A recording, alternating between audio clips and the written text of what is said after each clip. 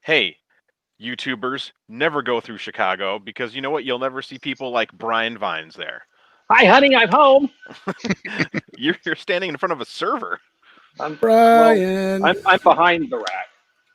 The rack is between me and the door and all of that. So you're on the hot side. Yeah. Or the cool side, sorry. Well, no, it's the hot side. Oh, you do hot side It's the back hot. It's the hot side because Brian's there.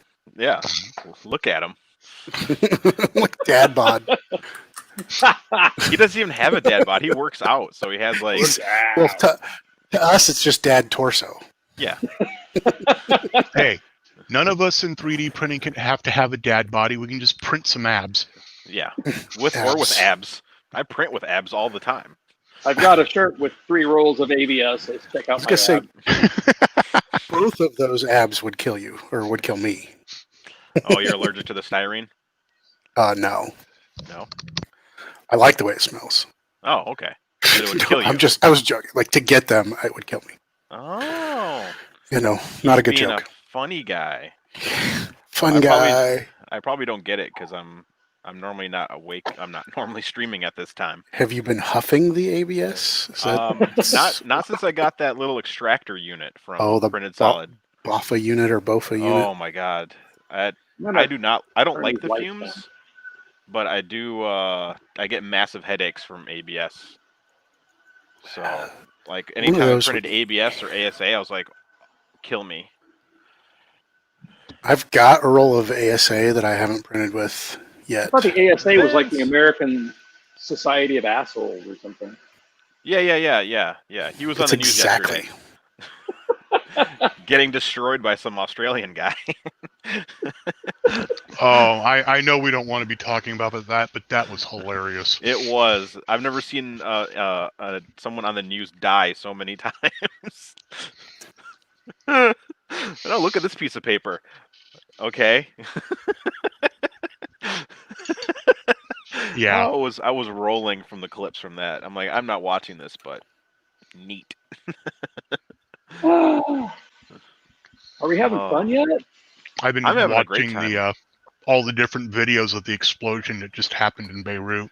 Yeah, the fireworks factory in Beirut just took out like an entire like quadrant of the town. Oh yeah, like blew cars off the road.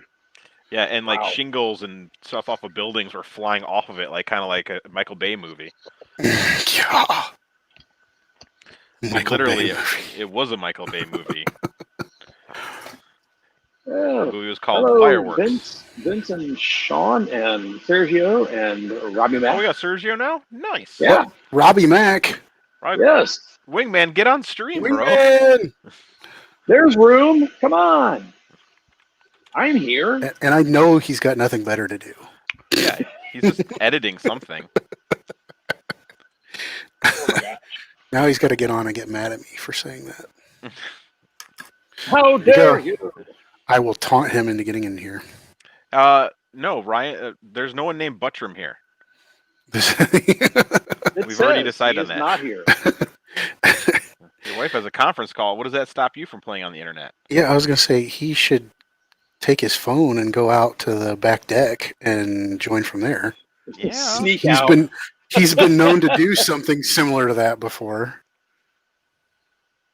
I love it when people go on their back decks and stream. Sergio did that the other day. Or I guess it was from his stoop. Because it was in the front of the house. Why can't I have back house stoops? Back house Mine does. stoops? You mean patio? Yeah, that's what I mean. We just call them a patio. I mean, you call might it have a a stoop. porch. Yeah. I call mine some pallets that I bolted together with carpet over it. Oh, yeah. Same thing. I live out in the middle of nowhere. Why not? This is what I've been working on. It's for work. It's a preamp for microphones. Oh, cool. We bought like 90. Well, I'm not making them. I'm just fixing them. We bought 90 of them, and not a one of them has the ground connected. So that's a little XLR male you got hanging off the one side, right? Okay. Yep. All right. So how is the improved 720p? Actually, everyone does look better. Like Buttram looks sharp. I look better to myself. You're looking sharp. And this is the C270 camera. That's not even the 920 that I normally. Well, actually, I don't normally. That's use it. actually 120. So hit any button.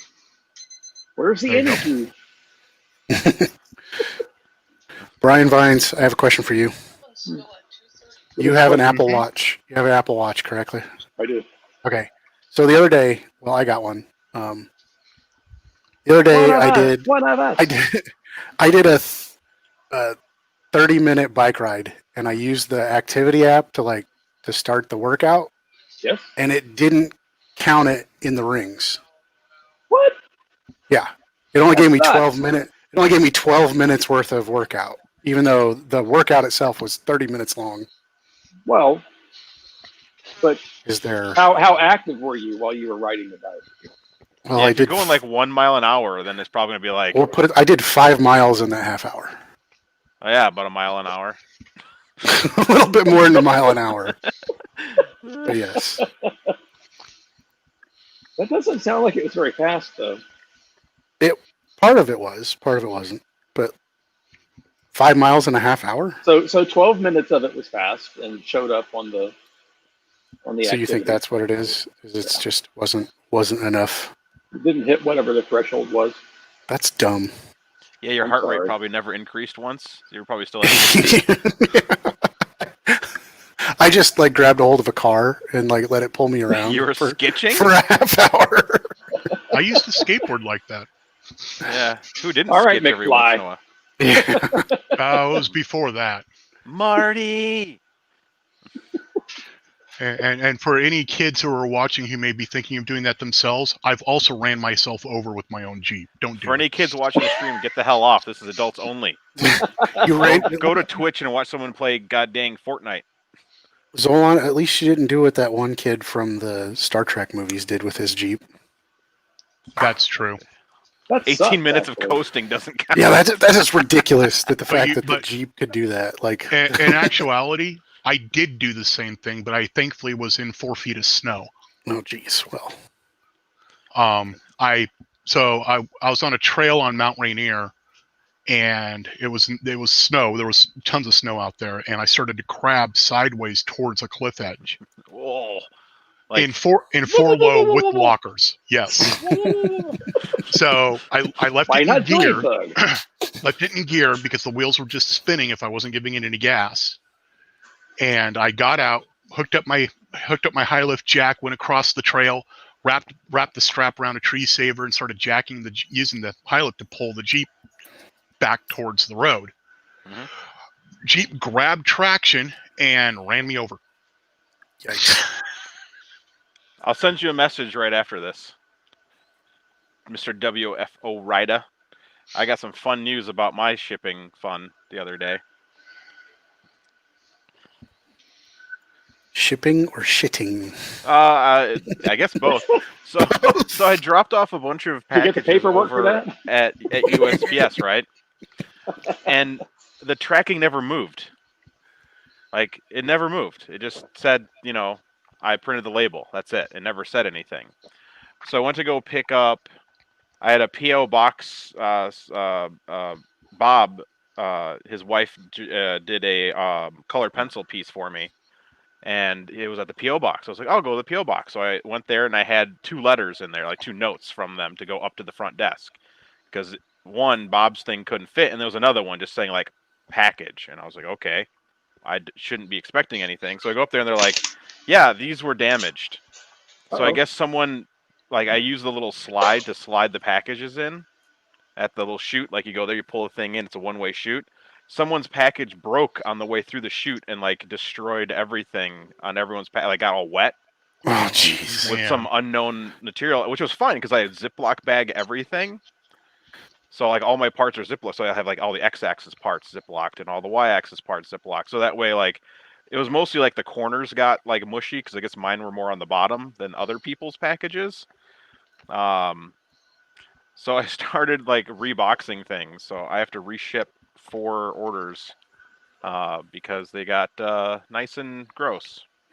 Sorry to hear about your mushy package. Yeah, me too. Because unknown liquid. yeah, Yes. they're we don't know what this was. Here you go. Yikes. Thanks. So It's moist. Enjoy. yeah, a few things got a little worse for the wear, but thankfully I have enough extra parts to make it easy. So has Idea Maker accepted your invitation?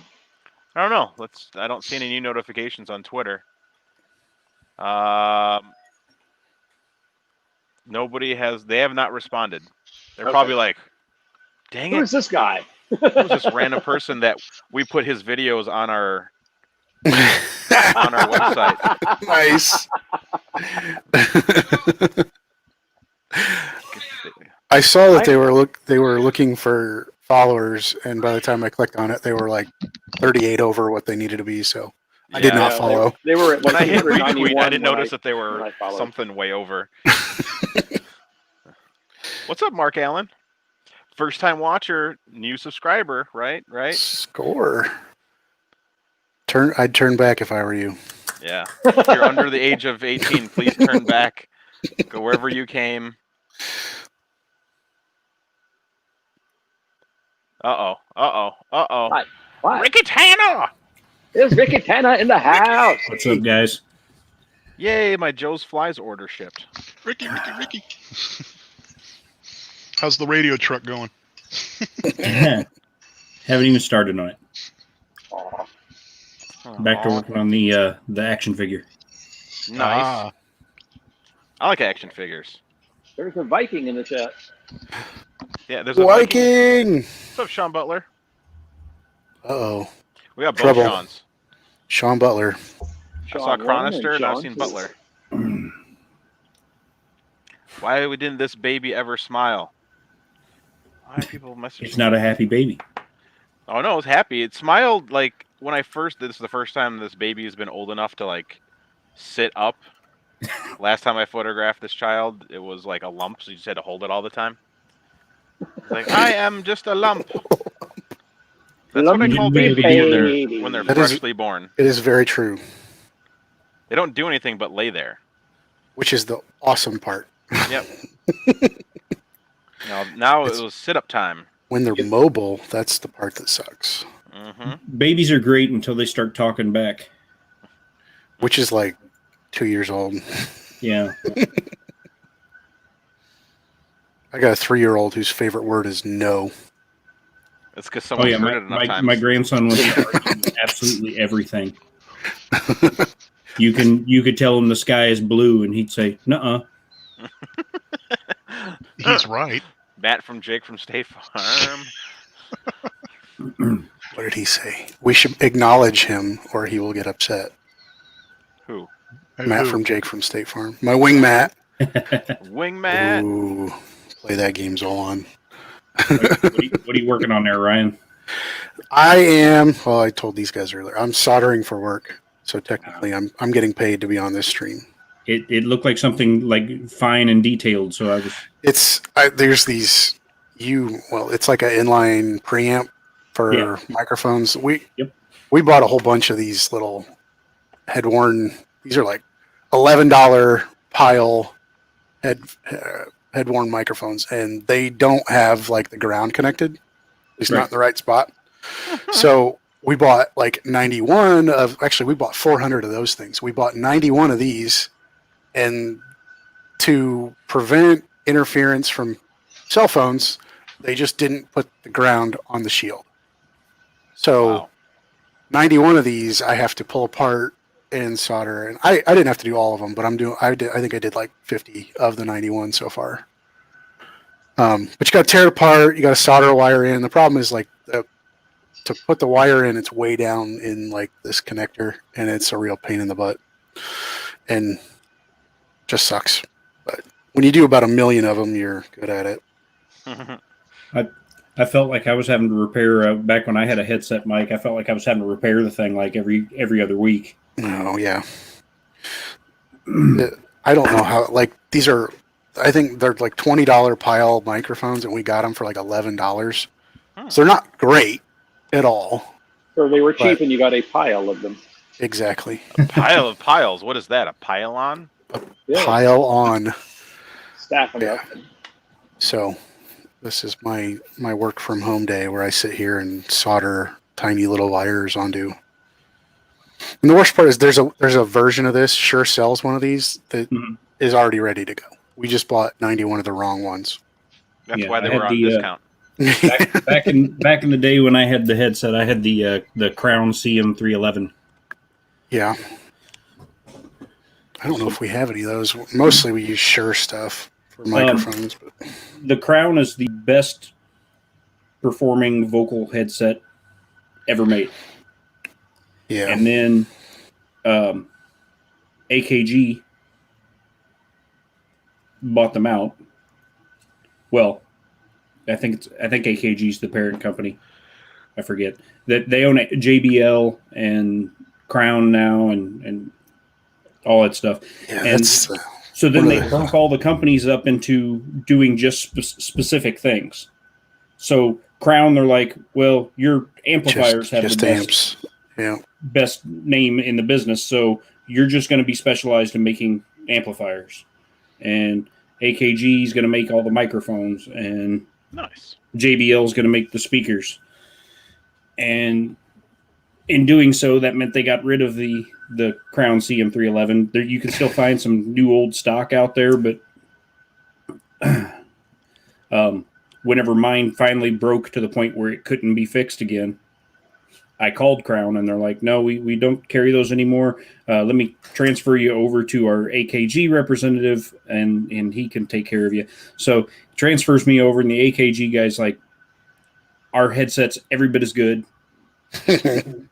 It's, it totally, on par. Yeah. So I spend $300 on their headset that's supposed to be every bit as good as the Crown. And I get it. And I hook it up to my PA at home to test it.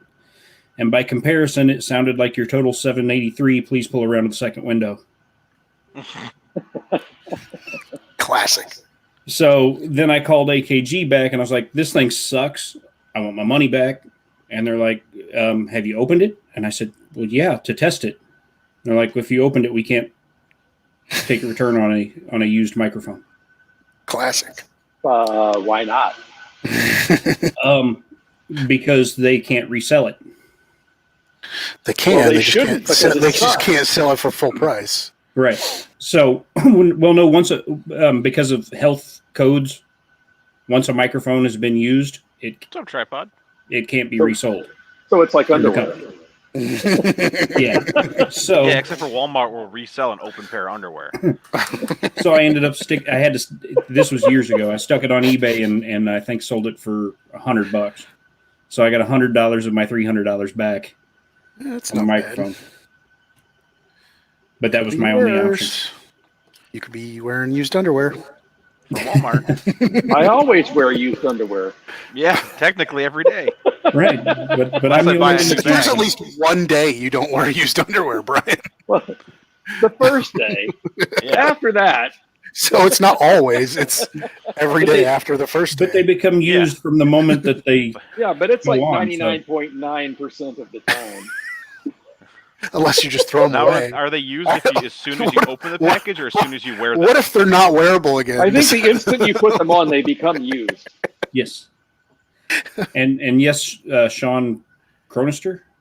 I am a KC native, but I do not live there now. I live in just outside of Nashville. So for that 1 microsecond between the time that it leaves the package and your leg enters. Right. Used. Can you then go back and be like, you sold me a used product? So you're a KC native and you got better. This product was opened right after Yes, I opened. I grew up in Belton, Missouri, about Oh, 20 okay. miles south of KC. Red light's here, sort of. Red light. I bet red light's running the Red train today. one, hit I bet he is 34. too. Hi, red light. What are you Okay. so good for? Absolutely everything. Wow, what is that squeaky noise? That was cute. That was one of my dogs.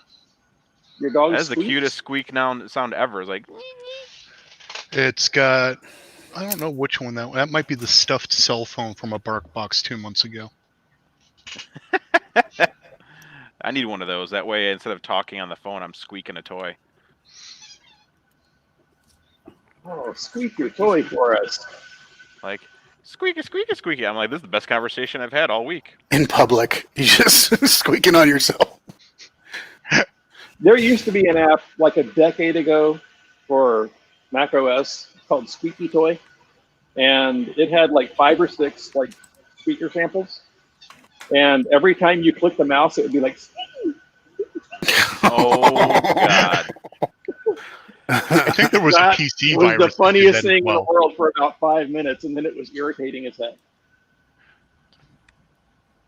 It's the greatest thing ever. Don't you start with me, Brian Vines. I don't know how it was the best thing ever. What's up, Dan? Don't you wish you were one of the cool kids?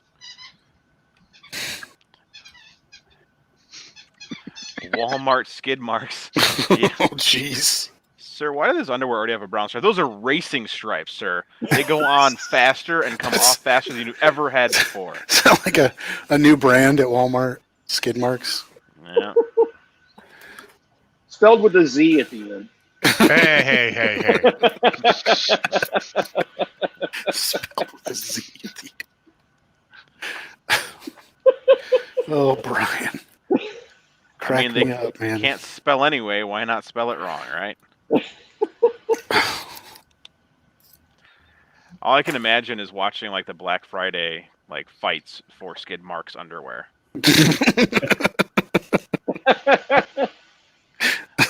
You guys aren't right. Like, you gotta return them, and like, I'm sorry, sir, these don't have any skid marks in them. You must have cleaned these. They've been washed. Pre-used underwear. They have vending machines for it. Yeah, sadly, I think those are real. Like the Japanese do stuff like that. You know, there's a vending machine for everything, right? Is there a vending machine for vending machines? Probably. Hashtag asking for a friend. You're the Google guy. You're supposed to... Well, but look, I can't Google right now. I got my hand on a hot Would side that be right like here. one of those machines that makes automated teller machines? Like you see them inside businesses. They have a sign up front that says that there's an ATM machine inside. A machine? So that would be an automated teller machine. Clearly, it's a machine that makes automated teller machines. And they have them in convenience stores. Who knows? Yeah, those are convenience machines. Brian Vines, What? have I ever told you that you sound like the Micro Machines guy? Oh, the fastest The fast talker guy from the 80s. Yes. I think he still holds that record. I believe you're right. 50% on, not 50% off. Charmin TP commercial bears named Skid. Oh. Skid the Charmin Bear. Skid the bear just sounds like he went to jail a couple times. Skid Row. Normal. Hey, Chris, I Doesn't- put a link in the StreamYard chat for you through the old Squeaky Toy Deluxe. The Squeaky Toy. Oh, goody. Oh, the Mac repository. Wow. Squeaky Toy. Nope, John Machado Jr. that's actually like- lost the record. Wow. It even has the old control panels, little Well, puzzle piece. that is old. It's that old. Wow, I get to compress with Stuff It? Wow, another thing I'm glad is gone in the world. No, it's still around. Stuff It It's still Expander is around. on the App Store. Oh my god, someone please get rid of Stuff It. Someone stuff it? Yes. Stuff it down your Another used thing the underwear. Micro Machine guy used to get hired for a lot was reading disclaimers Yep. at the end of the commercials. And then they came up with Or technology to TEDx. cut like every second, microsecond off of the sound and just speed it up. Speed it up, but keep the pitch the same. And now he's out of a Yeah. job. Too bad. We should find him a new job, cutting up little bits of paper and make confetti. Confetti maker. That'd have to be the worst job ever. You're just in a room with a bunch of scissors and really crappy paper, and you're like, I take that back. I guess somebody who made glitter would be like that'd be the worst job ever. guy You with go a- home every night like, no, honey, it's just from work. Do you work at a strip club? Come home every night looking glitter all over you. Every time someone says they love glitter, I'm like, why do you like strip clubs so much? I don't understand the logic here. Glitter is the herpes of the craft world. Graphite is the herpes of the man world. Because once you end up with glitter in a project, you can never get rid of it. Sure, a few coats of house paint will get rid of it. Okay, so I have a 3-year-old and a 10-year-old.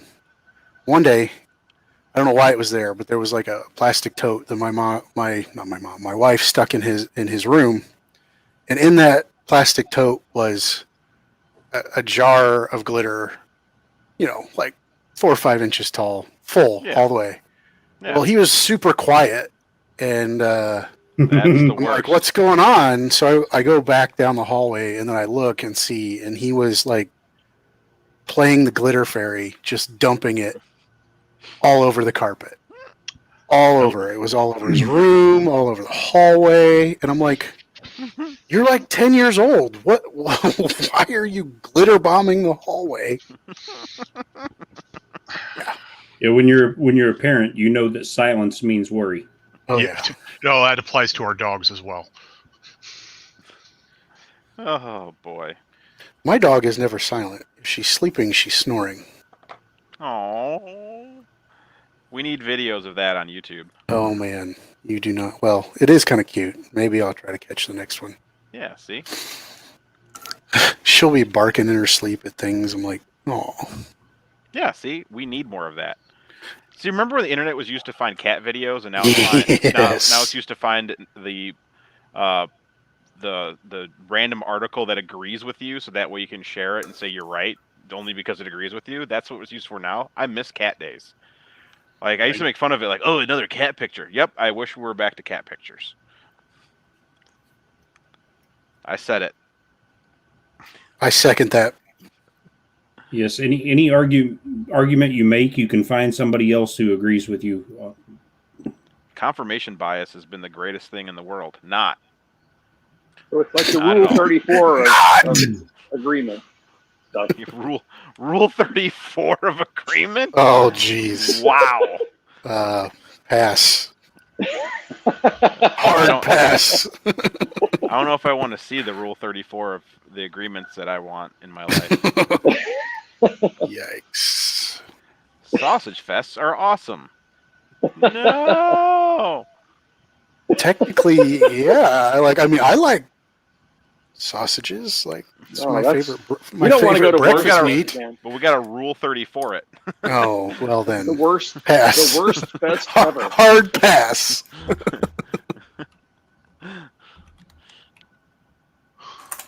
I gotta see if Bob Carnes got his coffee in from that Rockford coffee shop.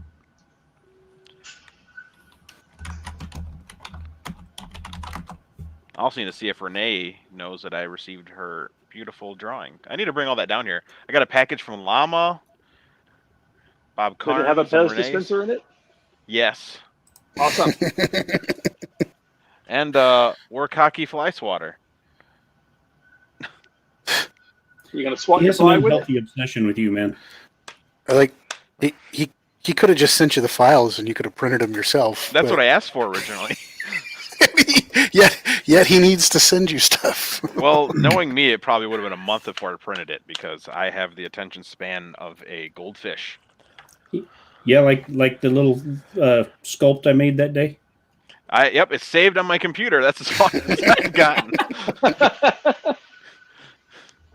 Oh my gosh! I'm 100% sure that every one of us sitting here has a file that, or not file, but like a folder full of things that, like, oh yeah, I'm going to print that someday. I have that folder, and it's I do too, and it's got stuff in it that's like 3 years old. We always find things. Oh yeah, I really want to print that, and then we find more things that we really want to print. It's like 3D printer ADHD. If Tanner gets bored, he should send me the link to it in private chat. I'll print it right now because I have it open in a printer, ready to go right there. Do it. Like one day I'll finish this. Well, when did you start it? Probably a year and a half ago. Yeah. Normal. And when you get done, we will say thank you very much. I don't think it was a year and a half, was it? I don't know. I've Because actually I started printing it before I ever made the files available to anybody else. Oh yeah. I went. I don't know. Some of you guys will get. I went back and started watching like the Saturday Night Makers, like the first episodes, like from a year ago, Mhm. and it's just And then what funny happened? seeing. Like it's funny seeing things like, oh yeah, we were talking about Murph 2018. I have 7 gig worth of zip files that are STLs.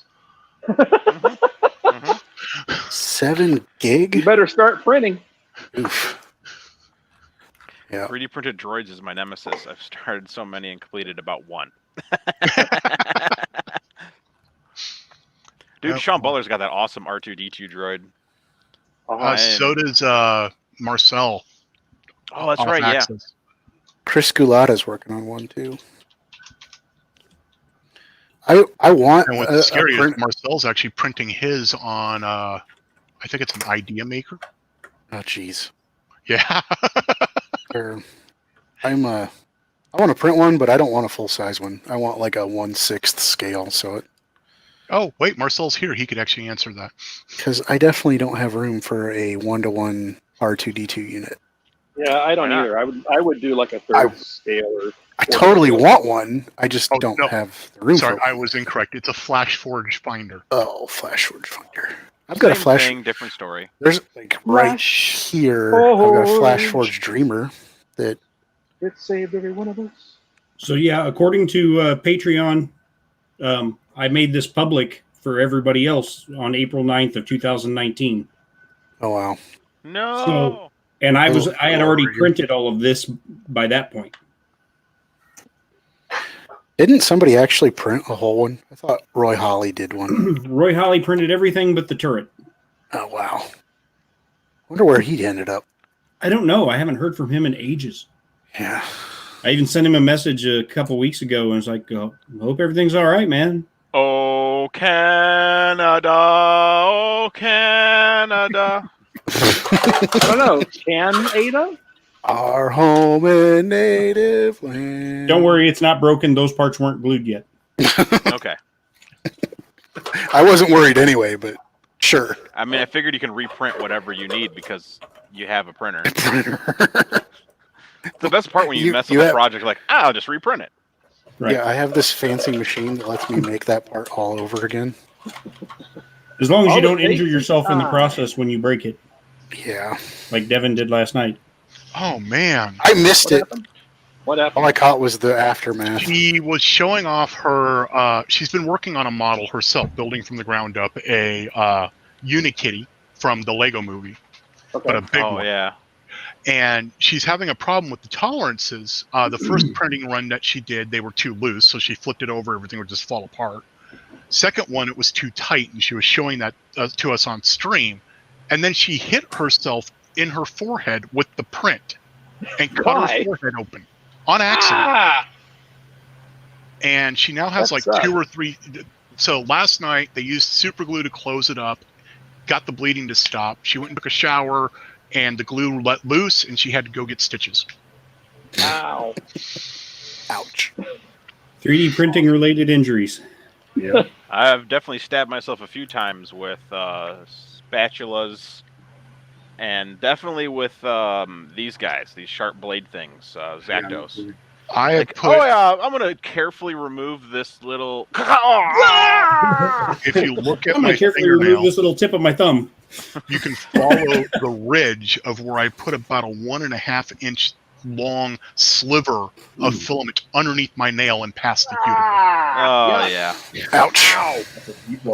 That's like cringeworthy stuff.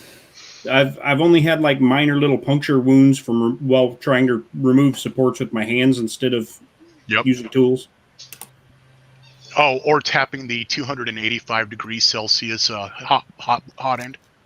Yeah, I've never done that. I did that when I was first putting my Chimera together. Normal. You guys don't normally do that? Let's just say I only did it once. And so now I make sure I remove supports with the appropriate tools. Which are I not don't use my fingers. ones. Oh. I'm still looking for the tip to one of my blue handled pairs. Because if I mess up these fingers, especially, Oh yeah. that would like affect my livelihood.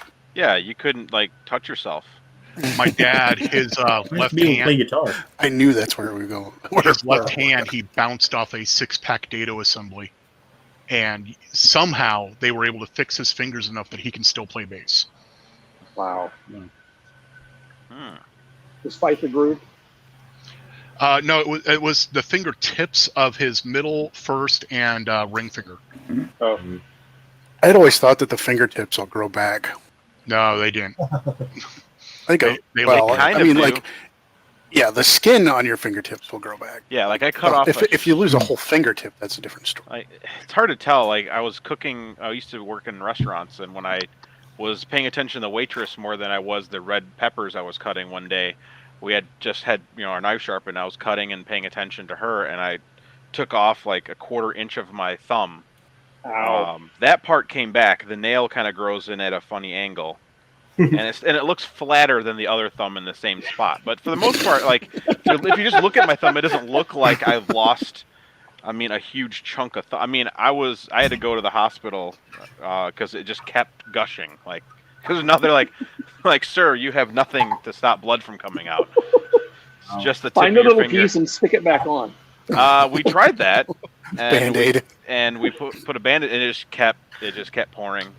Well, that reminds me of the was it Down Periscope, the movie, where he's like, yesterday I found a Band-Aid in my whatever. Like today I found the thumbnail. He's like, well, the Band-Aid was holding the thumbnail on. Yeah. I've been there. My fingerprints have come back, which I didn't think would ever happen. Yeah, same here. Playing guitar, 5 days a week, 4 to 8 hours a day. I didn't have fingerprints anymore. They were just like smooth, rock hard calluses. And now they're not so rock hard anymore, and the fingerprints came back. I used to be a package handler for FedEx, and I worked on sort. So I'd touch like 10,000 packages, lifting and hauling. So like I didn't wear gloves because it's just easier for me to grab stuff that way. And you look at your hands, you have absolutely no fingerprints because you just rub them completely smooth. So yeah, the amazing part is they came back. Yeah. I didn't even think that was possible. Oh, look at all that. Yeah, that's like half of them. So I got to do like a whole bunch more. Yeah, keep going. And they work. I'm not till going to. 4 o'clock. I already told myself I wasn't going to do all of them today. So what'll I do tomorrow? I take that. I'm actually going to work tomorrow, so I should probably do it. Hi, Mike. Dirt stops the bleeding, so does grease. Well, I didn't want to test that on the spot. I prefer going, ow, it won't stop bleeding after 10 minutes, and I'm really feeling lightheaded to go immediately to the doctor after that.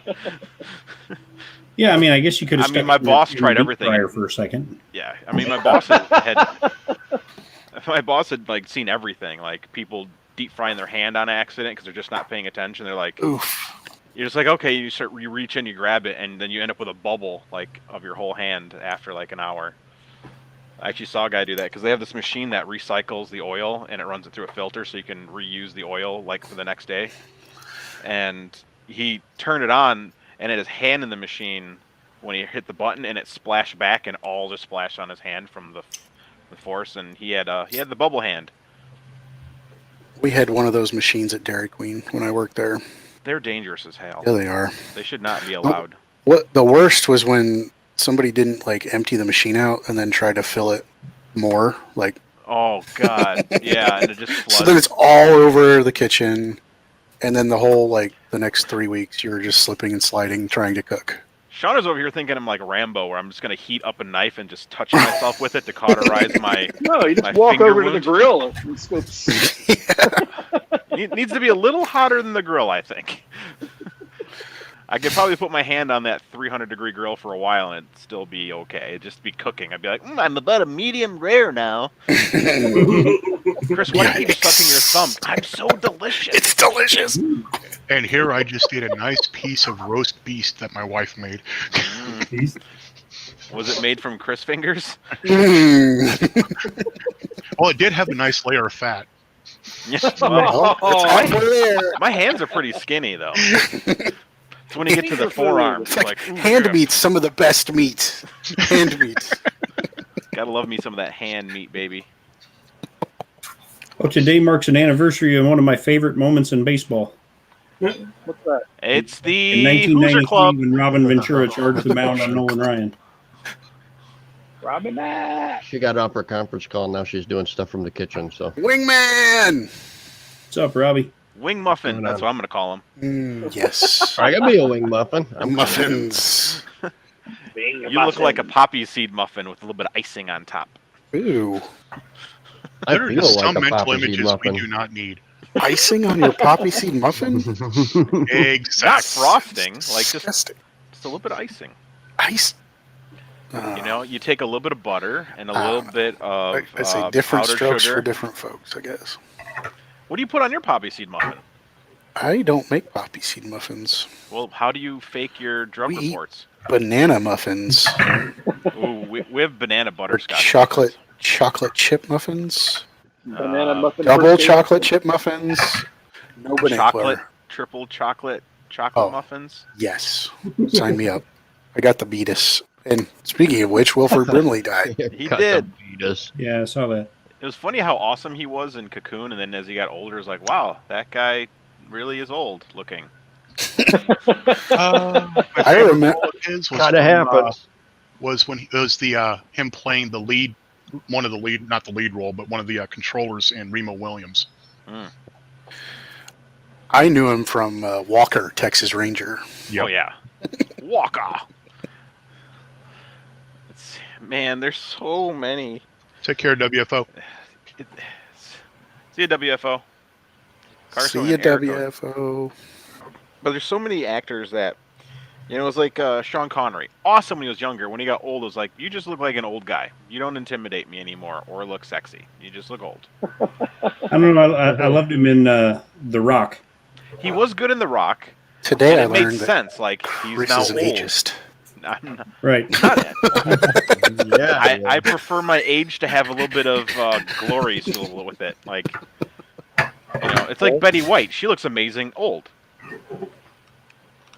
She was always old, though. She looked amazing young, too. Let's get honest. Yeah, well, yeah. You get back to us when you're 80. I won't make it that far. And none of us guarantee. will be here by that time. Maybe Buttram. I will not. Everybody looks sexy when you squint hard enough Actually- to turn all the lights off. Yeah, they do. By the time Keep the lights dark in here. everybody but maybe Ryan will be dead. Yeah, look at me. I'm not going to be the one. I'm going before most of you people. What are you talking about? Going Not if I where? get forced back to go to work. I don't know. Down the road, Chris. Down the road. All right. You There guys you go. have to I gotta make it get down back to over work. to Rockford. I do. All right. Bye, Brian. Thanks for coming by. Take care, Brian. Bye, Brian. Bye, Have a Brian. good day, everyone. You know What what's was I funny? gonna say? Brian aged well. For a 35-year-old man, he looks great. It's the puns. They keep Yep. him looking young. Yep. Sliced bread, the best thing since Betty White. So, That's awesome. oh, there's some memes that were posted in the meme wars that just made me pee myself slightly. No. So what's new and exciting? I missed a whole lot because I had to have the volume turned down so low because she was on that conference call. I didn't You wanna- missed absolutely nothing, Robbie Yep. Mack. Besides that, there was a fireworks explosion in Beirut that they Oh, destroyed. actually, Lebanese security director just came out and said explosion caused by confiscated high explosive material. Oh, Well, so aren't the fireworks high explosive material? They collected all the fireworks. Which is fireworks. So what it sounds like is the fireworks caught and eventually made it to the real issue. Yeah. Ooh. Well, And and there's apparently lots the- of video of it because there were this explosions happened in stages. So there was a smaller explosion first. Right. So then everybody rushes out with their camera phones to video it, And then all the and then the buildings are big one ripping goes apart. up. Well, yeah, and when that big one goes up, it literally, you see the boom, but you don't hear it on some of the video. And then you see the pressure wave of all the dust and stuff coming towards them. Yeah, that is a serious pressure wave. Um, Because I saw one of the Things ones that were was on the being water. where it was like right next to the water, and it. The one angle when you see that pressure wave coming through, you watch that pressure wave rip apart that first row of buildings. You watch those buildings just fly to pieces. It was ripping apart more than the first row. It was ripping apart every building up until the first row in front of that one apartment building. It was like, oh my God. And he probably got hit too. Screaming of "Oh God, oh God!" You'll always find God in a foxhole. Yeah, Beirut, one of those third world countries. Well, and what's worse is I've not seen any of the footage, so I didn't know. Apparently, in that same area was grain silos. Oh yeah, those are explosive too. Yeah, they are. Yeah, powder, anything air like flour, anything powdery. Powderized corn, man. That shit's never drop a match in a silo. I learned that real quick. There was somewhere in Indiana, like a year or two ago, there was what was it? It was a grain silo, but like there was it arced, like the power to it was arcing. Oh yeah. Oh shit. And it was like they had video of it because they were videoing the arc, and then it just woof went up. I like to say woof. You know, I'm not French. Well, woof. That's the noise. That's the noise it makes when the flame. What's going on, red light? Your head. Hi, red light. I thought of red light the other day because the metal recycling place in my town, they got a green crane sitting out front. Nice. Does it have a red light on it? I think of them a lot because I have shit I need to get to them. I got 4 pounds of Sims, and I've got that. Sims the game? Yeah, 4 pounds of Sims the game. Filament or whatever. Yeah, it's going to be a game for him, I think. Oh, hey, Robbie. Did that guy I sent your way to do some printing, did that all work out? He did. I ended up doing I had some difficulty trying to get the color exact. Like the color would look great, and then after I cured it, it would turn more yellowish. Well, I don't even know what he was having printed. He just told me, he's like, it needed to be resin, and I was like, I don't have a resin printer. They were these little he wanted me to 3D print him a gun. Oh, Michael Cassell, he just saw the video. Yeah, that is a dang. Yeah. Just these little guys. I don't. Oh, those are so cute. That's the. It's some kind of G.I. Joe gun, right? Yeah. I forget which figure that goes with, but yeah. Aren't they all? He wanted it larger size because he's making an emblem or some kind of thing. I don't either that or maybe it was for a figure. I don't know. He told me what length he needed. It's like 5 inches long or something like that. But that's anyway, I like to buy. he wanted the hard. Yeah. The hard 5 inches, didn't you? I walked into that one, didn't I? Yep. Face first. You should have closed the door before you walked in. Face first, something else first. Yeah. Anyway, he wanted a brown, I think, like a coyote brown. Mm-hmm. And I ended up starting off kind of light colored. So he ended up with a flat dark earth, an olive drab, and then finally a brown. Yeah, because he was like, I need these done in resin, and I was like, I don't have a resin printer. And he's like, well, what would you suggest then? And I knew from past conversations with him about stuff that he was really touchy about who he sent money to and stuff like that. And I was like, I didn't have an issue with that. I told him, I said he could have all of them, for just, I think I said I was like $20. I can print them for him.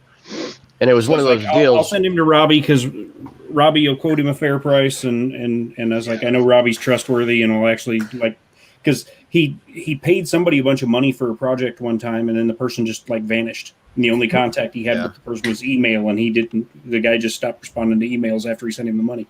Yeah, no, that's kind of silly. No, I sent him the stuff first and then told him if he's happy with it, then he can pay me or whatever. So, yeah, I think it was like $3 or $4 to ship it. It took more time just to do the supports than it did, in terms of the cost of the resin or anything like that. So that's where. Yeah, I was like, Robbie's a good dude. You can trust him, and he's got his printers dialed in. So. Yeah, but he's wanting me to do a helmet now, and the CR10 was down because of the ABL. So I've finally got a new ABL sensor from Buttram. Two of them, got his own website? Two of them, I- actually. Yes, I sell my own ABLs. Anyway, it's back up and running, but I'm hesitant to try to, because I know it's going to be shit. I think when I first calculated it, it was something like 140 hours Oh wow. to print. Yeah. Normal.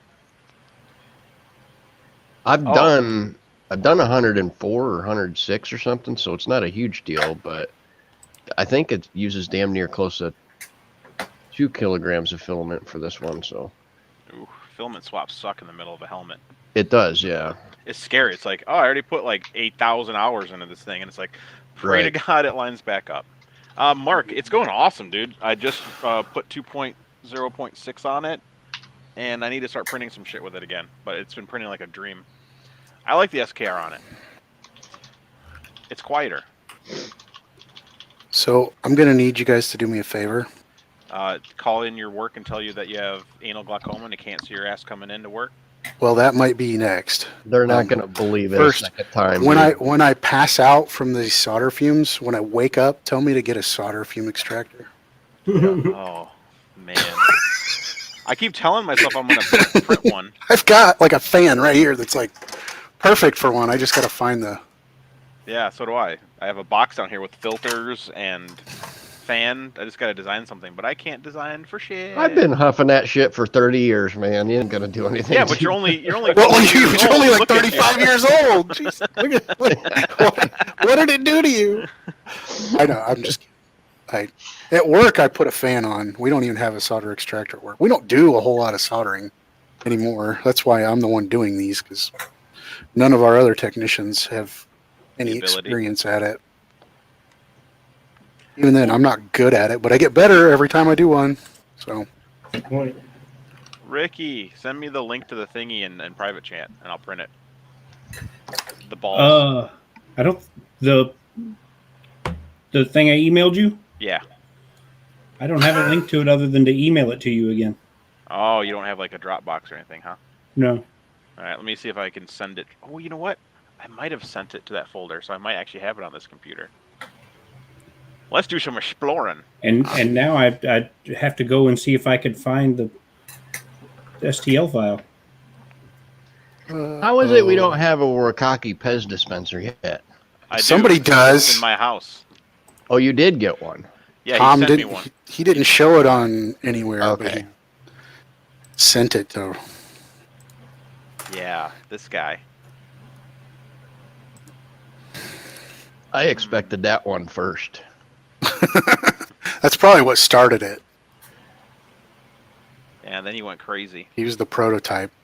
Mm-hmm. He even repackaged it back in the Pez dispenser package. Really? It looks really cool. It's just Snappy. I'm a dumbass and left it upstairs, and I don't feel like walking up. No, it's no worries. No, it's. I'm sure we'll see it on a stream eventually, Chris. Oh, what's gonna happen? All right. Because you know he's going to make you show it next time you see him on a stream. Oh, here they are. Warkaki ball. I didn't transfer it, but I can transfer it. Did you get the most recent one? The one that I added the eyeballs to? I got Warkaki screwball Okay. and Yep. Warkaki ball. The screwball one is the one I added the eyes to. There's eyes in that one? Not really. What is this? Warkaki ball, Warkaki screwball. Don't you worry about it. Were you watching? Oh, no, it's secret. There was a stream one morning in which Llama was saying that Blender was no good for sculpting. And so I opened Blender and just like started sculpting something, and my sculpt was looking cooler than his in just a few seconds. And I was like, Blender's no good for sculpting, huh? And then we got to talking, and it was just it was a little head, and someone said something about making it a Warkaki thing, and I was like, well, then it would have to have a beard, and so then I put a beard on it. And then after it had a beard, I was like, okay, now I just got to send it to Chris. Right. Normal. It looked really cool. I liked it. I was impressed. Has anyone made a Warkaki Buddha yet? That Oh, Robbie Mack signing himself up for. Come on, man. No, I'm Dude, just if you're gonna do did anybody do the I don't want warcock, the action angry warcocky, like the gnome with the middle finger with the warcocky head? No, That nobody's would done be- that yet. That would be good. Did anybody do a warcocky benchy? Come on, people, get on this stuff. I think so. And then when I first made it, it didn't have any eyes. It was just like empty sockets. And then later I went back and added eyes, and I thought it looked cooler with eyes. So You Did still give have them empty like sockets. bug eyes. Empty sockets. I'm gonna print it anyway because I already have filament load and I don't care. You can glue them in there. So I'm gonna glue you in there. Put googly eyes on it. Googly eyes make everything better. there you go. That's how you make sex interesting. Yes. If she's not entertaining enough, just put googly eyes on her butt. Oh, you meant with real warm, not blow up dolls. I thought you meant blow up dolls. Yeah. With blow. Woo! So you put one on each side, then it looks like she has a surprised face. Oh, jeez. And now we see why this channel is 18 plus. This is blue collar 3D. Oh, yeah, we are on here, the- folks. On the FDM lounge, right? I mean, I literally spent my morning trying out a new fishing hole. So yeah, Is that it's is that about as blue slang? collar as it gets. Fishing holes. Fishing holes. Okay. Nope, it's just you're blue collar when you're like, hey, well, I'm gonna wake up in the morning and go fish, and have a beverage. Yeah, there you go. And I rescued someone. Someone had a stringer of catfish, and nobody was there. They had it hooked and in the water, and there was 2 catfish on a stringer, but nobody was there. And it's illegal to have an unattended stringer. Yeah. So I let their fish go. So you attended it? I did. Well, I almost ran my line over it. Like I was fishing, like, Yeah. What'd I that hit would here? suck. and then I look over and there's like a yellow cord and a stick in the ground and it's tied. I was like, what the hell is this yellow cord? And I pull it, it's a freaking stringer, and it had 2 catfish on it. And I was like, okay, this is dumb.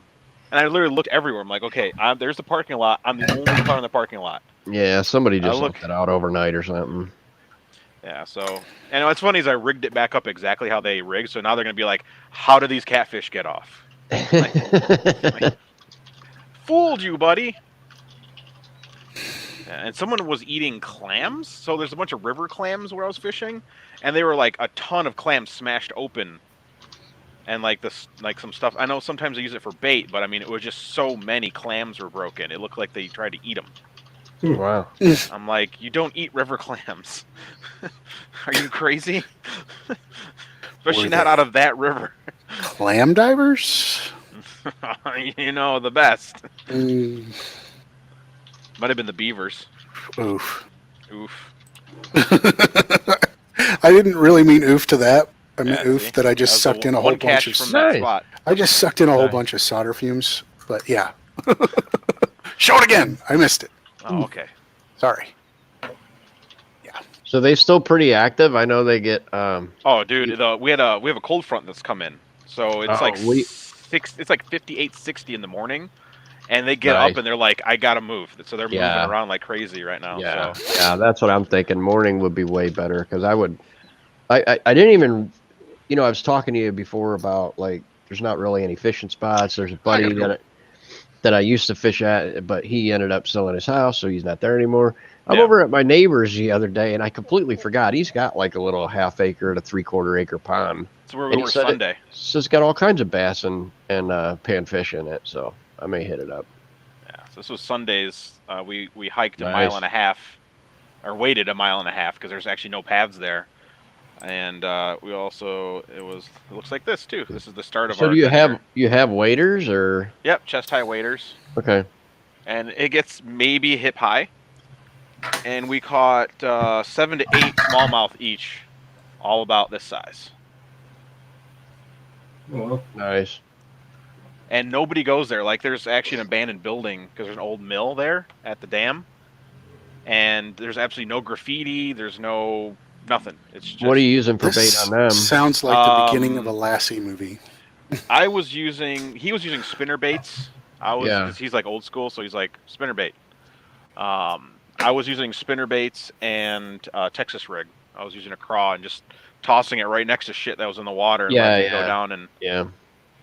tap, tap. If I don't feel anything, reel it in. Try it again. Just keep Buddy of moving. mine will go out on that fast-moving water, and he'll fly fish and end up catching smallmouth on them, which I think man. is really freaking cool. But I can't fly fish for shit, so I can't. I can fly fish, but not that. And like, I would suck so bad on a river. Oh yeah. Because like I can do it standing on the shore because if I fuck up, it's not that bad. But when you fuck up on the river and it's like coming at you, it's like okay, I'm now covered in all the shit I just threw out. And you got trees all over the place, and that would be nutso. Yeah, unless you're standing in the middle of the river facing upstream and getting like, exactly. okay, nothing behind. Okay, that's not how you do it. But that's my fly fishing motion. That's not correct. Probably not, but. Sir, do you have 2 fly fishing rods in your hand? Yeah, that's how I do it. I ski pole, double fly rods. I'm skiing and fly fishing. Yeah. We double fist the fly rods. Oh yeah. That's why I said ski poling, man. You know, ski poling. Yeah. You sit between 2 dudes. Ski Yeah. poling. You're walking in the water. You can't see. You misstep. Now you got to pull. You can steady yourself. Jesus. Lordy. This is normal. No, normal. This guy makes some pretty awesome stuff. Did you look in a mirror? Brendan Builds on Twitter. Is he the one? He's got. I think he's the one that's got a tool changer. Maybe he's making a radio-controlled 3D printed Jeep that looks awesome. Oh, yeah, I saw that on Hot Makes. I love the scale of your Warkaki ball. It is larger than the entire build surface. Basketball. Well, I figured it was always easier to scale down. Oh yeah, it is. Up because you could lose resolution scaling up. So since it had no specific starting scale, I'm like, he can scale it down. 2 manifold edges going to repair. Dude, I saw something on YouTube where this guy he's like one of these HO modelers or whatever, you know. He made a little like 1940s delivery truck radio controlled. When I first saw it, I was thinking it was just like he had magnets or like a magnet track underneath his layout. No, he's actually steering the thing and driving the thing on his layout. Yeah. Wow. I'm gonna have to find this video because it was amazeballs. So, and he'd make the axles and he made the gear and pinion and all that crap. I mean, it was just crazy. And just super glued it. Like he didn't like weld it or anything goofy like that. I mean, it's so freaking tiny. You don't need a whole bunch of strength to it or whatever. But the only thing that was like not fabricated was wherever he got his tires from. And then the resin, it was a resin cast or resin printed body, and he had to modify the body in order to get the battery and the receiver thing in there too. But I mean, I can't describe. I mean, the little gears on the rack and pinion system, and he made the knuckles for the tires and the tie rod and all that junk. Yeah, I definitely want to see that. They had to be like 1 millimeter or 2 millimeters total dimension or something. They were so freaking tiny. Those guys are nuts. Those HO or like any railroad modeler, they can do stuff that I'd never be able to do. And they can do it by scratch. Like they're grabbing like a piece of plastic card and like some cardboard, and they're doing stuff that like we pay modelers to do. Oh yeah. Honor. Well, a lot of the miniature painter guys, you know, when they look to doing terrain and stuff like that, they're always kind of flabbergasted by some of the stuff that these old HO modelers do, you know, trained modeler dudes do. But they've been doing that stuff since like the 50s and 60s or even earlier, you know what I mean? Coming up with all these techniques, and it's just been handed down. I guess it's just not shared a lot. Like going outside and getting actual sand and dirt and running it through a sifter to sift it down to scale sizes. Right. I need to learn how to fly fish again. Just seeing like people that can actually do it, it's just crazy. I do not need to learn that. You know what? I tried a bait caster for like a month, and I got so pissed off. I was done. I gave it was like a $200 reel. Gave it to my dad. I'm like, screw it, I'm done. can't deal with it anymore. I just could not get a hang of it. Do you bait cast or spin reel? Both. I'm one of those guys. Nice. When I need to use a spin caster, I'll use it. When I need to use a bait caster, I'll use it. I wish I could do it, but I don't know if I just didn't have the balance right or what the deal was. But yeah, it was always a rat's nest, and I spent countless hours just in the backyard practicing and everything else, and it always ended up a rat's nest. We can fix that. I can do just as much. I can do everything I need to do with a spinning reel, as far as I'm concerned, and still catch fish. So once I have money again, I'm gonna order a bait runner reel. That's my next reel that I want. What's a bait runner reel? So you know how like when you have a reel, it's just got a regular drag. So like when a fish bites, it'll rod will bend. Like if you do like a hook on a worm, rod will bend, and you go, oh, I got a fish. Well, there's some fish that are just way easier to catch when you have what's called a bait runner. So you flip a switch and it's got a secondary drag that has a clicker. So it has barely any tension. So when they bite and take it, you'll hear click, click, click, and they'll just start taking line. So there's some fish that I like to fish for that they don't actually eat the bait most of the time. They'll take the bait, move it somewhere else, take a break, then eat the bait. So like bowfin and snakehead will do that. So they'll come in, they'll hit it, they'll run at like 100 miles an hour away, drop it, pick it up again, and start eating it, and then they'll go. And then that's when you hit it, but you want to let them to take drag. Now, sure, there's a little switch you can turn off, and you can just let them take drag, take line. But then when you try to stop them, you got to stop that handle from spinning because the handle's still spinning. Yeah. So this thing's awesome. So you just have a switch, and then as soon as you want to set the hook, you just start reeling, and it automatically switches to the main drag, and you set that hook. Gotcha.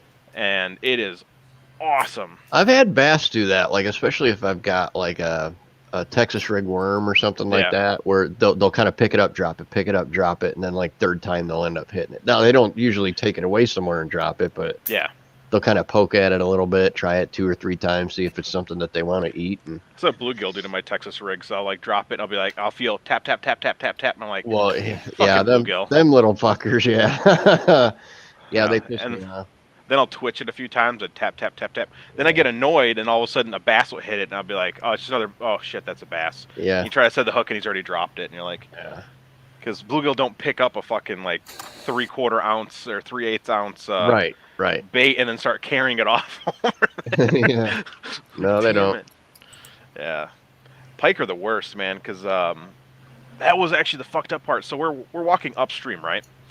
To get to our smallmouth fishing on Sunday morning, and we start going upstream, and we find a nice pocket, and we're fishing that pocket because what this river has done is we're now at a point where it hasn't rained so long that these rivers where the fish get trapped in these small pockets where the water's deep and then it gets super shallow, like between the pockets.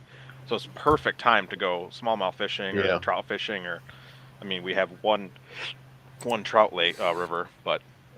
Or stream, I should say. It's like a tiny stream, but we're out there at this one spot, and there was just riprap. Like there was just tiny 2-inch water and riprap, so like nothing can come up or down unless it really wants to. And we're fishing these trees that had fallen in, and all of a sudden we hear like this crazy commotion. We look over to the right, and this giant like 3-foot pike is powering it up the riprap as hard as it can, like just thrusting up the riprap like a big snake. And we're like, oh shit. And then it goes, hides underneath some trees, and we start casting nothing. Like, he probably made it further upstream. But they're ballsy fish, that's for sure. They're ballsy, and when you get an actual angry one, it's like a fucking like tornado hits your line and it rips your like rod out of your hand because you're like, I weigh 10 pounds and I'm running at full speed. Let me have your frickin' swim bait. And while I'm at it, let me take your pole and your reel too. Yeah, and you know what? I've got teeth, so goodbye line. Good collectors. Hashtag angry fish balls. Dude, I love fishing for pike because it's like just an intense, like scary amazingness. But I also hate the fact that, normally when I'm fishing for bass, and then all of a sudden a pike's like, I'm taking this, and I'm like, I only have fluorocarbon on there, bro. I don't have a steel leader. Like, buddy of mine actually. Swear to God. buddy of mine actually caught one out of his lake, and he only ever had it stocked with, of course, you know how that goes, but he only ever had it stocked with bass and, panfish, bluegill, shit like that. Yeah. But yeah, of course he ended up with carp in there too. Mm-hmm. And he's the guy that was like, if you get a carp, I'll give you a case of beer. And so he even had a spear, which I never got a chance to try. I always wanted to try that, but so you could go spear fishing, you'd have goggles and all that shit, so you could go down there and try to spot one and spear it. But anyways, he ended up catching a pike out of there. He didn't. Somebody was overfishing on his lake, caught a pike out of there, and they didn't have a steel leader or anything. Somehow ended up getting it out of the water. Well, I get plenty of them without the steer leader, but they have to make sure they only catch the lure. They go anywhere above and beyond the lure, it's game over. It's like, and it's funny, I love it. I'll fight it, and then all of a sudden when it thrashes head at shore, it's like, I just cut your line off with my sharp ass teeth. Ha ha ha, fuck you. Yeah. And you're like, no, give me my lure back, and you stick your hand in his mouth trying to get the lure out of there. Oh, the best is when they swim away 30 feet and then the lure shakes out of their head. And then out there's your fucking lure floating in the middle of the lake, and you're like, I'm bank fishing, bro, really? Like, I can't, I'm not swimming out there for it. So, yeah, I love fishing, but gosh darn, it is sometimes it's like a heartache. It's like, why don't I just stay home and play a fishing game? Because I would have a lot less heartache. Fishing game. I played one before. I got like Cabela's Big Bass or something. I don't know what the hell it was on the PlayStation 3. Dude, you got to try Fishing 2. Planet out. It's actually a fishing simulator. So, like, you can buy different rods, different reels, different lures at different weights, and you can go to different lakes and rivers. And each one has their own fish that they have. And you can buy a boat or a kayak, and you can kayak fish, drop anchor. Like, if you don't want to be floating around when you catch your fish, you got to drop an anchor. If you don't drop the anchor, the fish will start pulling you like you would on a normal. All right. Me and my buddy Mick, mind you, Mick is 6'8", and I'm 5'8". So I'm a short guy, he's a tall guy, and we were at his buddy's lake, little pond. Oh yeah, short fat guy and a tall skinny guy. We're on his buddy's pond, which is a 30-acre lake on his property. And we're looking at the boats, and I was like, do you want to go out on the paddle boat? And he goes, sure. So we went fishing on the paddle boat. Every time I caught a bass, no matter how big it was, it would drag the paddle boat around. Nice. Like, this is the least effective fishing device I've ever owned in my life. I just imagine people living on like his boss looking out, and like there's two dudes fucking paddle boating with rods. Oh, God. You were holding hands too, right? They're not. They have them little like pontoon-looking paddle boats, but you could put like a trolling motor on them or whatever, like a one-person thing. They're not. This is the one you get at the park. Like, I'm gonna give you $1. You let me ride the paddle boat. Like, it has reverse if you paddle the other way. So you get a fish, you start going reverse. Yeah. So we started trolling. Exercise and fishing at the same time. We were holding the rods off the side because there's no rod holders in it. We're just rolling around, not steering. Oh my God. Just trolling. I got one in. That would suck. It was so funny. Well, that's got to be rough for the 6 foot tall dude, because I've been in one of them damn things before. Well, it's tough for a fat guy because my fat's trying to rub up into my lungs. Okay, I can get that too, but then pedals are only like 2 inches apart. They're not like a normal bicycle where it's a full cycle. You're like this, man. I mean, you feel like a. He looks like a little kid, like a huge man on a tricycle. Yeah. Well, like what Buttram sent me the other day with the bear on the little tiny bike. Yeah. Bear on a tricycle. That's what they call me. I don't know, man. Fishing video games, that simulator, that's right up there with 3D printer simulator. Why don't you? We should make a game like that. I would actually approve of that. Will this print actually work or not? That would be awesome. I really want to rage quit a 3D printing simulator. Break your computer. What happened? God damn it! My Benji failed. And you force everybody to start off with an ANET A8. Oh, yeah. It could be like The Sims. Then you get like 80 hours into a 90-hour print. Yeah, your first upgrade is a Cocoon Create. For fun, there'll be a patch where you can use a 3D pen. Yes. Nice. Oh Lord. Damn it again, a spaghetti monster. So nerdy. And there's no way, So nerdy. and there's no way to speed it up. You actually have to wait the 8 hours for the print. That would be terrible. So you start the print and go to bed. Yeah. You wake up and your computer's on fire to simulate the thermal runaway. On fire. You wake up, the guy in the game's house is burning down. Sims with 3D printers. All right, we need to make that, man. Yeah, someone's gonna buy it. Well, Buttram's the science guy, so get on No, I do not do that. He's an Asian guy. I write code, but not that kind of code. Got to do it all with Unreal Engine so it looks amazing. it. Yeah. Can Like, you use you ever seen my kid watches that farming simulator. I can't even, like, I mean, it's like, honest to goodness, like real trucks and shit. Like somebody had to sit down and like.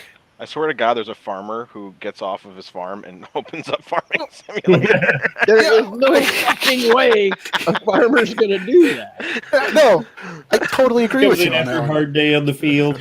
But I'm like, Yeah. like this guy, like we're watching YouTube videos, but there's this guy he always has like the newest stuff, and he's like actually driving on the road like normal, like instead of like every other video game where you just like cross country and go wherever the hell you want. He actually like almost like he turns his turn signals on at the turns and like looks both ways and then drives. I'm like, fuck, farming simulator. No. That'd be like a trash man coming home and then playing Trash Man Simulator. I just can't. I can't see anybody doing that. Like there's a, That's a sanitation engineer, Robbie. It'd be Ricky coming home from a hard night's work and then playing Guitar fucking Hero? rock band or Guitar Hero. Yeah. Yes.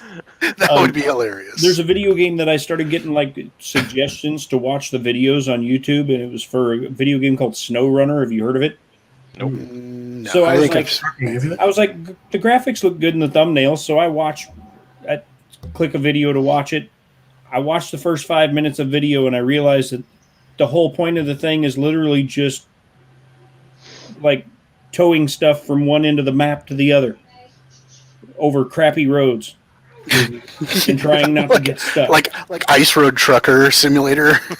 Yeah, I'm like, this does not look like fun at all. And then I'm thinking, so then I watched 5 minutes of that video, and after I watched 5 minutes of that video, now my feed is constantly full of watch this SnowRunner video. I'm like, no, I watched 5 minutes of one video, and I'm not interested in ever. They need a button on YouTube to go, don't show me content about this subject ever again. They do. I made a mistake. I made a mistake. I did not mean to click this. Hit the little three there's like buttons. there's a hack for Farming Simulator where your guy is Spider-Man. No shit. Like there's videos of guys like running around on this map driving tractors dressed like Spider-Man. Of course it is. Well, yeah, because all farmers are heroes. And With just no so you know, my skyscraper- kids watch the stupidest stuff on YouTube. With no skyscrapers, you're in a completely like 50-acre open field. On a where you- farm, he was where like you pulling can't do in your a web or tractor. nothing. pulling a hay bale Yeah, cool. as Spider-Man. Spider-Man. Well, you know. Spider-Man. You had to go there, Chris, didn't you? Farming Simulator, yes. Spider-Man. Spider-Man bales some hay. Spider-Man drives a tractor. This is the best game ever. I want you to sing the theme song. just some guy singing the song like well. Not good, but just well. Spider-Man. Just well. Spider-Man. Baling some hay. And Farming the following his land. wife. You guys are gonna make me post some pictures in Oh, here we go. meme thing. Meme thing? We're making you meme. Is that what you're saying? Don't put that evil on us, Ricky Bobby. I probably It's Ricky posted Tanner. This is it's Bobby Mac over here. Ricky Bobby Mac. Mac. Hey, wait, Ricky Bobby, if you combine it, is Robbie. Yeah. Yes. Robbie. Nick I'm nailed on it. fire. I'm on fire. I'm going fast, mama. If you ain't first, you last. That's the stupidest shit. You could be second. Save you could be me, Earl. third. You could be last. I think my favorite part is when they show him the car and it's got like the decal over the window. Like we're sponsoring everything, even putting it over the window so you can't see to drive. I wonder if people who watch NASCAR were actually like laughing at that movie, or if they were Like this hits too close to home. Like, are they making fun of me? That's right. Them damn Europeans coming over trying to show us what to do. fucking F1 racers. I don't know. That'd be like country musicians getting mad at Walk Hard. Oh, dude. Okay, so there's like maybe 2 movies ever that I have just turned off because I could not watch any more of it, and Walk Hard was one of them. That's It was the one bad. with I don't Steve think I've Austin. seen it. No, it's like a parody of Johnny Cash. Basically, yeah. but it's with Oh, yeah, uh, with the curly-headed guy. yeah. What's Not his the one with name? Joaquin Phoenix. No, No. that was a good one. I like that one. But like Walk Hard is just bad. Yeah. It's a parody of supposed to be movies bad. like that.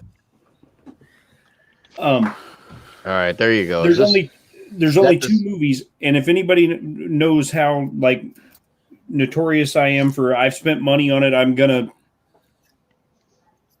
stick through it no matter what because I spent money on it. Because like I'll eat food that sucks because I paid for it. Yeah. I'll watch movies that suck because I paid for it. Well, there's 2 movies in my lifetime that I got up and walked out of a movie theater on. Saw 3. No, I see. I know better than to spend money on stuff that I know is bad from the beginning. My girlfriend at the time, who always gave me movie head, was like, "Let's go see Saw 3." So I'm like, "You just had to say movie head. Like, I don't care what you pick. Right? Yeah. Well, yeah. That Could be Sex in the City too, which I also saw with her. So Twilight. Yeah. Did not two see in the movies movie I walked theater. out of was and this was both of them was when I was still in high school, I think, or shortly after. Yeah, you were. Went with friends and they picked the movie, and I figured it would be awful. It was It Could Happen to You, that Nicolas Cage film where he's the cop that wins the lottery, but he promised the waitress that if he won the lottery, he'd split it with her. Oh man, that's an old one. I remember it. Walked out of the vaguely theater on recall that that. one, and I walked out of the theater on it was a Denzel Washington film, Devil in a Blue Dress. I don't think I've seen that one. Never heard of it. Yep. I don't think I've ever walked out of a theater. Doesn't sound like an '80s horror movie to me. So Yeah, I'm not watching it. I've never walked out of a theater, but I've definitely turned stuff off. And I walked out of Saw 3 because it was just too much stupidity. Like, just too much people dying of things. I think was it Saw 3? Is the one where they had like the girl who was addicted to heroin with all the needles, and they had all the I think used that needles in a. I'm like, I'm out. Like, I can't do this. Hi, monkey. when she I've was never watched actually the running film. the course and she had to put her hand up through there. Something like that. Yeah. I think that was. I've never actually watched Saw a single 2. Saw movie, not one. I like the first one. The story behind it is awesome. It's a good movie, and then it just started getting progressively more. By like, about the 3rd one, it got really ridiculous. Yeah, that's the one where I was like, "This is Maybe just, it was a this is third just one. to make But me Check it throw out. up." Isn't that every horror movie franchise? Yeah, but No. it gets even worse in later films because she comes down to the wire. Down to the. That's the last That's- piece of your solder. I've got more, but I pulled a piece off, and that's what's left. Like I've got a It's whole, like- Oh, you could print I a got whole a- bench with I got a that. whole bunch, but like I've been using this piece all. You could recycle some off of your copper plumbing if you're really hard. I've got it's in the same, except that's like silver. There's something in that that's not good for soldering electronics. I mean, like if you look silver at or the something. modern horror movies, like what was that? Paranormal Activity. First one was really cool because like new concept. We haven't seen this yet since Blair Witch, but like in a completely different way. And they run with it, and now there's like 17 of them. Oh, yep, Yeah, fuck yeah, you that's- guys. Yeah, that's the Remember problem. Final Destination? Yeah. The sixth Final Destination. But if you make it equal to Final Destination, the first Final Destination wasn't final, was it? Yeah. No, Well, yeah.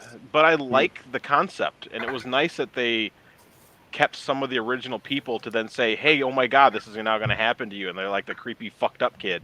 They brought it back. They brought it back around. Like it. Yeah. Like something was It got happening. better. In the Yeah. middle, like it tied it back to the first one. I like. I don't know. I just remember that chick was like sitting there arguing with somebody and walks off the street corner and gets hit by a bus. Yeah. It was like, oh, this is awesome. That was. Well, and then there was the log truck was another one. As soon as Lightspeed posted about his log accident with his thing, that's the first thing I thought of was the log accident. Wow. The log truck. Yeah, the Nova hasn't killed him yet, so that was his final. Everything else is after him. That was his final destination for his Tesla. Did you ever see Hostel? Oh, that was fucked up. The first, Man, the second that one is a sucked. jacked up movie. I never saw the second one. I Human was like, Centipede I was couldn't fucked bring up. myself to watch the second one. Yeah. Thank you. I'm getting the finger pointing because that was the. I can't even say it. Up. I watched them, and I don't know why I did that. Llama. That was horrible. When he slices his freaking Achilles heel, I was just like, oh my God. Like, I can't deal with that. Got your box today, did you? I got it yesterday. Yeah. I haven't killed any bugs with this yet, and I left the rest of the box upstairs. But I got the fly swatter all built. See, here's my fly swatter. It's just a manual. Yeah, too much air movement. This is perfect. It's thick. It took me a while to get one. My son's tactic, apparently, I can't believe. Is it thick and girthy? Is that what you're saying? This is the kid that like got accepted to several like high-end colleges around here. Are you not trying like, to squirt your balls with some cream? Not like Yale or Harvard or anything. Llama's like, it's the Harvard of the Midwest, Robbie Mac. These roller things are awesome. All right, this is what's left. There's get some needle nose. You got plenty. That's it. I just did the last solder. Last joint. You know what, Ryan? Save it for later. You might need that. Oh, there's a wasp flying in the house, and my son, the brainiac that he is, goes and gets some wasp spray. And he's spraying it all over the curtain and the walls and shit, trying to get this thing. That stuff's like ether. Yeah. Heavy. I had water in my mouth. My mouth spit on my computer. What? Well, it said wasp spray on it. And I'm like, yeah, it's like outdoor use only, dude. Get a damn magazine and swap it. The dumbest smart person you know. Mm-hmm. It's usually yourself. You'll end up doing something like, "What was I thinking?" So how come you don't have your other toy out, Mr. Work Hockey? I grabbed it. I grabbed the thing. I have Renee and Bob's package upstairs. I have Vince's package upstairs, and yours all on the same desk. It's on the dining room table. And then I grabbed the fly swatter. I was like, oh, I have to assemble this? So I brought this downstairs where my tool was to assemble it. And then I was like, oh, I'm going to start streaming. But you need the Pezkaki. Pezkaki. That's really cool. I love how you resealed it back in the original packaging. That was. I know, isn't that? And it almost looks sealed. You can't even tell it's just taped together. Yep. I spent 20 minutes lining all the little bits of plastic bag back together and hitting it with clear tape so you couldn't tell. Yep. Oh my God. Nice. Eastman just dropped his load of prints, and one of them's got Dr. Doom. I'm printing the fuck out of did he just? Doom. Is that what that was on my phone? Yeah. Dang it. Because I saw his. Yeah, the Doc Doom and his overly aggressive Scorpion. Yep. So that explosion in Beirut. Did you see this, Chris? That's like 1973 Thanos, bro. That's been out for like 3 years. I know, but that's dope as fuck. That explosion in Beirut was caused by highly explosive sodium nitrate confiscated from a ship more than a year ago that had been placed in a warehouse by the port. So there's a video I watched. Why am I laughing? That's fucking disgusting. Where you actually see they're showing the smoke coming off, and then it shows the explosion, and it seriously looks like a mushroom, like crazy. Yeah. It I haven't is seen that yet. seriously. I don't wanna You watch it. confiscate sodium nitrate from a ship and you just leave it sitting in a warehouse for a year? Smart. Well, you know, Right by the ocean where if the water gets at her. Yeah. Yeah. Just when you thought 2020 couldn't get any worse. Well, and the problem they're saying too is that their hospital system is already overloaded because of everything. Yeah, 2020 couldn't get any worse. And then Mr. Buttram jumps on a stream during the week. I know. What's going on? I know. What is up with that? That's honestly the only reason why I joined. That's sad. Yes, you are. holy shit! I missed a ton of I don't files. know. Like, if some a-holes would start doing some morning streams, I'd be on more of them if I'm working from That's home. what I but did today. Apparently, we I can't did do them that. every freaking morning for like 6 months. No one came. There were And- people. I was in every all one of the those time. chats, clown. Yeah, in the chat. That doesn't help Llama. I was gonna Well, say, maybe after, if you were on after for more so than, much like- We freaking live in a llama chat. every day, even llama can't take See, it no, anymore. what happened is every time I was about ready to get on, Llama's like, I'm going to kill it. Yeah, We're sure. trying to bring chat back. Llama's like, I'm gonna take my ball and run. Oh, that's what we need is a live stream simulator.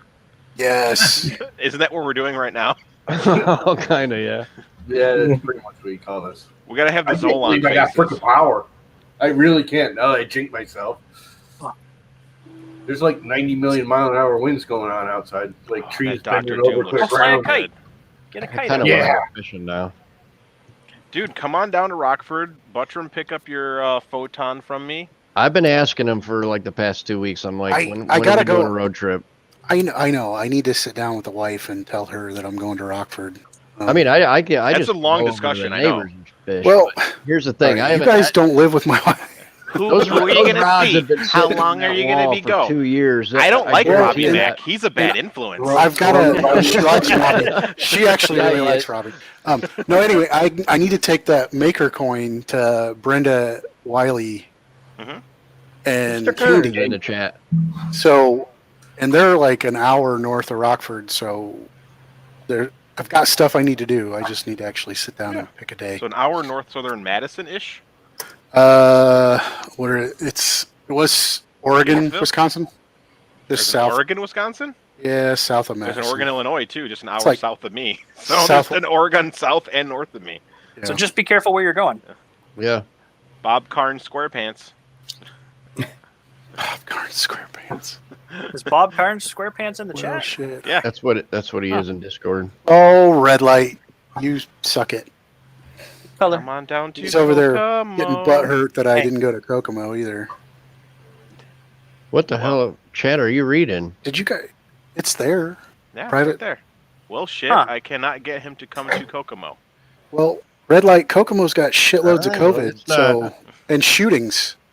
Why It would I didn't want to come show- there? Oh, I'd like to make a So trip does to Of course, I'm Detroit. going to Rockford, so that's just as bad. So, probably Well, because you our- said shit. Our cases aren't horrible because we're in Illinois. but your shootings are still. Rebecca, honey, you can't Just whine. don't go through Chicago. Yeah, I was actually looking at that. I want to go like around or the other way. It takes like Yeah. a. Just It's take like an hour, 290.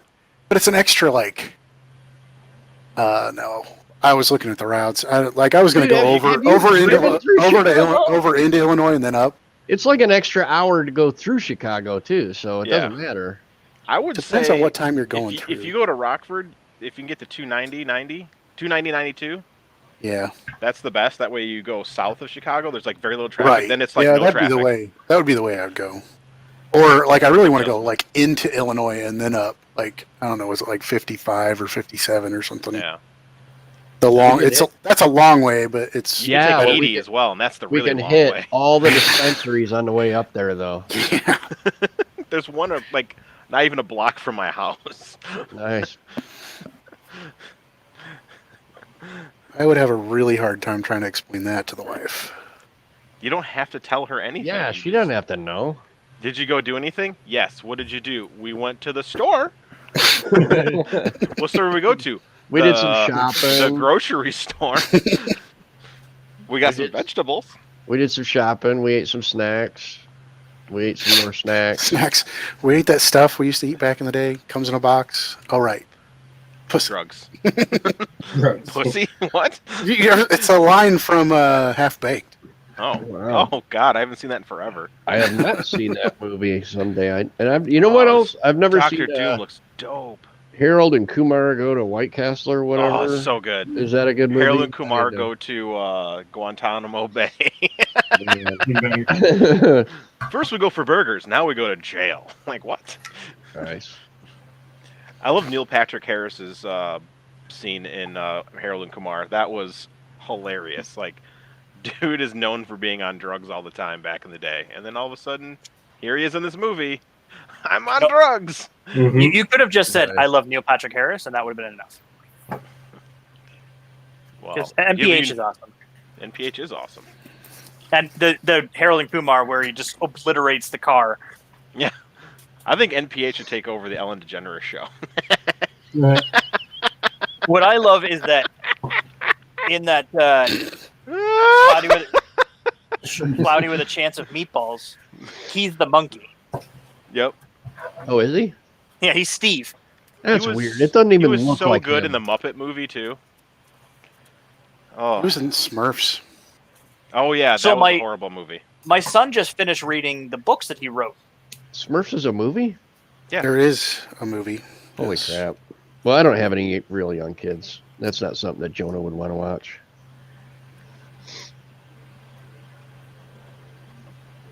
So I got to the last one of these things and I'm soldering, and I managed to bridge 2 pins. Oh, you son of a poop. No shit. Now you got extra solder left once you pull that bridge off of there. Yeah, well, the problem is the bridge is like about 5 millimeters into this connector. So pulling the solder off of it is almost impossible. You can do it. I can. I don't want to. Got a solder sucker? I do, but I can't get it down in there. Oh.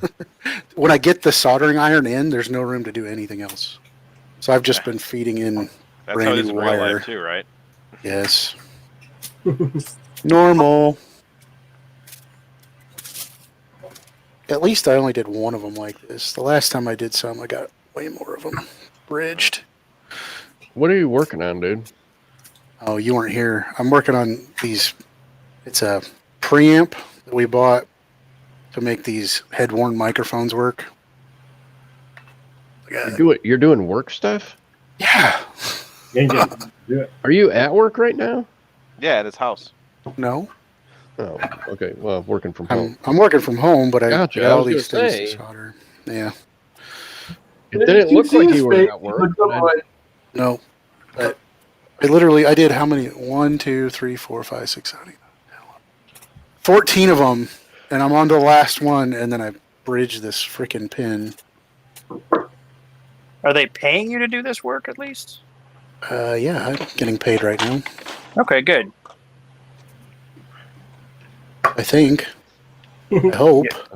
As long as my boss doesn't find out I'm on stream, maybe. No, I'm getting paid. If your boss is watching work hockey, that's not that's the least of your problems. Yeah. Pretty much. Like, why are you watching my friend's stream? Why is your friend weird?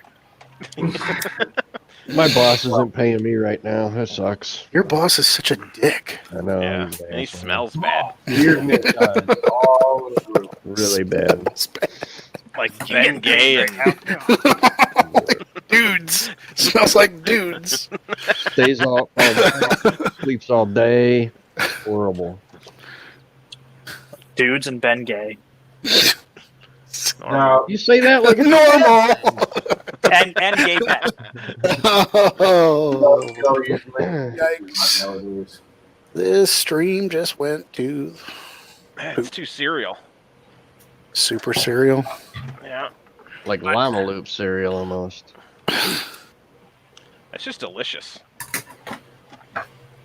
Say what you will about some of these clones. Some of them you can just keep rebuilding and rebuilding and rebuilding, and they just keep working. Which clone is that? It's a Triangle Labs BMG from way back that I like my first. I don't buy them anymore, but it still works. So why throw it in the garbage? COVID. Yeah. I'm clean. Yeah, I don't This know. is Canada, bro. We're good. the way I look at it is I'm probably going to buy the clone first and see if it works. Like you have the Napster mentality. I'm going to listen to the music first before I buy it. yeah, something like that. But at least like usually with the clones, like I could print all the parts and stuff, and if the clone fits and works, and then it dies, I could buy the real one, and it would just. But you don't. Drop. You just drop buy it in. another clone. No, I don't. One, shit doesn't break around here, oddly enough. Like, so I'm still running all my clones. If it did break, I would probably buy the real thing. How much? I'm not Prusa rich, but I'm not poor. I just Ricky, love how how much much shit you gave me not- for those F boxes and then ended up buying them yourself. Oh, that I did just for you, Jordan. I'm glad. How much was that Bondtech that you ended up putting on your CR10 overall? That's a good question. I forget. Like roughly. $265. I think they're 260, 265, 270. Really? 68. $268. Hold on. But it's more than just a Bondtech, right? It's the full. It's got the V6 in it already. Right. Yeah, Right. it's That's what I the mean. full setup. Right. I bought it off of Printed Solid, so people go to Printed Solid and look. Okay. I'm going to go right back. I got to go to the bathroom, and I'll bring the stuff down. You guys, let's see here. Buttram's in charge. You're gonna go to the bathroom and then bring the stuff down. All right, that sounds good. Hey, he You put go me to in the you go to charge. the bathroom a block away. All right, everybody break something. 260. Okay. And I was- pricey. I was looking at those. I wish they would sell it without the V6 in it. Or Yeah. sell a version that you could put like a Mosquito or a You could Copperhead in choose it. what you wanted to put in it. Well, I and thought somebody was saying you could. I messaged them the other day. They've got the other one, like the DDX, which is like a Oh yeah. there's a something DDS like and a DDX. The DDX is for like a Creality machine, so it'll fit a Creality carriage, but it only fits the stock hot end or the screw Oh. type Copperhead. Those are the Isn't only that two what you hot ends have? that fits. I don't have the screw type. I bought the groove mount. about the groove And- mount, but apparently the groove mount's different for you. Well, And the I chose the one that I did because it's already got the wires are all wired up to the connector, so you're literally just mount it and Plug screw and it into the play. control box and done. Yeah. yeah. Yeah, you went plug and play because that's not your jam. Right. But yeah. But I agree So- with Ryan. They should have a choice so that people Right. who want to And- mess around can mess around, and those who just want it to go. And at some point, I think I'm gonna take that CR Tank file and I'm gonna bring it into Fusion and I'm gonna make it fit the Copperhead somehow.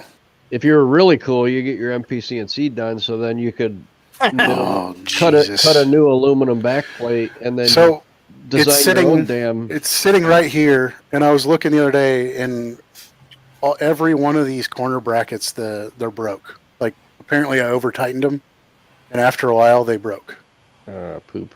So, but But it's not on the Mhm. kitchen counter anymore. it is not. No, the plus side of that is that the guy at V1 Engineering just released the new I saw that. I want to MPCNC, make the that. Primo, and I'm going to print the new pieces and probably just. But do it's that. but the difference between it from the old to the new is just the beefiness of the brackets, right? And you can use use 1 inch or use a 1 inch something. DOM tubing. What else? So like the corner brackets are different. The center section is like way stiffer, and that's like what he was going for. Like he was hoping that would be a big improvement. right. It also uses like not the 6mm belts, but like the 9 or the 10mm belts. That's not bad. So, and it's got built-in belt tensioners, so Tom Sandlander can suck a dick. Wow. What do you really feel, Ryan? I feel like he didn't give it a very good chance. What if he's watching the stream right now? Well, if he is, I apologize for calling you a dick sucker.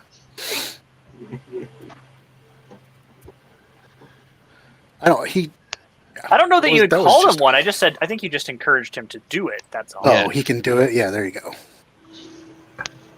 That's better. I don't like. He didn't give it a chance. Like he flew through the build and then it didn't work right, so he decided he could do it better. Which, everybody's entitled to that. But when you start saying like this sucks and all that, he didn't give it a good chance. No, I've heard that similar statement in regards to the tool changer build that somebody's done recently, and that it shouldn't have been that difficult. There's ran into some issues here and there, but when you're on camera doing it, then things kind of multiply, right? Yes. I'm trying to think about who built a tool changer on stream. Chris, just Riley had some issues with his tool changer, just with the alignment and stuff like that. And apparently it's just the way he started down that path might not have been, he may have chose left when he should have gone right kind of thing. Yeah. But you're already down the path, so fuck it, keep going. Well, and it's like, I guess it's one thing, like that's kind of like a one-off. Like you're doing a lot of that stuff yourself. Like there's no. He also set. got some incorrect parts or something originally. I think there was, or he did something They went. had to Like I send said, him other parts. something went wrong, and by the time you're Yeah. already down that path, you're not coming back. But Tom made that empty stream. CNC, See and you, Sergio. then didn't do it right, I guess. No, So he didn't even follow the instructions. He was doing it on his own. The hell are instructions? Yeah, exactly. But like he jumped straight to he made like one cut in wood and then jumped straight to aluminum, which is like definitely not what you do. Oh, done. Finished him. No more soldering. Oh, Sweet, are we all hooked up now? Hooked up. Like, Yeah, yeah, I did all of this on stream. sweet. Everybody's got their audio things. Yeah, these are for the classrooms on campus. Right. Person's got to eat more fiber. What a no, I'm not doing this, man. Not happening. Sorry, I got a call on Facebook Messenger, dude. I got a Silencing client that customers. hits me up on Facebook Messenger all the damn time. Like, just send me an email or call my phone. Don't be hitting me up on Messenger. This Dr. Doom bust is beautiful.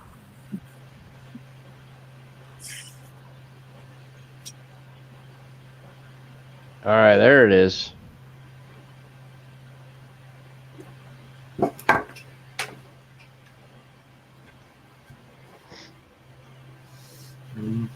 I gotta come up with something to print that's not a helmet.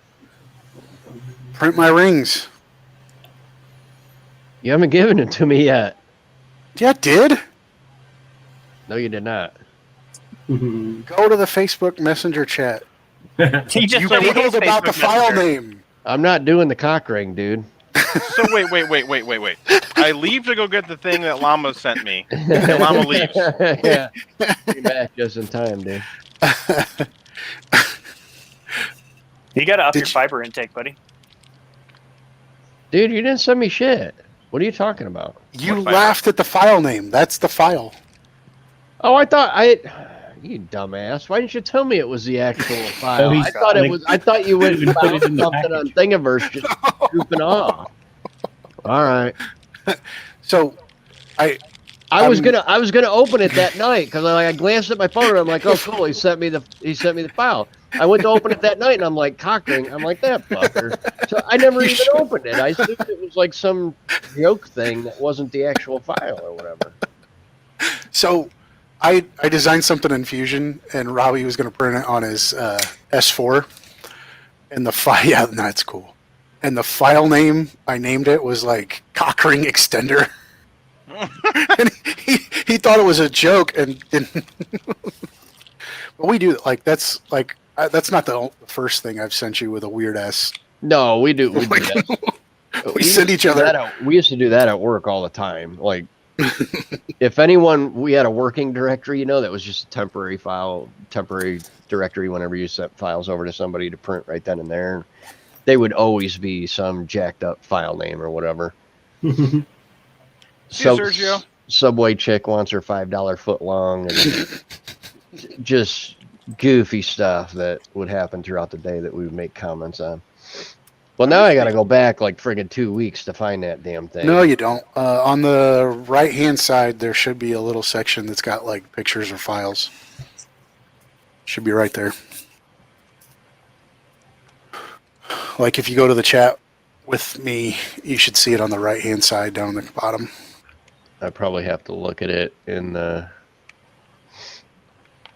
Yeah, I'm going to have to look at it. I love just eating Pez. It's like compressed sugar. In actual Messenger. Now I see what you're talking about. Cock ring extender, yeah. Yeah. I seriously thought it was because I've asked you like at least once or twice since then. I'm like, "Do you got this file ready yet?" And I thought you had it. Oh, Ricky, I can finally show this off since I don't have the soldering iron sitting in front of me. Nice. That is officially the bar has been raised. That is officially the coolest Rep Ranger in existence. It's still not done. I still have to do some rub and buff stuff on it, but I like it. I love it when you rub and buff. I'm pretty happy with it. It looks awesome. Which olive drab did you use on that? This what? Oh yeah, I've got to do that one too. Which olive drab did you use? This is Paramount 3D. That is Paramount. Okay. And Paramount makes good stuff. Like you told me, when you put the two olive drabs like next to each other, you can see a difference. But when you step back 5 feet, oh, that's Renee's work. Yeah, you won't notice. Yeah, that's neat. Yeah, Renee colored this. That's awesome. It's of me. Wow. That's you. Mm-hmm. It's a cockamouse. It's a cockmouse fishing. Look at that coloring work. Mouse cocky. Damn. She looks like she could do tattoo work. Yeah, that Is is you definitely color pencil or is that marker? Or? Color pencil. I was gonna say that's some awful good blending if she's using marker and then having to use a clear blender with it all. Well, that's really good. It is. Very nice work. Hell yeah! Yep. Thank you, Renee. If you're watching, if you're not watching, you should be. Unless you're 18, then get the fuck out of here, or under. 18, Wow. Get the fuck out of here. There you go. Just tell them how like it really is. Here's a Swift. So, I think- do these things have RC ability, or are they just cool No. cars? They're just little plastic cars. The wheels spin. But you can put your GI Joes in them. Yeah. Yep. I will put my I G.I. think Joe. my favorite. That's I did the rub and buff on that, so like you can see the silver Yeah, I rub like and it. buff. Just be careful, Llama doesn't make a cocky Joe out for you. Yeah. Yeah. Cocky Joe. That would be awesome. I even did I don't know if I showed that. I did the backup lights. yeah, I saw that on the picture you sent. That So would be did kind you- of cool. Did you print You- them that you way could- or paint it You up? could be the short bearded painted fishing pole instead of a gun. Painted the lights. What? But your base color is print. Oh yeah, the only thing that's painted are the lights. Yeah, Ryan tackled some firsts on It's- this. It's the first one to the bead lock. use those wheels and the optional bead locks. First one to use that roof.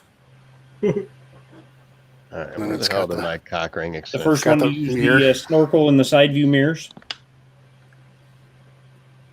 I don't know what Ryan's else did I just- do. Just a cherry pop. Yeah. Yeah. So he tackled some firsts there. I'm happy with it. Now I need to figure out where I'm going to put it. Oh, perfect.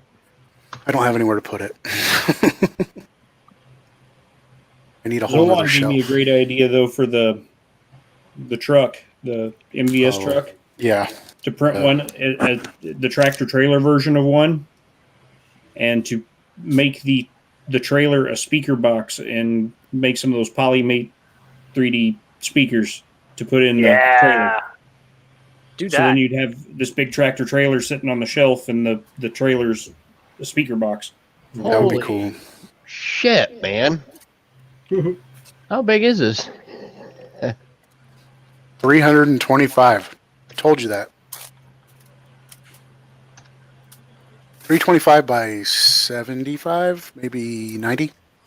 If I could get like a 1mm nozzle, I could just print that in base mode. All I know You is need- it's dope. You need a 1mm nozzle? Yeah, it's not going to happen. I might have a 0.8 Better for the Creality hot end. under the outside. Um, Man, you think I got to use support on that? I don't think so. I think No, that'll it's make chamfered. Yeah, I was going to say that should make it. I guess I didn't pull it into a slicer, but I chamfered it so that it shouldn't need support. You didn't slice it first? This is going to be No. fun, dude. 21 hours, Well- so roughly a day. Yeah.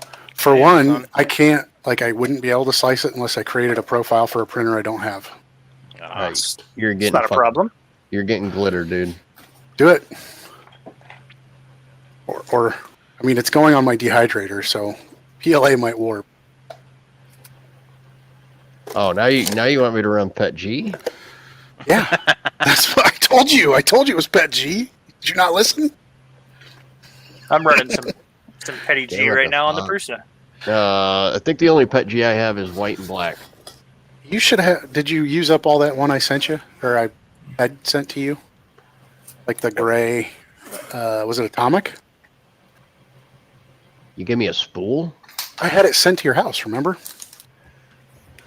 Oh, you know You what? refused delivery of that one. I might have used that when I was doing all my tests and stuff, but hang on, let me Oh. check. Nope, that's silver PLA. That thing's only like 2 millimeters thick. Oh, you mean this one right here? The East No. one?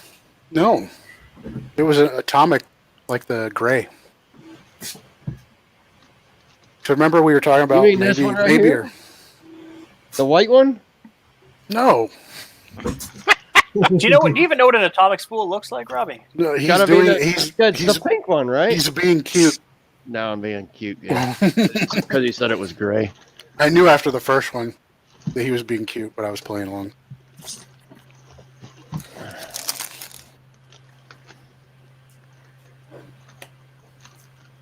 Tell me that's not an atomic spool, because it has like no marking on it whatsoever. I have no idea what the hell that is. It might be. It's gray. Is it I can tell you that. is it beefy? Like the spool should be pretty stiff. I guess. Looks like just a white label. The Atomic spools are so nice. That's what Chep used on his spool racer because they're stiff enough to race with. No, I wouldn't say it was. I've got black. Oh, let's do elixir. Yeah, that'll be good. It'll be like a Dude, puddle. you're shit out of luck. I have no idea where the hell your gray is. I ate it. I don't. It doesn't matter. Maybe you I got used any. it up doing tests or something. I don't know. Yeah, I've You got used a whole kilogram doing tests of. I can't PETG? imagine that I would have, but I'm not seeing anything, dude. It's Why not are you I'm not printing? seeing anything up here? That's a whole shitload of temp towers, man. Temperature towers. No, I'm sure I would have printed something with it back when my printer was working. Oh, I see 3D Pet G in black. That can go right in the fucking trash right there. Wow. Yeah, sorry about you, Icy. I've never had any luck with that damn filament, so Because you got to print it at like 265 degrees. Bring I it don't to me. know, I'll but- print with it. that's what I learned printing Pet G on, and it was There a you go, Robbie. We'll take it What to a bad Moorcocky when we experience. go up. Yeah. Take it to Cockadoodle.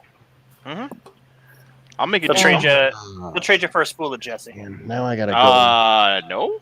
Now I have to go to my Pet G Don't profile. make my trades for me. I don't think I have my ABL startup in there yet. You know what? He'll trade you for Jesus. Llama. Well, I need a bunch of PTG because I'm going to print something for my mom as a Um, gift. How much? What do you mean, how much? How much PETG do you need?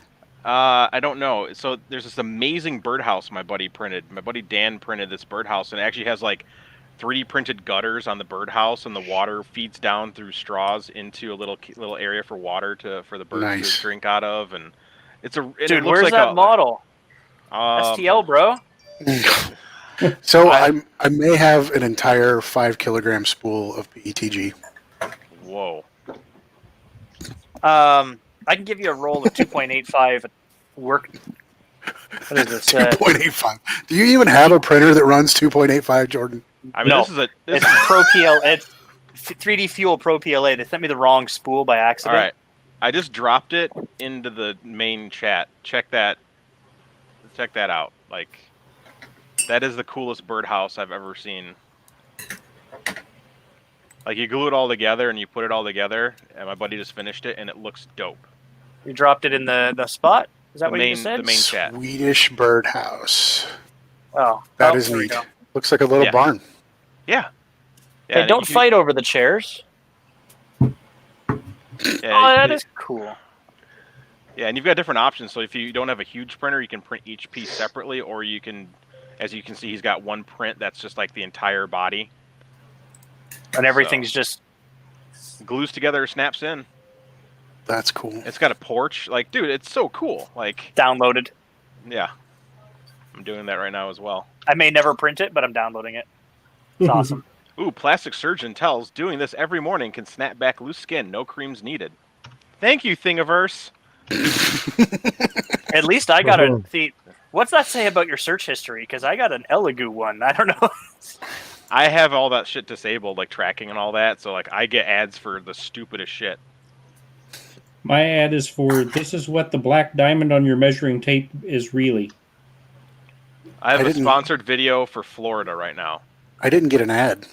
So yeah, I normally have them disabled, but I'm not on my like computer where I normally would do that. Bob Carnes just messaged me. Oh, that I was like the, yesterday. Wow, apparently I've just not been talking to people. I like the other birdhouse, the one that looks like the Craftsman bungalow. You seen that one? No. That's neat. I have, Oh, but I haven't seen it lately, and I wanted to download that one too. Copy. I got the link. All right, someone remind me. So PETG is basically the same as a PLA, other than temperature, and you drop your cooling to like 20% max, right? And you want to increase your retractions just a touch because it's string air. Increase it Straight really? Oh, okay. Yeah. But if Bump your it like a retraction Miller. is already like huge, you're probably Yeah. okay. I had Like, the- You already I have had 5 the millimeters. Start biggest there. retraction. 5? Yeah. He's probably at like 6 or 7. I'm at 7.5, dude. Holy Lever. crap balls. The CR10. Hey, whatever. It's just a number. Yeah, Whatever works, it's like works. 400 millimeters of Bowden tube. Yeah. It's just a number. I'm over here at like 0.5. That other bird feeder's in the private chat. I'll Not in have a to- Bodhi tube, are you? No, everything I have is direct drive. I got you rid could of be all in my a other Bodhi printers tube if you wanted. that You weren't. could make that happen. Oh, that looks really cool too. Yeah, I really want to print that one. Posted it for anybody who can't see the private Yeah. chat. I just put it in the real chat. Oh yeah, that's the one. Yeah, that's the one I wanted to get too. All right, downloading all those files too. Hey, remember that one time we talked about our folder full of files we'll never get to print? Hey man, I want to print this birdhouse. I need. Can I print this? Do I have red? It's like my Pet G collection got destroyed printing all the stuff for COVID. Can I You print could this use, crap on Yeah. Like a Pro PLA or something. Yeah. Like that, whether it'll anneal. Good luck. I don't You can have print that it on either. whatever you want, Robbie. I've got PLA, a shit ton of PLA. So just print it in that, or 2 of them. Be like, when this one butts in a year, here's another one. I mean, there's a metric You need one of ton these, of Chris. PLA down here. Fucking What? God, I gotta go up to 5 like kilogram spool of PETG. 70 or something on Yeah. the bed, right? It's not the best PETG, but this didn't cost me a whole lot. Yeah, I was Robbie's gonna do doing like colors, 70, 80. like some red PETG for the. Yeah, it's gonna take me like an hour just to heat up the bed, dude. I've got white PETG for sure. Because I bought a spool of that, Get and the that never heat gun gets out used. and start preheating. This Prusa heats up like I was really shocked when I heated it up this morning for PETG, and I turned around. I'm like, okay, I'll sit back and drink my coffee, and then it started printing, and I was like, what is going on? Yeah, Yeah, it doesn't take long for a the tiny S4 bed to takes heat up. about 10 minutes to get to 60 degrees, and then it takes that increases exponentially for every 5 degrees above that. Oh yeah. Oh, I know. Yeah, my big one is a 12-volt bed, and it's a 330 by 330, 12 volt. I can start warming it up now and come back tonight and start printing. Yeah, 410 by 410 with a 12-volt bed. When I first got mine, I think I did a test where, I set it for like 120. I knew it'd never get there. But it took like an hour for it to get to something like 80. And then it took another 20 minutes to get it one more degree, 81 degrees. On your little Ender 2s? No, on the CR10S4. CR10S4. 410. Oh, yeah. Big. Yeah. That's the nice part about the Chiron is it's a 24-volt bed, so still 410. But What do you need for ABS? Like 90 degrees on the bed? Or higher. Yeah, see, I don't think I could get the 90. I think I ended up making like 81. I don't know. I got the file somewhere where the Tornado's bed heats extremely fast. Does it? That's a AC bed though, right? Yep, AC bed. At least once. It'll heat up real fast at least once. At least one time. Yeah, see, maybe I should just do that. Just fucking solder 2 AC wires on there. We'll be good to go, man. Justin will be proud. There you go. For a 5-minute print anyway. Yeah, the Tornado gets to 60C in like 30 seconds. 5 glorious minutes, Robbie Mac. But does it actually heat the whole bed, or is it just real hot in the center? Because no, I got to tell you, a buddy had a CR10S5, and he had the Canovo AC heater on there or whatever. Yeah. And he was getting it heated up, and I was running him through the motions on how to use the printer and set crap up and all kinds of junk. And after like 5 or 10 minutes, I put my hand on the bed, and it was plenty hot in the center, but it was still cool all at all four corners. That's how the Sidewinder the Tornado's is, man. bed gets hot everywhere and fast. Yeah. That Sidewinder has the shittiest freaking bed. If the rest of the printer was just any good at all. The Tornado's bed is great. The speed in which it heats up, but it's not flat. Why would you want a flat bed? And it's not even one of those things where it dips down in the center or dips down at the corners. No, it dips down in 2 different spots just off the center and then has a high point in the center. Yeah, well, quit being a pussy and just flatten it, man. Tom Lama told me. You'll need like 16 pieces of tape, but we'll get that shit straight. Yeah. Right? If you look at my Ender bed, it's a bowl in the middle, so it dips down. My Ender bed is brutal. And in the middle of that bowl, there's an island. So it's like a ripple. So we need to come up with bucket of water. We need to come up with a print bed leveling stuff that's like a self-leveling liquid that you pour like on the self-leveling bed. concrete. They have a thing Kinda called like mix aluminum, like they do for flooring and shit. Yeah. Oh, just get a ceramic slurry. Pour a slurry of ceramic on there. Self-leveling ceramic slurry on top, and then you got I'm glad Llama's here, or not Llama, that Jordan's here, because now we're learning how to level beds. Tape around the edges, pour that stuff, and let it self-level, and then when it cures, peel the tape off, and you put your print surface on that. It would, be perfectly flat. We should just take the bed to a mill, or somebody mill it flat before you. Of course, any of that aluminum, unless it's special. 3D fused cell replacement flat beds for. Yeah, they do. Yeah. I think 3D Fuse. I don't. There's another one. Gulf Coast Robotics might have one too. No, they do. Nice. I think. I'm not sure.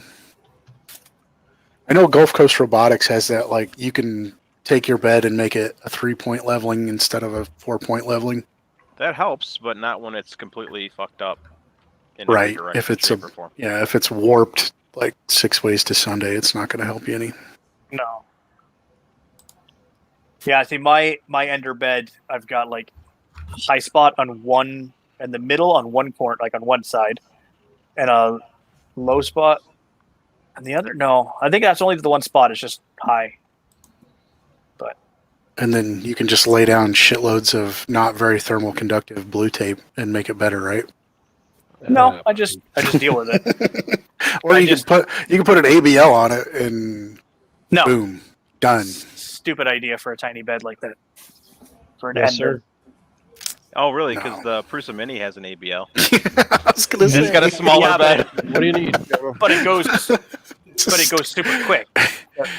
The Ender was- 2 I hang on, bought hang on. from Chris Riley had a ABL on it, but I believe after some research, that's what caused my board to fry in the first week. I was really surprised when this Prusa started doing its homing thing, like and doing the bed level, and I was like, it just done. What happened? Where did it go? You can go that fast on anything if you want. It's Now just I not wanna very make- accurate. Well, that's the thing. Now I want pindas on everything now. Well, it's not very accurate, so had to have fun with that.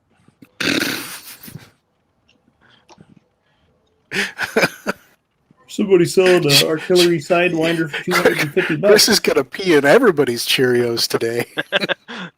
Man, after dealing with Pindas since the Mark II, it's like, yeah, this thing's great, and then like all of a sudden the moon will be in a different shape today, and then all of a sudden it's like, why is nothing fucking lining up?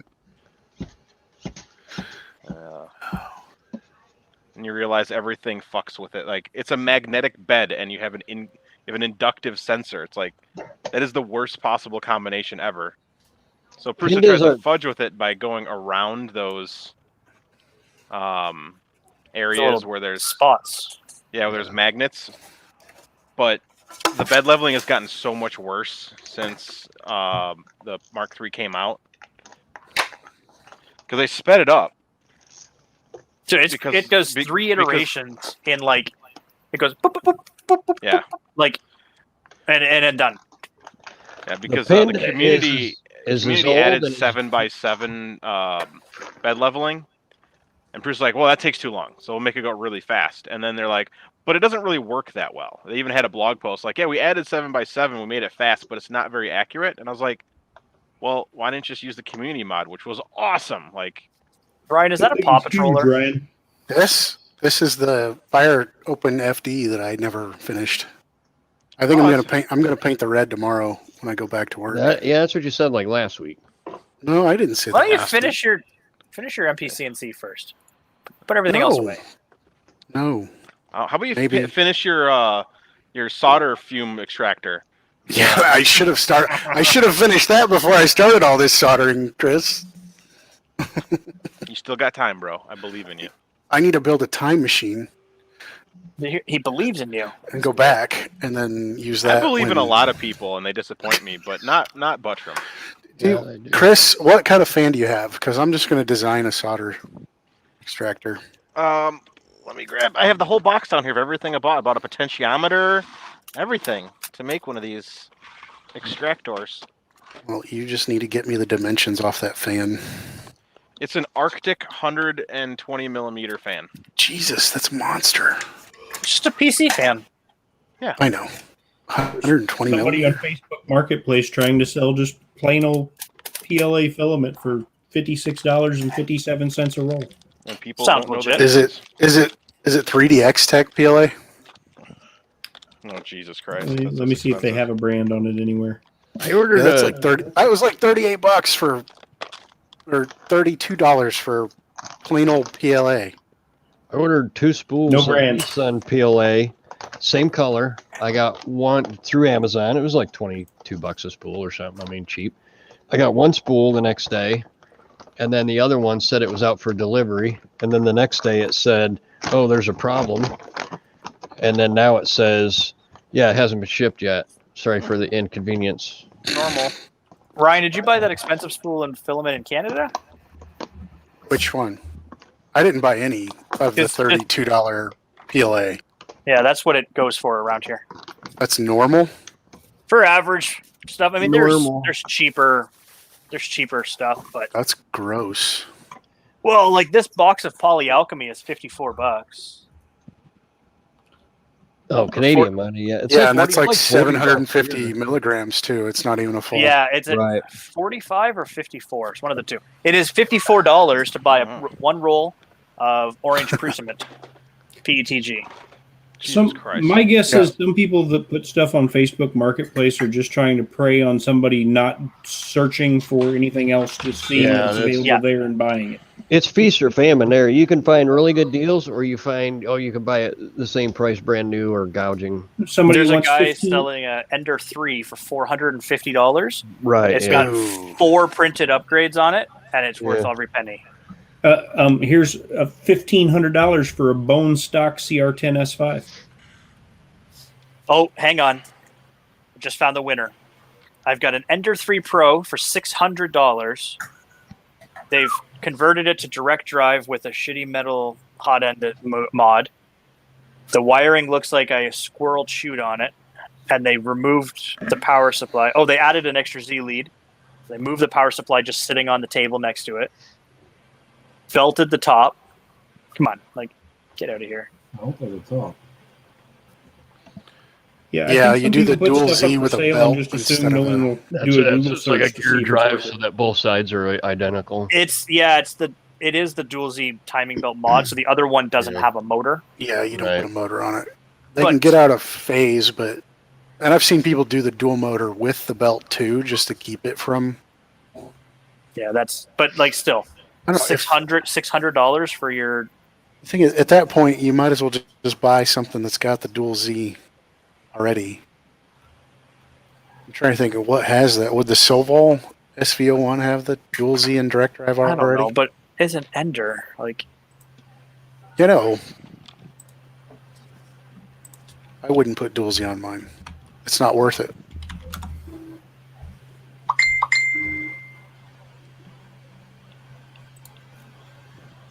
Why not?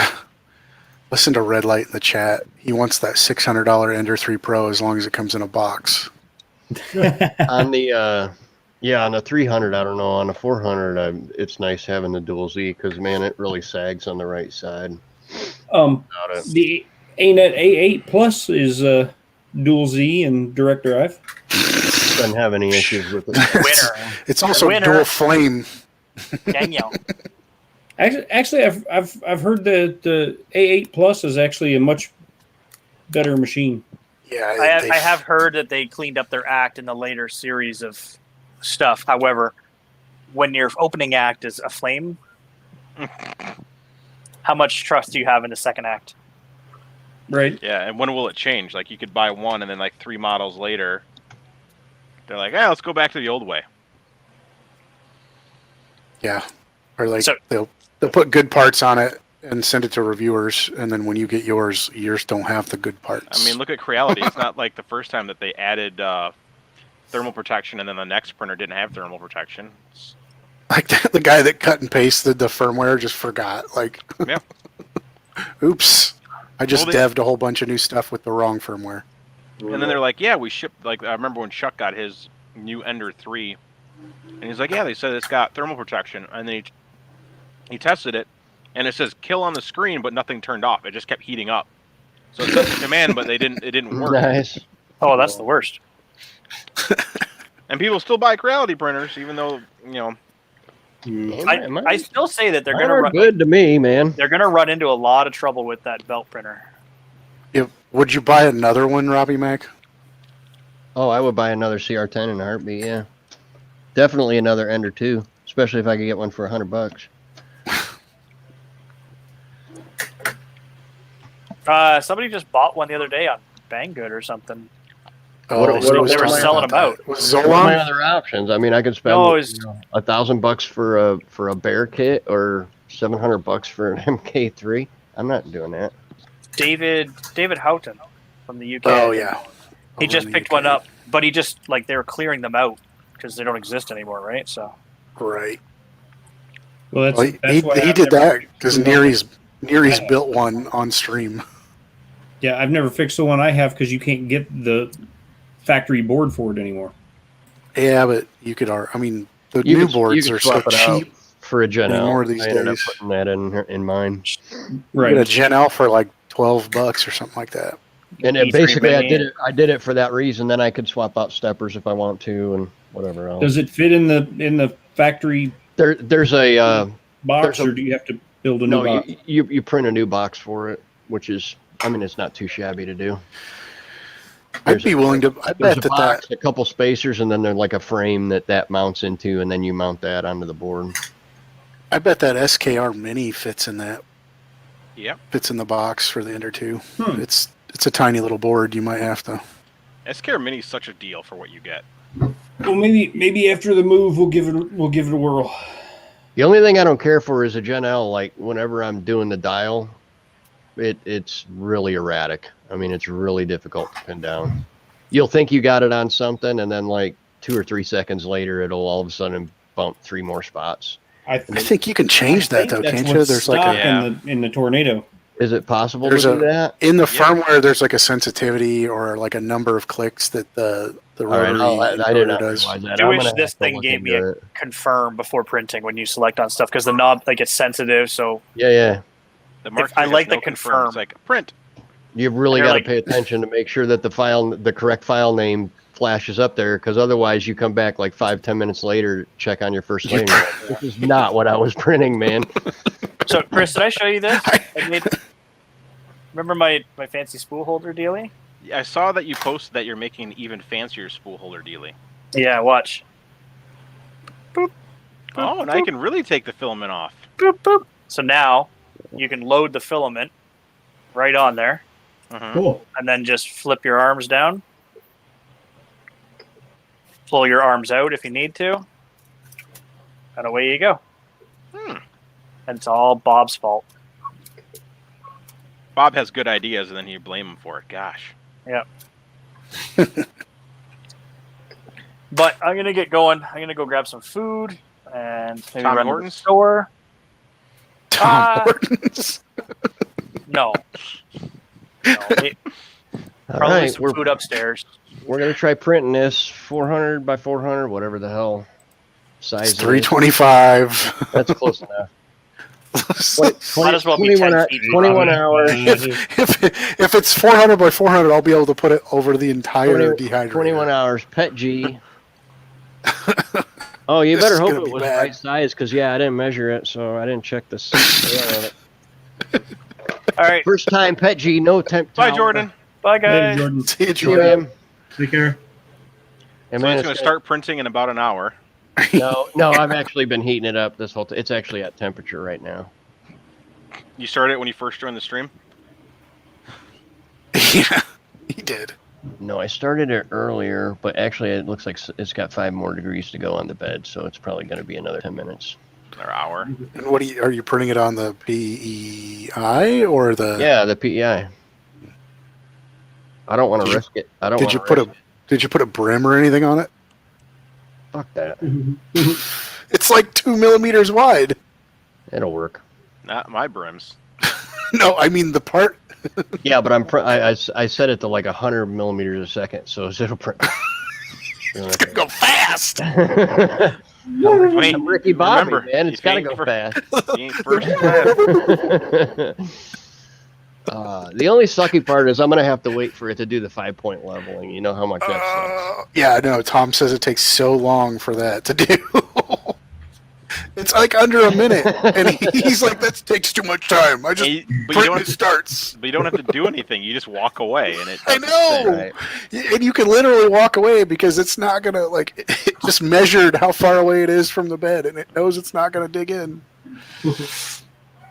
But yeah, ABL's bad. Folks, you don't need it. That's why printers ship with them. They Yeah. want you to destroy your printer. Like, you got a Prusa? Good luck.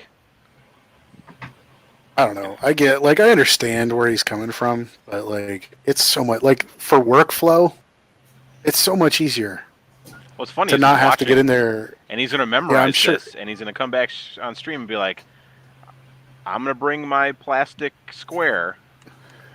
That's as accurate as your metal square.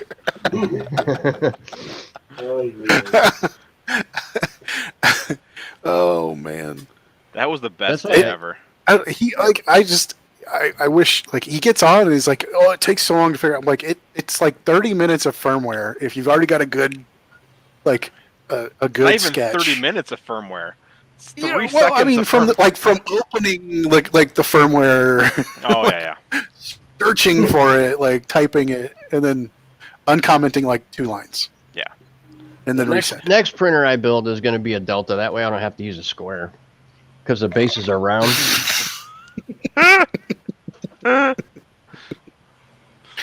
I tore apart the Delta. I'm going to send it to D. You should have used some rails to extend your CR10 higher, dude. They're not. I could actually. All of the rails that would make it wider. I would need a wider bed. Oh, taller. That'd be that Delta is only 2020. Okay. On the CR10, I need 2040. Yours is 2040 also. Okay. Yeah. The CR10S. You know, editing out mosquito bites sure is fun. Said no one. Yeah, it was really bad. We went to the park and for these family pictures, and great family, awesome. And then all of a sudden, the mosquitoes were like, "Hey, I want all of you in my mouths." And yep, that's what they did. Let's play Who's in My Mouth. The lights were on, so it wasn't. I've heard that before, but not from mosquitoes. Man. Hey guys, the movie theater, the lights are turning off. Let's play Who's in My Mouth. Thank you, Dane Cook, for your 3 contributions to comedy. And then your brother ruined you.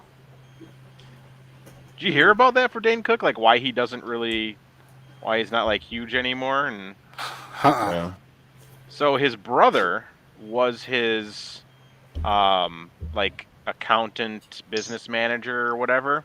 Mm. And oh yeah, he stole everything. Like there was supposed to be like $50 million in the bank, and there was nothing. Oof. Jesus Christ. He used it all for like investments. Hookers.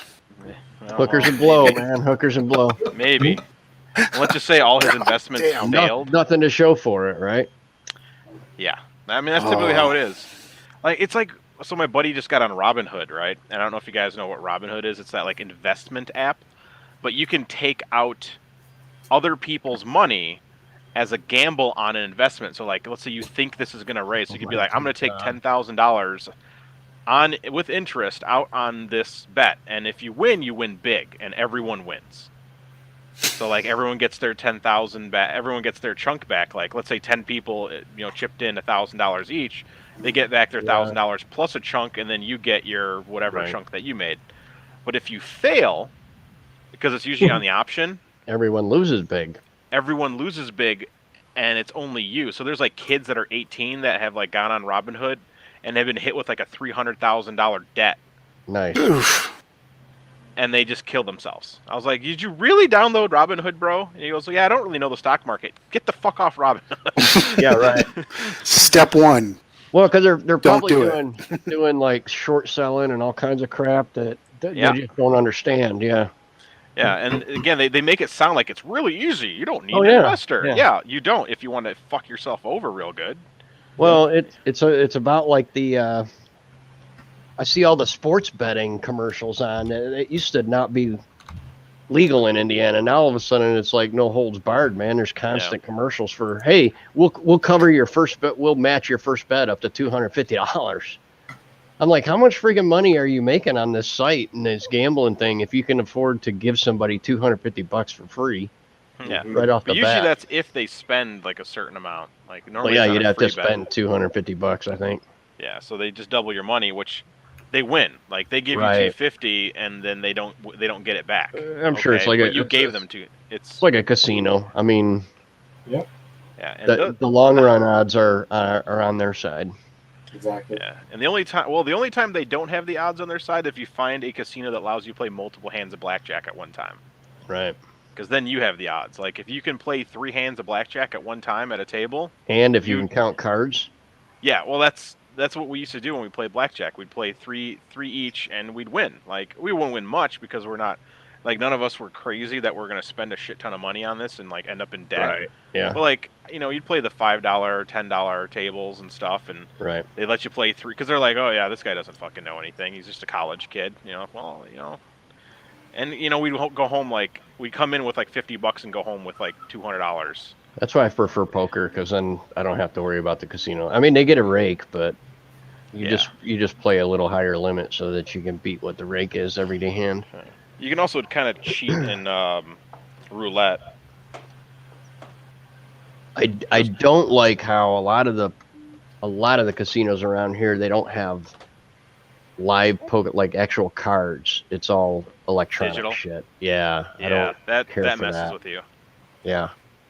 I'm not a fan of that. Doesn't even make that. Just seems shady as fuck. Like, Well, because if all they're doing is they're making money off the rake, so is it somehow like gunculating to put two real good hands pit against each other so that more money gets bet and lost so that they get a bigger rake on that hand, or what? Yeah, it seems a little weird. supposedly not. Supposedly not, but I don't know. I mean, there's a lot of freaking online poker sites that ain't around anymore because there was all kinds of cheating and collusion and shit going on too. So Well, that cheating and collusion was like partly players. people weren't playing. Right. Players were being all the people on the table. Right. So like you'd open up a table and you do one with friends, like you could do, like you can do a friends table with everybody, or you'd go on and you'd be all the friends. So then like when you play each other, one guy would bet, and then you'd win all the money, but then like one guy would be like the player out of it. So you'd you'd fuck everybody over. Or somebody would spot you. I saw that with Phil Hellmuth said that he paid for somebody, whatever the hell they call that, when they front the money for someone. He went online, lost it like in a week. It was like 25 grand or something. Yeah. Phil knew whoever the online outfit was and said, "Hey, what the hell's going on here, man? He lost it in a week. I mean, he's a better player than that." And they got to digging and they found out that he lost it all to one dude at a one-on-one games.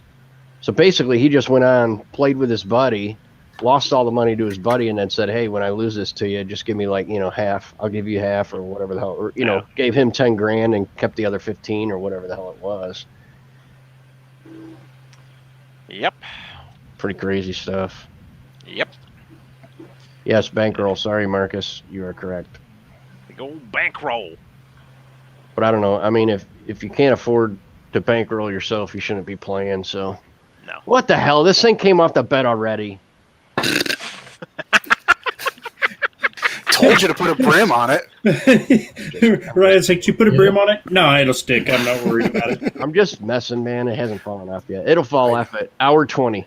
Yeah, I was going to say, when it hits like 15, 20 millimeters up, it took like 10 to 15 hours in. It'll be fine. I'm sure it'll be fine.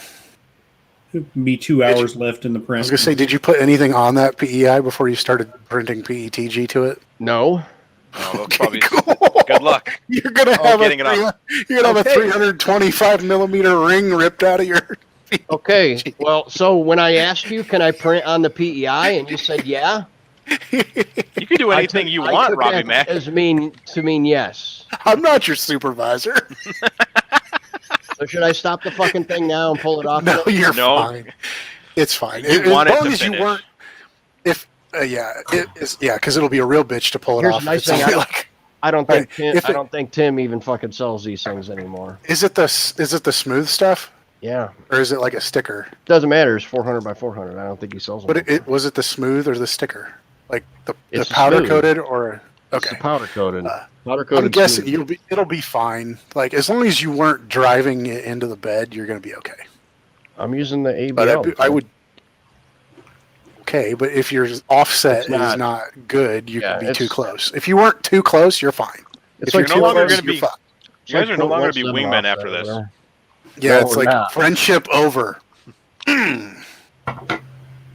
Friendship over. Here's your print, and here's a bill for a 400 PI sheet. Yeah. Because it's powder coated flex steel, so it's like probably like a $60 sheet. Yeah. Normal. And I'm not going to send your ABLs back. You can keep them. They're B stock. Wow. And I'll send you your damn rings, but it'll still be attached to the damn bed. You'll have a bed as a cap on the fucking thing. Perfect. This isn't going over anything. It just stuck to my head. That's what she said. Screw it up now. No, seriously, screw that's it why I up. asked you in the beginning. I'm like, can I print this up? No, you know, like okay, so I I know don't the have the shit'll- smooth. I don't have the smooth PEI. I've got the textured, and I've printed like 9 kilograms of PETG for COVID shit on it with 0 interface. Okay. Prints fine. I know the G shit offset is like it's bigger. Like I it'll know pull for a chunks of fact I'm glass farther up. away. In fact, Joel just did that on his big $38,000 printer or whatever, Yeah, right? and With it- PET G on glass, and it ended up taking a big chunk out of it. Oh, is that? I saw a little bit about Yeah. that, but I didn't. But like That's why I asked. you're only at like 2 millimeters of contact. So like it'd be one thing if you printed like a 200 by 200 millimeter flat This thing is true because straight on that. completely flat But- bottom, like a disc. But you're printing like it's just that much of contact all the way around. Fine. Now mine showed up as solid. What? When I brought it in, It it was was rough. all just like a solid cylinder. I did Oh. it. I did it as like 25% infill. I hope that's okay. Oh jeez. Okay, but yeah. I know. It took me a second. When I said, "Oh geez," I knew you were just fucking with me. But he's not. That would have been cool though. I'd have just cut the center out of it. 38 grand, and there's no enclosure for it. Like the enclosure would probably cost you another 20 grand. For that, I didn't even watch. I just saw that he was talking about a $38,000. I didn't realize it was a printer at first. I thought it was just like a CNC router he had off to the side. Yeah, it's really fascinating the because they literally are just big CNC machines, but it's doing additive manufacturing. Basically, the way a 3D printer is, I mean, they're just a smaller scale. So when you build them larger, then you just go with bigger rails and. Have you guys? Yeah, I've drooled over their machines for years. Have you seen the one? It's like, is it Diabase or something? Like there's a Diabetes. company. Ted DiBiase? Yeah, something like that. But it's like a 3D and a mill all in one. Like it's got a turret head that Snapmaker? switches over. No, this one's like high end. Yeah, Like, that's pretty good. I wish I could find it. But yeah, like it's got like it rotates around, like it's got a printing head, and then it'll pull up, rotate, and then it's got like you could cut. So you could print something and then go in and size it perfect with a CNC mill. You could burn yourself and get your T-shirt caught in the mill all Yes. in one go. All at the same time. Yeah, Burn your fingers. Die.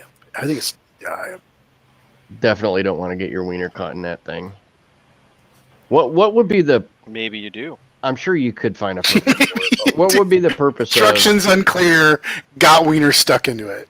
What would you do? Like print a solid block of PLA and then turn around and Well, not solid, but like closer to what you like. You could print it, just print it, and not worry about your tolerances, and then come in with that like a tool and get it perfect. Gotcha. Instead of worrying about your extrusion width and all that to make sure your parts fit together, you actually size the part finally with I don't ever worry like about one pass of shit a anyway, mill. so. They do other stuff. I mean, hopefully Bench this thing will top fit seats. your Diabase. dehydrator. Diabetes? Did you put any tolerance in for Diabase. this clearance for this? There's a shitload of it in there. I measured the rings and like they don't have to be perfect. And even if those 2 rings don't fit together, it's okay because I would stick one of my other ones between them. Something's going on with my cooling fan, dude, or my not the cooling fan, the hot end fan. What's It's it like doing? Is it periodically I'll just hear it like you can hear the fan going, and then all of a sudden it'll just kind of wind down for just a split second and then right back up again. But here's the thing. It only does it while it's printing. If I have the printer just running, like no actual print going on it, I just have the printer powered on, I can move that carriage back and forth, make sure it's not like a wiring shorting out or something like that. It's like something's telling it to shut off and turn back on again, just for a split second. And it's completely random. So it's either a bad board or a bad fan. Could be a bad fan or, possibly a bad board. And it might not be in the wiring that you mess with. It might be in the wiring. No, that's why Closer. I would just leave it powered on, because then after the one print that I did, I was sitting here and I noticed that little noise every once in a while. I kept watching it and I'm like, well, it's still going. Everything's good. Finished the print. After that, I left the printer powered on, and then I just moved the x-axis back and forth to see if I could get it to shut off and turn back on again, and it wouldn't ever do that. So I don't think it's the wiring. I really don't. Not like, where I could see where, like, if it's getting kinked or almost broken or something, that whenever it gets to the spot, it would shut it off, but I couldn't get it to replicate it at all. Does it plug into the board with like a JST connector, or is it like just bare wires and a screw terminal? I would look at that. JST connector. Yeah, you might look at that connector to make sure it's not arcing. Yeah, arcing's bad. We should probably not have that happening. Or I can just replace the board like I've been wanting to do anyway. Yeah, I was going to say, you've been wanting to... That's what I'm waiting for one of my printers to break so I can put the SKR board on it. Printer's like 3 years old now. I mean, that board's not going to last. Chris, you get this. I got this in the mail. Oh, nice. You got the LED strips for your SKR board. I did. And I got the little DC boards for both of them, too. Holy cow, we're going to have some fun. Yep. Take off more clothes. 16 feet of these RGB HV. That's it? You need more. Not for 2 printers. You're going to light up the fucking moon with it, bro. I want to. All the RGB HV is yours. Yay. I like when the RGB is mine. Yeah. So it's Diabase. And I think I've seen Shori Ted has DiBiase. one of these things. Not DiBiase. Ted DiBiase. Greatest wrestler ever known. Their website is terrible. It loaded like 25% bigger and you couldn't see any of the other buttons on the side. That's stupid. Normal. You would think a company that's selling like $30,000 printers would figure out their website. Why? If they can't figure out that's too expensive a printer, then it's probably worth it. They can just get a Prusa. You could get a Prusa if you were Prusa rich. I hate clients, man. Well, It's kind of a necessary evil, though, aren't they, Robbie Mac? Quit your job and become one of those people that work for somebody else. I don't know. There's like a communication thing. I swear to God, there's a communication thing, and I don't understand it. If I have 4 questions to ask somebody on a job, I have to send them 4 separate emails with 1 question in each of the emails, because if I ask all 4 questions, they answer the first one and they ignore the remaining 3. Yeah, it's because they're dumb. People like that too. Horrible. Just send those emails like 3 seconds apart. Really piss them off. So I was doing business cards and a van design, and I asked the client Sunday, hey, did we get approval on these? And he said, yeah, the van is approved. And I'm like, okay, cool. So I sent the van artwork off. He just now sends me the message and says, hey, are the business cards done? No, you never told me that the business cards were approved. You told me specifically that only the van was approved. I never heard back on the business cards, so I was just waiting on you, dude. Damn it. Oh, you should fire him and get a better client. Do you deal with that on your... Well, yours is probably all set up front, right? Like you can possibly get into a pissing match after the fact, Yeah. I mean, typically the pissing match doesn't exist. Like You got contracts and all kinds of junk that they're signing, and everything's agreed on. Once everything's settled and we have dates for things, we sign something. Yeah, see, I just get like approval forms on a specific design, so that when we go ahead and send artwork off on it, it's, that means that, okay, if there's a spelling error or I got the phone number wrong, well, it's on you because you didn't double check my work and make sure that I made it correct or whatever. Mm-hmm. But in stuff like this, where I got guys that are basically they're subcontracting me in order to come up with this stuff. I mean, I'll still get approval forms on the wraps and junk like that, but when somebody tells me, oh yeah, the van's approved but not the business cards, well, he didn't say not the business cards, but apparently because he didn't say that meant that those were approved also, I guess. I don't know.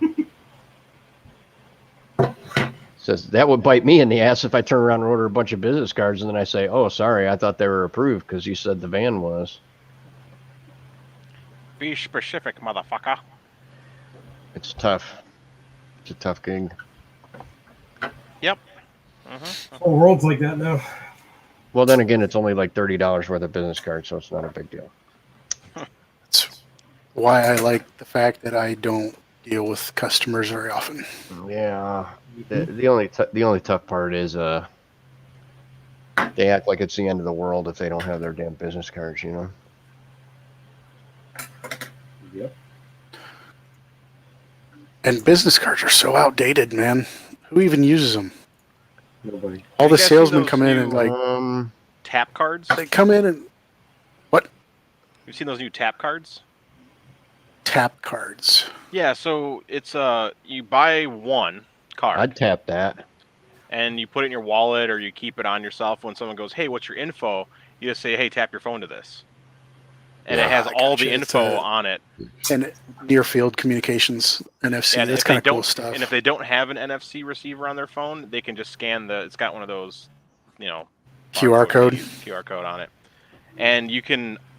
Now it's the price is kind of weird, so it's like $20 a year, because they host the online like info for you. So like at any time you can edit your phone number, your email address. So if you add a new like social media, you can add it. So that way you're never gonna have to redo your credit card or your business card. That's all in the first layer. Damn, son. Does it work? Yeah. Nice. You should just like glue it to your shirt. Yeah. No, that was fun stuff. That goes to my channel. Oh man, Ted just hit me up for his helmet. Oh man. I'm not excited about that one.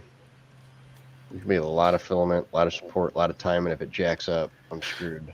Are you printing it in PETG? No, right now. I'm printing your damn hoops in PETG for the next 2 days, apparently. Yes. I am going to find you guys an awesome file. I'm gonna have to put it in shenanigans, or actually, maybe I'll put it in memes. It's QR code I made. Have I seen this? You can put pictures in QR codes. Did you know that? Yeah, in the center. Yeah. Like there's a square. You can put them on the side as long as about 75% or 70% of the QR code's visible. Yeah. It'll still read it. One of the free logo websites I saw, you can put your own logo inside, like the square in the middle.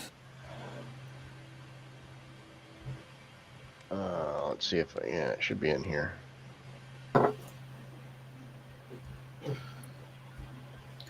So, Robbie, do they have like tolerance tests of any kind for resin printers? Yeah, they do, but it all changes depending on what resin you're using, because some will shrink at a different rate when you do the cure than others.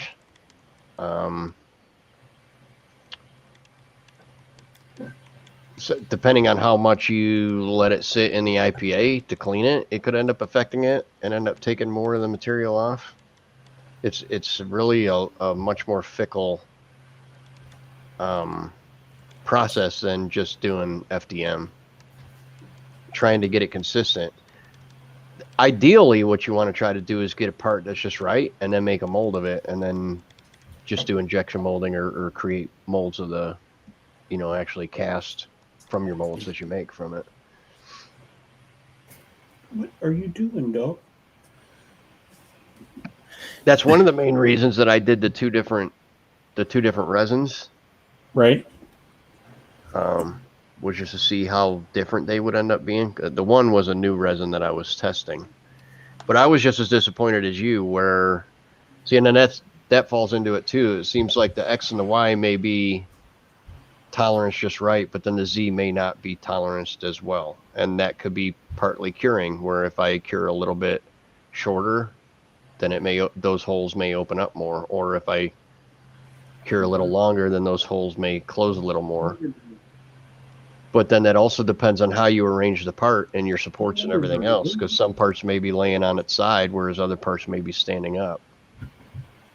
My dog has gotten into some burrs somewhere. He's come in and he's all excited, And he's covered in burrs. Gotta love that. And curly fur is not easy to get burrs out of, Joe. Just shave him. He's got a grooming appointment. Give him the lion treatment. He's got a grooming appointment anyway, don't you? You don't like the groomer, do you?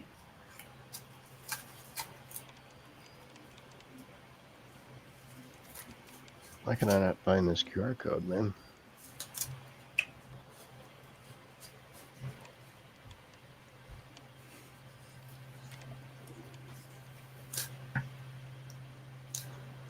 I know something's up because he's not normally a lap dog. Uh-oh. Probably thinks he's in trouble. Right? Bad boo-boo. I don't know if I ever showed this There on was the a, stream. there was a cat tormenting him last night out in the backyard. It was up on top of the privacy fence. Oh, that's dope. Nice Lego man. You see what it says? Spacer. Yeah. Spacers! You got This is so the- excited about that. It is. It's so cool. This is the small one though. I did one that looks like Benny. That's like probably another half as big. Oh man. I like I'm doing gonna love these. that. I haven't showed it to him. I had Wellbot. I had him redo this so that it's got like the spacer instead of like the spaceship. Mm-hmm. And I wanted to print it in Ivan's red, like his Miranda mint, but that shit is expensive. I was going to say it's probably not available because he's using it all. Yeah, no, you can get it from Matter Hackers, but it's like $50 for a kilogram. Wow. And like all the stuff, like all these letters, it's actually supposed to be a printed piece that you press in, but the tolerance wasn't right at this size, so I just painted it, and it doesn't look great, but it's not bad. That was something I was going to show off at Murph, and then they didn't have Murph. We can have our own Murph with hookers and blow. Yeah. And then I didn't want to do anything. I didn't want to show it off on Verf because it was kind of a joke. Instead, you want to show it off on the FDM lounge. Yeah, why not? I show everything. I showed off the Open FD, His butt crack. yeah, everything but my butt crack. Oh, here, I gotta re-export it. I don't know. I know I showed parts of this. I don't know if I showed the rest of this. This is the box that I'm making for my CR10 all-in-one. But it's going to hang underneath. And this is the one where I showed you guys the back that I made with all the connectors. Awesome. It literally just screws to the back of this. So you can, if you want to change anything or take anything apart. Fancy. That's cool. Yeah. Mr. Show But off. there's Man. my SKR board. That's a nice box you have there, sir. Yeah, that's what she Wow. said. Oh, Ricky's getting tired. Come on. I wouldn't have been, but I planned on sleeping in this morning. And then my son came into my room at like 6 o'clock this morning to pester the dog and had the dog growling and snapping at him. There you go. I put 2 QR codes in the Meme Wars thing so you can Oh gosh. test them out and see if they work. I don't know if they'll actually. I don't know if the URLs even exist anymore, though. To where they point to. Marcel's just been quietly working away and listening to our nonsense this whole time. He's He smart, giggles every man. once in a while. Yeah, Super busy painting. he's way smarter than I am. Nah. Don't know about that. Sucking up. That's setting the bar real low, Robbie. As So opposed, the first one- as opposed to where you've set it for all rep rangers now. That's my wingman right there. The first one goes to YouTube. All your base belongs to us. So that one works. Yep. And the second one, Also No. goes to a song on YouTube, I believe. It might not it's go to loading. YouTube. Might go to some other site. I think I got the same one again. Dude. No, it goes to Daily Motion. Private content. We're sorry, we cannot display this content because it has been Damn labeled it. private by its Oh. author. I'd have to update it. That was Didn't the age well.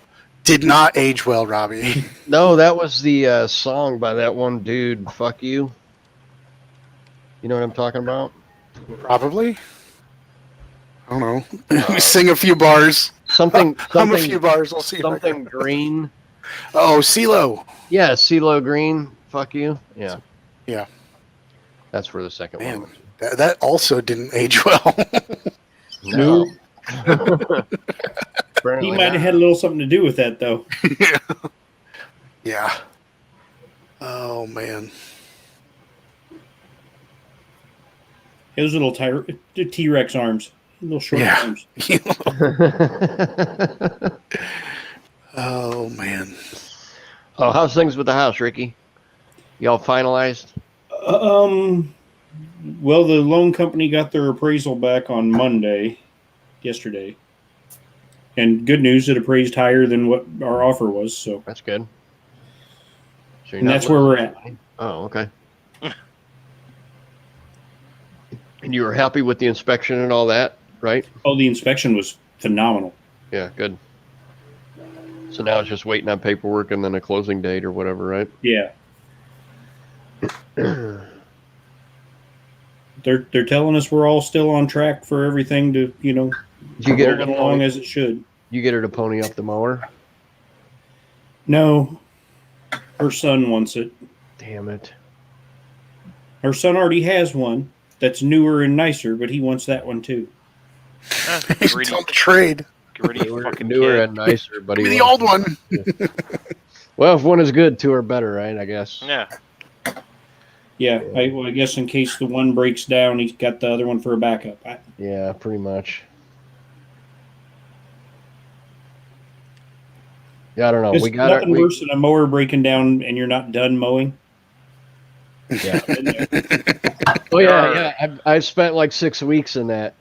Well, luckily I got to borrow the neighbor's mower. So I was mowing my front yard one time and the mower broke down, and I was doing one of those where I was just making concentric passes, getting closer to the middle. The racetrack.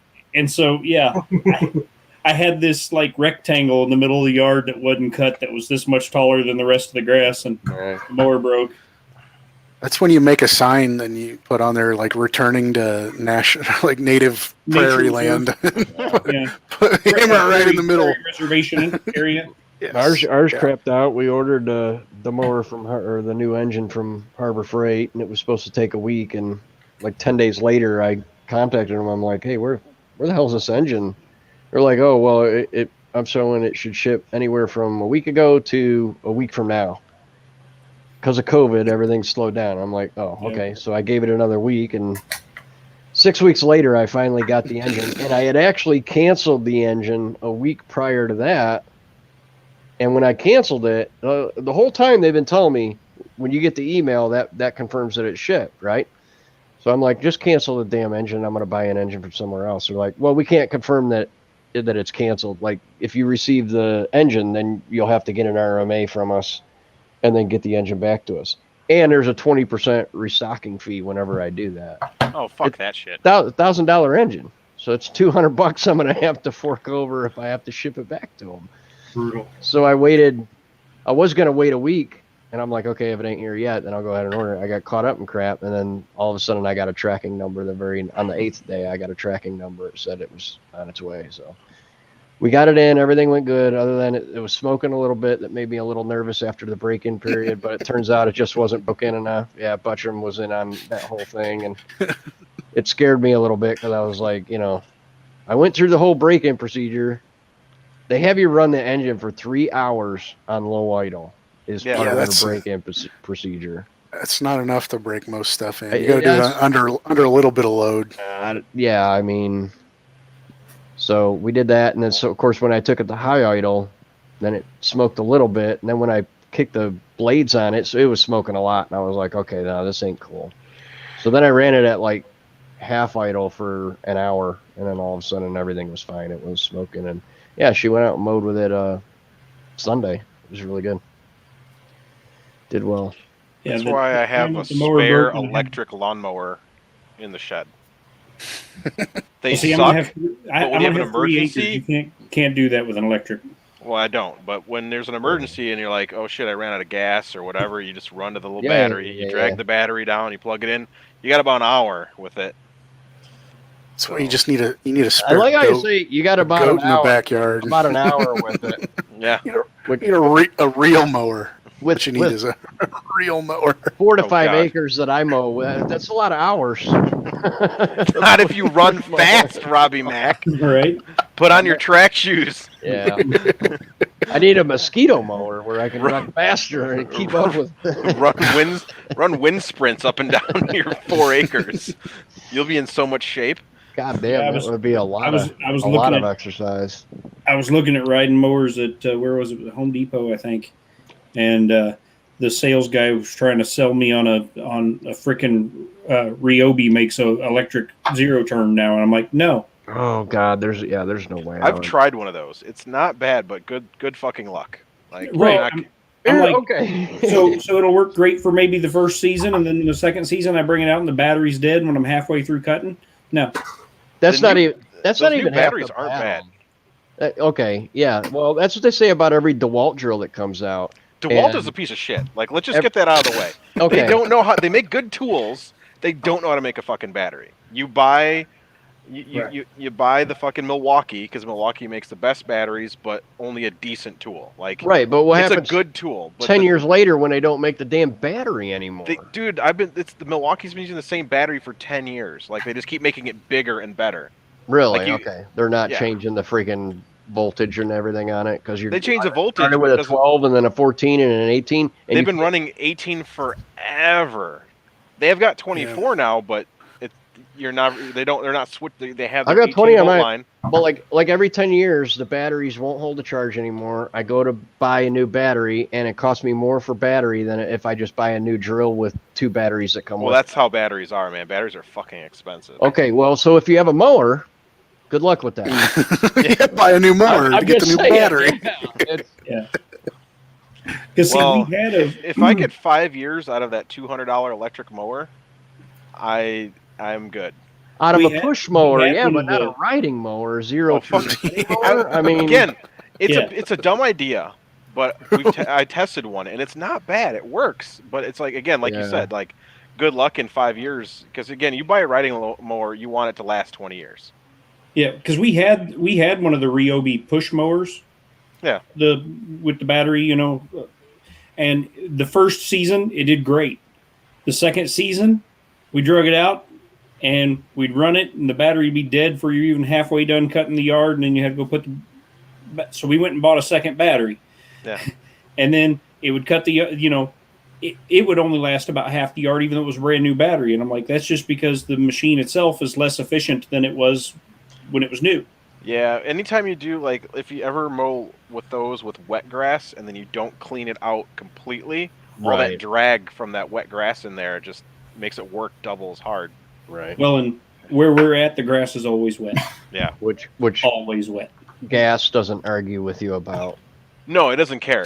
I mean, the Right. blades will slow down, but it's still using the same amount Right. of gas to make those things spin.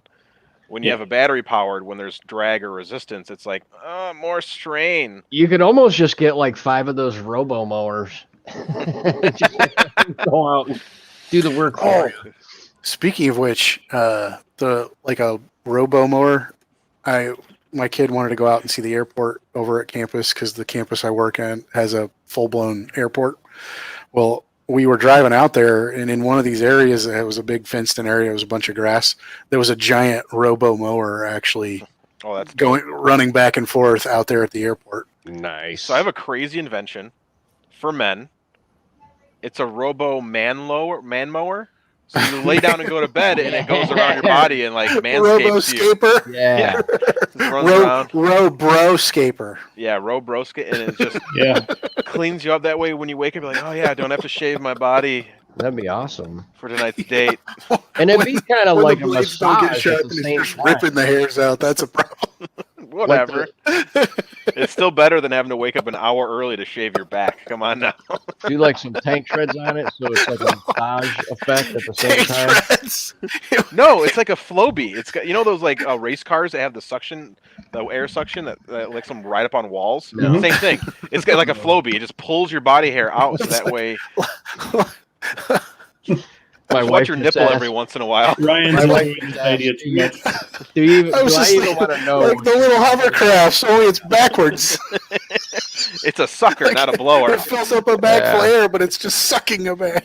Oh yeah. And if you've already got a fan, you just got to sharpen the blades. Yeah. So Yeah. Well, Every what could so pulling the often, hair it and goes cutting the back hair in at the same dock time. and charges itself. what Yeah. could possibly go wrong? And it can You know power what? off Screw it can that. power off Just- of methane. It just parks on your butt as you sleep. Yeah, you know what? Runs on methane, compressed natural methane. Uh, I would forego the blades and just go straight to laser electrolysis. Yes. that's fun. Shoots lasers at you in your sleep. All of a sudden, you're like, "Why is half my beard missing?" No. You'd have to wear like the little suntan little Yeah. goggles so you don't burn your retinas while you're sleeping. One day I'll make Wake this up and work. an eyebrow's gone. Oh shit! I need to reprogram it. Your wife hacks it in the middle of the night, puts graffiti all over your body. It's like an SVG. She could just drop it in SVG, and all of a sudden, you got something fancy on your back. How did I get this American flag and hair on my back? Where is John Mack when we need him? When the wind blows, it feels so majestic. Oh. Turn left. Oh my god. Oh, on that note, I'm gonna have to get out of here, guys. I think I gotta go fix my son's heat shield Later, on his Ryan. muffler. Bye, See ya. Mr. Buttram. It's been fun. Yeah, Mr. you have Buttram. been. And for all those people that saw me during the day, I am not here. Nope. And if you're under 18, get the fuck out of here. There you go. Well, I'm out. Multiple times. Wow. Good old 18-year-old Buttram over there. I bet you he was a Yeah. hoot when he was a teenager. I think he probably was. I can see him like riding a longboard, holding a case of Milwaukee's Best. He had all the cheap beer, I think, especially in the college days. Oh yeah, Everybody had cheap beer in the college longboarding days. down the University of Indiana.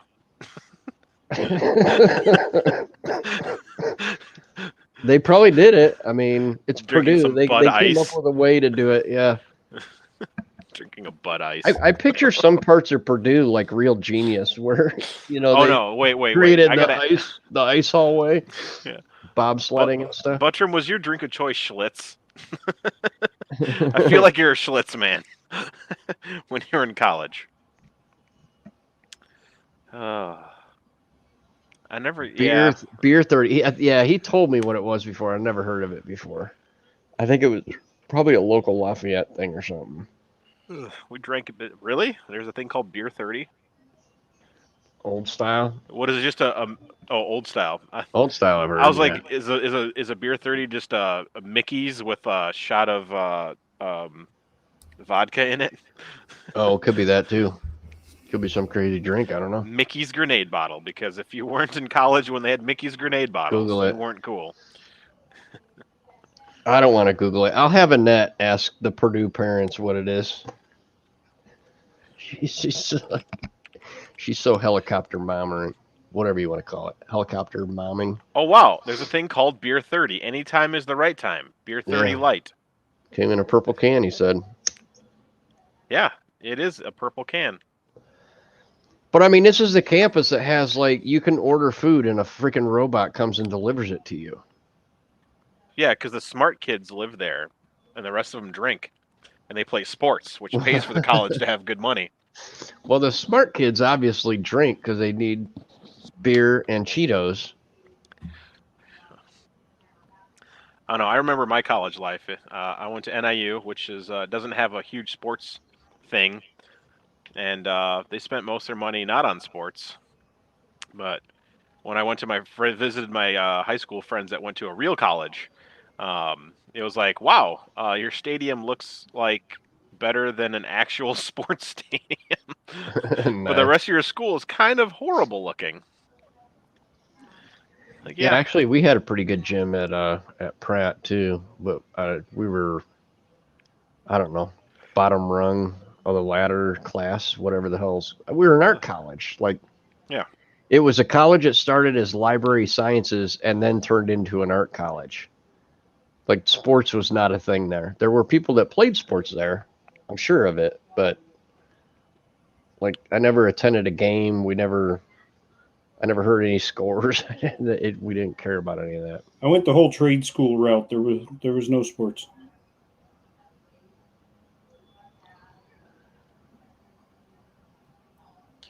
You needed a stadium at the They trade need more school. trade schools. Holy shit, that'd be amazing. Yeah, I got my associates in computer programming from what used to be called Electronics Institute, and then they changed their name to Pinnacle Career Institute, like the last semester of me being there, because they started a nursing program too, so they couldn't be Electronics Institute anymore. Bob, we've been editing and showing off your wife's artwork. You were a Saluki? No? We are, NIU is the Huskies. Go Huskies. We had a football player on the Bears, Garrett Wolf. I think he died getting hit one too many times on the field. I mean, he didn't die, but he definitely got hurt. That guy I went to high school with spent 10 years in the NFL. Nice. He was the long snapper for the Cincinnati Bengals. Dude, those guys apparently are hard to find and get paid really well. Bengals? Well, long because snappers. back when he did it was when you could the long snapper still had to block somebody after he snapped the ball. Yeah. Now they don't have to block anybody because it's not legal to hit them. Oh, neat. So they can snap the ball unencumbered now. But yeah, he went 10 years without he had 2 errant long snaps in 10 years. And then his last game of his career, he had 3 errant snaps in one game. How to go out in a blaze of glory. He had 3 errant snaps in one game and was the subject of the very first episode of Come On, Man on ESPN. Oh, I miss when he was on ESPN and not on the football team known as the Raiders. So yeah, he was. His name's Brad St. Louis. He was the subject of one of the subjects of the very first. Come on, man! Nice. Did you guys see that Seattle has a new hockey team? What? Yes, the Seattle Kraken. The Kraken. Oh, yeah. They sponsored by Kraken Rum. I don't believe so. I think they just picked the Kraken, and it's actually kind of cool. They made the S like it was a tentacle or something off of the Kraken with an eye coming out of the middle of the. That's cool. A buddy of mine actually does NHL uniforms. Oh, that's cool. And he ended up doing the uniforms for him. He didn't do the logo, but he was involved in it. He works for Reebok, I think. I don't know. He keeps bouncing around between like Adidas, Reebok, and Nike. He keeps like every 2 or 3 years he ends up changing jobs and going to somebody else. You need to get a gig making the goalie helmets because those things are fucking dope. I've actually done one before. And then I did a helmet that it wasn't an actual official hockey helmet. It was a race helmet that they were doing as a sponsorship deal for the Chicago Blackhawks. Actually, it was what was that little girl's name? It's a girl that's got some disease, and the Blackhawks, part of their charity thing, they were sponsoring her. So then, a buddy of mine is a painter, and he ended up painting this helmet up. So I had to do all the design and paint mask for it and all that junk. He painted it, and then it went to auction, and then the proceeds ended up going to her charity or whatever they were trying to resolve there. Nice. Yeah, it's pretty cool. I got to hand it to sports teams. They really do a lot of good charitable work, a lot of good community work. I mean, yeah, they make a ton of money, but they also give a lot back to the community. My favorite are the sports people that when they when they retire, they have to do other things because someone spent all their money. Yeah, pretty much. It's like the Michael Jackson when he was on Jackson 5 syndrome, or what's that other singer? MC Hammer had that happen too. He went broke because he spent his money for him. And yep. We just talked about earlier, Dane Cook. So Yeah, spend all his money it's got to for be him. tough, especially when you're younger and you don't realize. Well, hell, how many parents end up spending their kids' money for like these child actors and stuff too? So that's kind of a screwy deal. That's why they have their own thing now, and parents don't make any money. Yep. So they're not allowed to be at the contract signings anymore The way for a it lot of should stuff. be. Yeah. Yeah. Yeah, usually they'll give a stipend to the family out of their pay, so that way the family gets something. Well, for the I can Can't understand rob for the the kid blind. work and effort, and getting the kid there and back, and all the work you've done to get them to that point, and all that sort of stuff. I mean, it's a bit of work, but the kid's doing the work, and the kid should end up having the damn money when it's all said and done. Yeah, I don't quite understand. Usually they just end up with all the trauma, like Corey Feldman. Yeah. Oh, the Corys. Red Light, the guy that I went to high school with, his name's Brad St. Louis. He says, Red Light says he thinks he has a sports card of him. Oh, really? I have some sport cards somewhere down here. I don't More have Magic any the damn Gathering cards for sports sure. I have some like Star Wars cards, some Raiders of the Lost Ark cards, some ET cards. I have no idea where they're at. I got some Terminator 2 cards. They're probably worth $50 less than what I paid for all the cards to begin with. Actually. Dude, the card market was hilarious. I remember when I was a kid, card collecting was the shit because you can actually make not like real money, but as a kid you can make some money in the trading and selling and all that fun especially the stuff. sports card stuff. You could definitely. And then you find out they made like billions and billions of cards. They weren't rare whatsoever, and it just destroyed. Yeah. The market, and it's never come back. Like.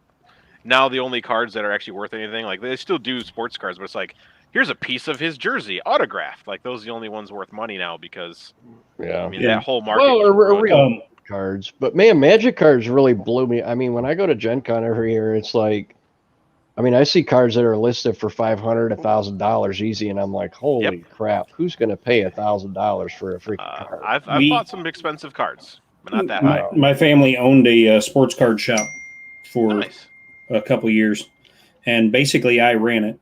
It was what my quote unquote mom wanted to do when she retired. She opened that store for the retirement money, and then like 6 months in, she had a nervous breakdown and ended up stuck in a mental hospital. And even when she got out, the doctor told her not to go back. Well, my quote-unquote dad was still going to his day job, so somebody had to run the store. We had a lease, and we had bills, and so there I was like 12 years old running the store by myself. But yeah, I bet you knew more about cards than she did. I was a wheeler dealer son of a gun, man, I tell you what. Because, well, I had... You have to be. I had free reign to trade anything I wanted to trade. Yeah. I couldn't give cash for anything. So people would bring in cards to get rid of them, and good cards. And I'd go, all right, well, I'd look at the card and I'd look up the value in front of them. We'd open up the Beckett together. We'd look through the price guide and go, okay, mint conditions $250. This one's a little off, center and a little bit of wear on that corner. And so I was like, I value it probably $150. I was like, I'll give you $75 in trade. And then the mistake everybody would make was they would start going through the glass case and taking single cards. Because we had a factory direct deal with Topps, so we could order directly from Topps. And the hot card that year was the Stadium Club had just come out. Yeah. It was the first year of the Topps Stadium Club cards. And so since we were a direct dealer from Topps, we're getting those cards in. Now, because of the size of our shop, we couldn't order less than the minimum. I mean, we couldn't order more than the minimum. The minimum was 6 cases. We weren't allowed to order any more than that because of the square footage of our shop. But that was also the least amount you could order. So I would order 6 cases. And there were 6 boxes per case. So I'd get 36 boxes of Stadium Club in, and we would get them at a price where we could profit at their retail price of $1.25 a pack. Yeah. But everybody in town was selling Stadium Club for $20 to $25 a pack. Yeah. So whenever I would get a shipment in, I would take one box out of the first case and I would open the whole box. Yeah, that's what they do in Magic too. And I'd get all the single cards out that were any value, and the ones that weren't value, the commons, I'd put them in boxes for people trying to complete sets. And so like Frank Thomas was like $65, $70. Yeah. Right? And Ken Griffey Jr. was like $50. Yeah. And so I would put them out in my case like $5 under the Beckett value. Yep. And people would always come to me to buy the singles because they're like, man, you got the cheapest prices in town on these singles. It's like, you realize that's a $65 card and you got it in there for, $55 or $60. I'm like, yeah, I know. But what it actually cost me was about 50, 60 cents. Yeah.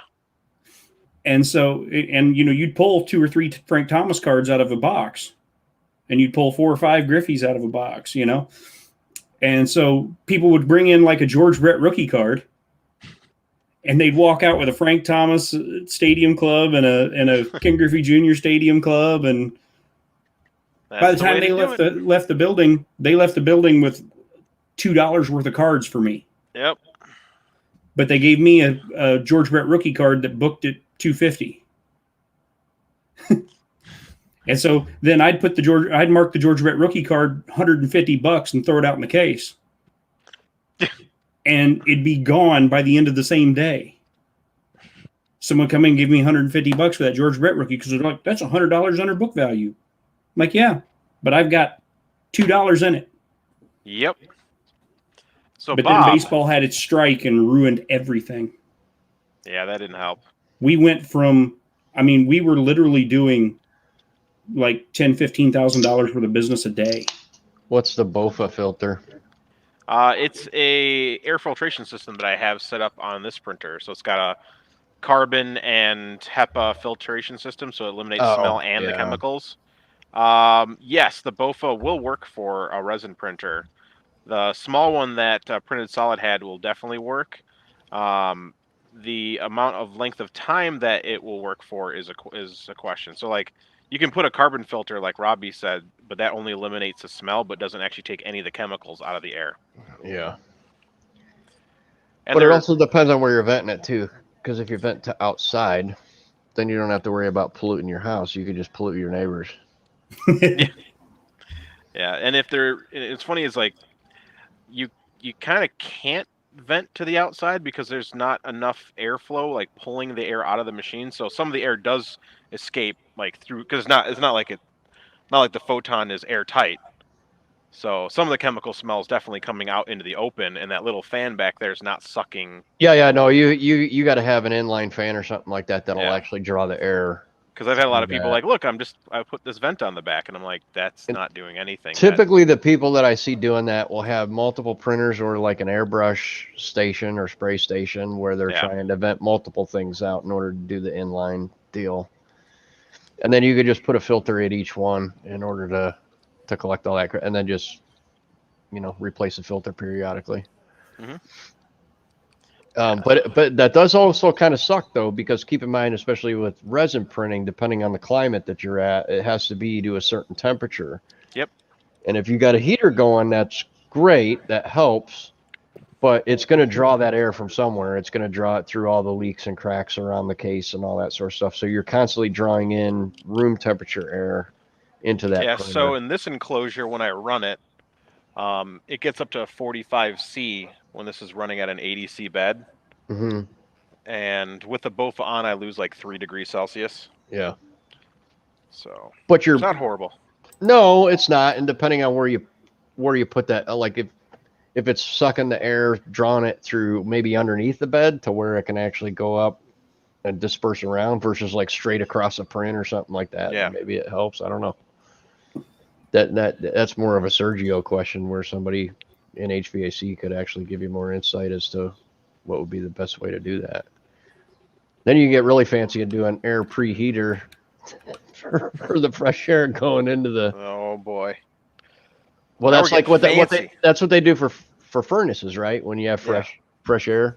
and then they'll preheat it so that it's not too cold coming in and all that. So I rented a studio space, and it had a heater that just sucked the air from the outside and ran it through this big industrial heater, and it never heated anything. Like, it was always like 65, 67 in the space in the middle of winter. yeah, I mean, because the colder it gets, well, now it's got to work extra hard to try, and it's not gonna work extra hard because it's not sensing what that temperature is, so it's pulling in 20-degree air, and it's only gonna, your heat rise may only be 40, 50 degrees or whatever, so it's gonna blow out 60, 70-degree air. Yep.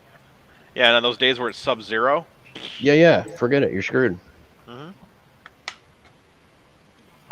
So we'd have space heaters everywhere just to keep it somewhat reasonable. So, welcome to the future. Why did I start this print and not time it for a better time? It's like, finally started printing this print for Fotis, and it still has 2.5 hours to go. And it looks so good. Yes. I want it to be done now. The base is done. Base took 4 hours. I'm 1 hour 3 hours. into Buttram's Pet G print, and I only got 23 more to go. Yeah, this was a 39-hour print. Like, sometimes I wish I would spend more time calculating, like, when a print would be done. That way I start it. I don't know. I just know that they almost always take longer than what S3D estimates it at, so... I just go off of what Repetier tells me, and it says, and it's usually within 5 minutes. Repetier was pretty damn good because I actually got it to work with my my original printer, and I used it a lot for the CR10 when I initially started. And once you do a few prints, you can kind of gunculate what the time was, and then just put that as a factor in there, and it comes out pretty damn close. Yep. But you don't get that option on like Cura and S3D, I don't believe. You don't get any kind of multiplier or something like that to affect the time, and S3D is always way off. It's like S3D is like, okay, this will take 12 hours, and then it takes like it's 65. like 20%. Yeah, it's like 20% to 30% off, depending. Yeah, I think that's what my buddy said. He would always multiply it by 1.3 to get his actual times. Yeah, just a guesstimate. And it's not a huge deal. I mean, it's not like I'm going to sit here and stare at it for 24 hours, right? Yeah. But if I have a filament swap, then it becomes a big deal because now I want to know, okay, roughly when do I need to change that filament? And if I start this print, how many hours is it going to be before, like, is it going to be daylight hours or is it going to be nighttime hours when I'm asleep and I'm going to miss it and I'm not going to be able to watch it? So. I like it.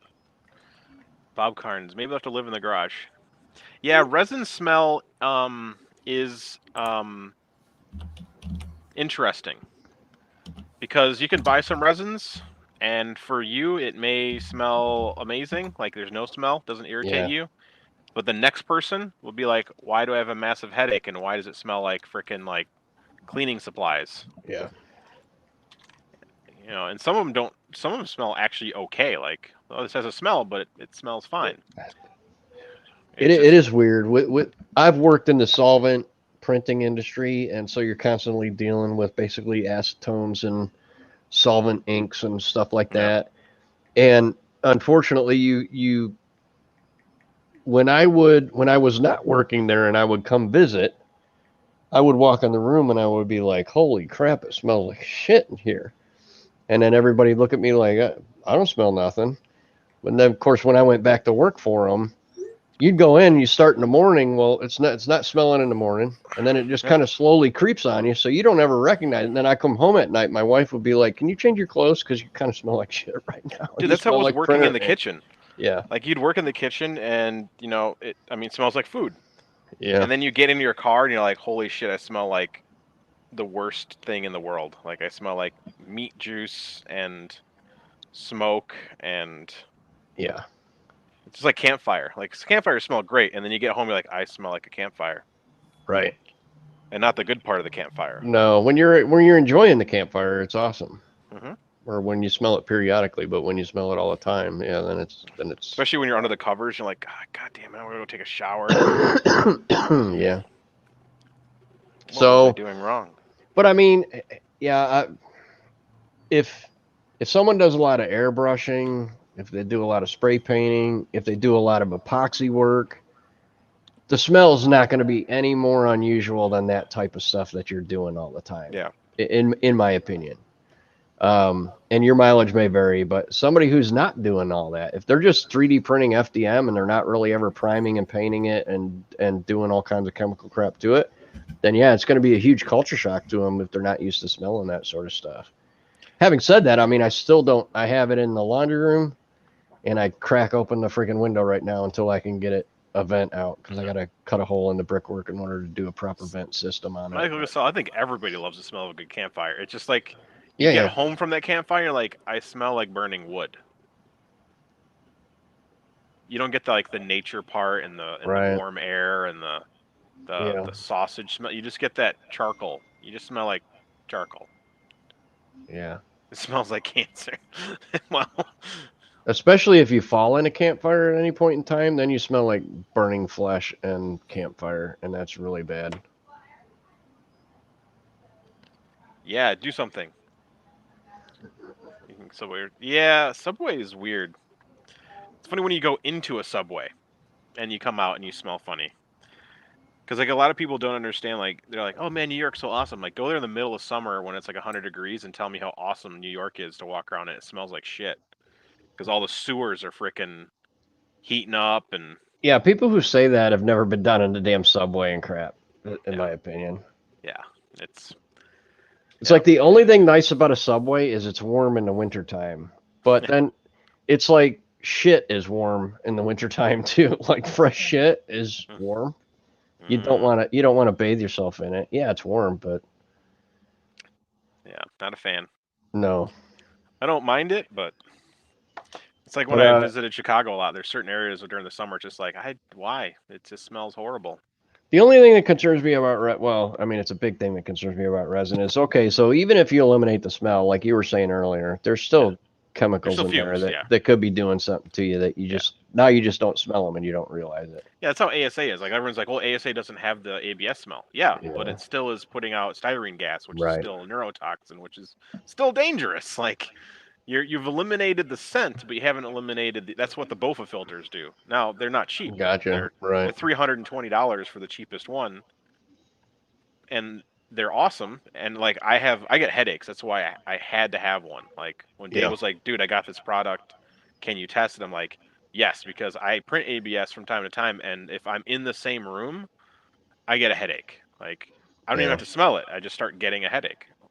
And I turned it on the first time and ran a print, and I sat right here and it was printing. I was like, holy shit, I don't have a headache right now. Yeah, nice. This is amazing. Like this is the one thing in life I've wanted, because I want to print other materials, but holy crack fiend, some of the materials just. Yeah, I don't know, with my resin, I had it in the craft room for a while. Probably like the first month or two that I had it. Actually, probably longer than that. But I know like the first couple of prints I did, I closed the door, I cracked the window, and then I asked my wife to go in a room and see if she could smell anything, and she said no. She said, I kind of smell something, but I can't really, pin it down. And I'm like, okay, well that's kind of good. But then we also have a guest bed in there that my grandson stays in periodically. So like if he was staying over, then I was not going to be printing in that room at all. And it got to the point where I was like, okay, I need to put this somewhere else where it's not going to affect him or anybody else in the house. So that's why I ended up going into the laundry room. That's not a bad idea. Then you can vent it out the dryer vent. Yeah, I thought about trying to do that, except for I got to do another run in order to get it over. And that actually only be about a 8-foot run if I could split the dryer vent off. Mm-hmm. And it would probably, the fans would probably propel it off of wouldn't do it great, but it would actually propel it. Well, maybe it wouldn't even go. That's a small ass fan. It's like a 20 millimeter fan or 30 millimeter fan or something goofy on that thing. Yeah, it would probably larger inline ones. Probably wouldn't even push it through that 3M filter. Yeah, it wouldn't really, because they sell those. I don't know if you've been on Amazon, but they're like $50 They sell an inline carbon filter fan specifically for vents. Like for that. Like you can swap the filter out. yeah, Okay. Yeah. Yeah, I would It's hope just so a because big that would charcoal suck to have to activated. buy a whole new thing every time. Yeah. Styrene is a known carcinogen. My parents used to work Yeah, in it is. fiberglass boat There's a lot of manufacturers. things that are. Yeah. I've seen a lot of people in sign shops do stupid shit with PVC too. Oh God. Well, because actually, Cassell's familiar with it. The Sintra board, that's actually a PVC board, which is awesome. You could do amazing stuff with it, but if you want to form it or do anything with it, you got to boil it to get it hot. You can't be putting an open flame on stuff, and then you end up with freaking chlorine gas that you're breathing, which is not good. It was always fun when I first started working in the kitchens, and they're like, "Yeah, we have cleaning duty. This one don't mix with this one." It's like this is the best, best learning experience I've ever had in my life. There you go. Don't tell me why or anything. Just these two, don't put them in the same bucket. Like, okay, I won't. Thanks. Any specific reason? Or are you just gonna tell me to not do that? Thanks.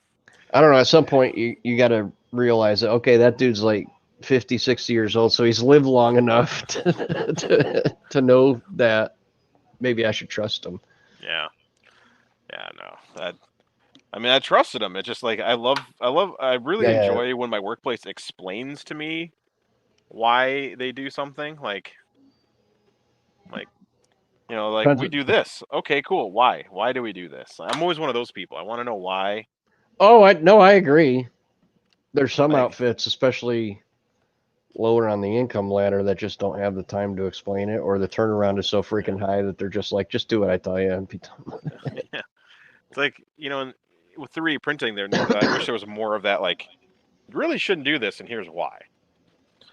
Like, Dave is like, man, I got these new filters. I'm like, you really need to get, like, Joel or, anyone, the big YouTubers that prints, to, like, tell the people why it's a good idea to have a filter. And right. That's you the don't thing have that to, but I'd love to hear why from someone that can reach a broad audience. Because, like, they'll be like, Chris, why do I want this? And I'll be like, here. And I reach 100 people. I get that 3D printers on a consumer level, with the price of anywhere from $100 to $2,000, is a hobby. But the stuff that's being used has been used for a long friggin' time. I mean, even like resin printing has been around since like 20, 30 years or whatever, right? It just now ended up coming out of patent or whatever, so other people could jump on. So the chemicals and all that crap should be known. All these filaments and everything we're using should be, the filaments for sure, we know what's in them, except for the additives.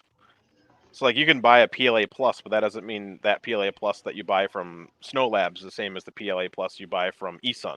Right. It means nothing. It just means there's an additive that gives it higher impact and a little better,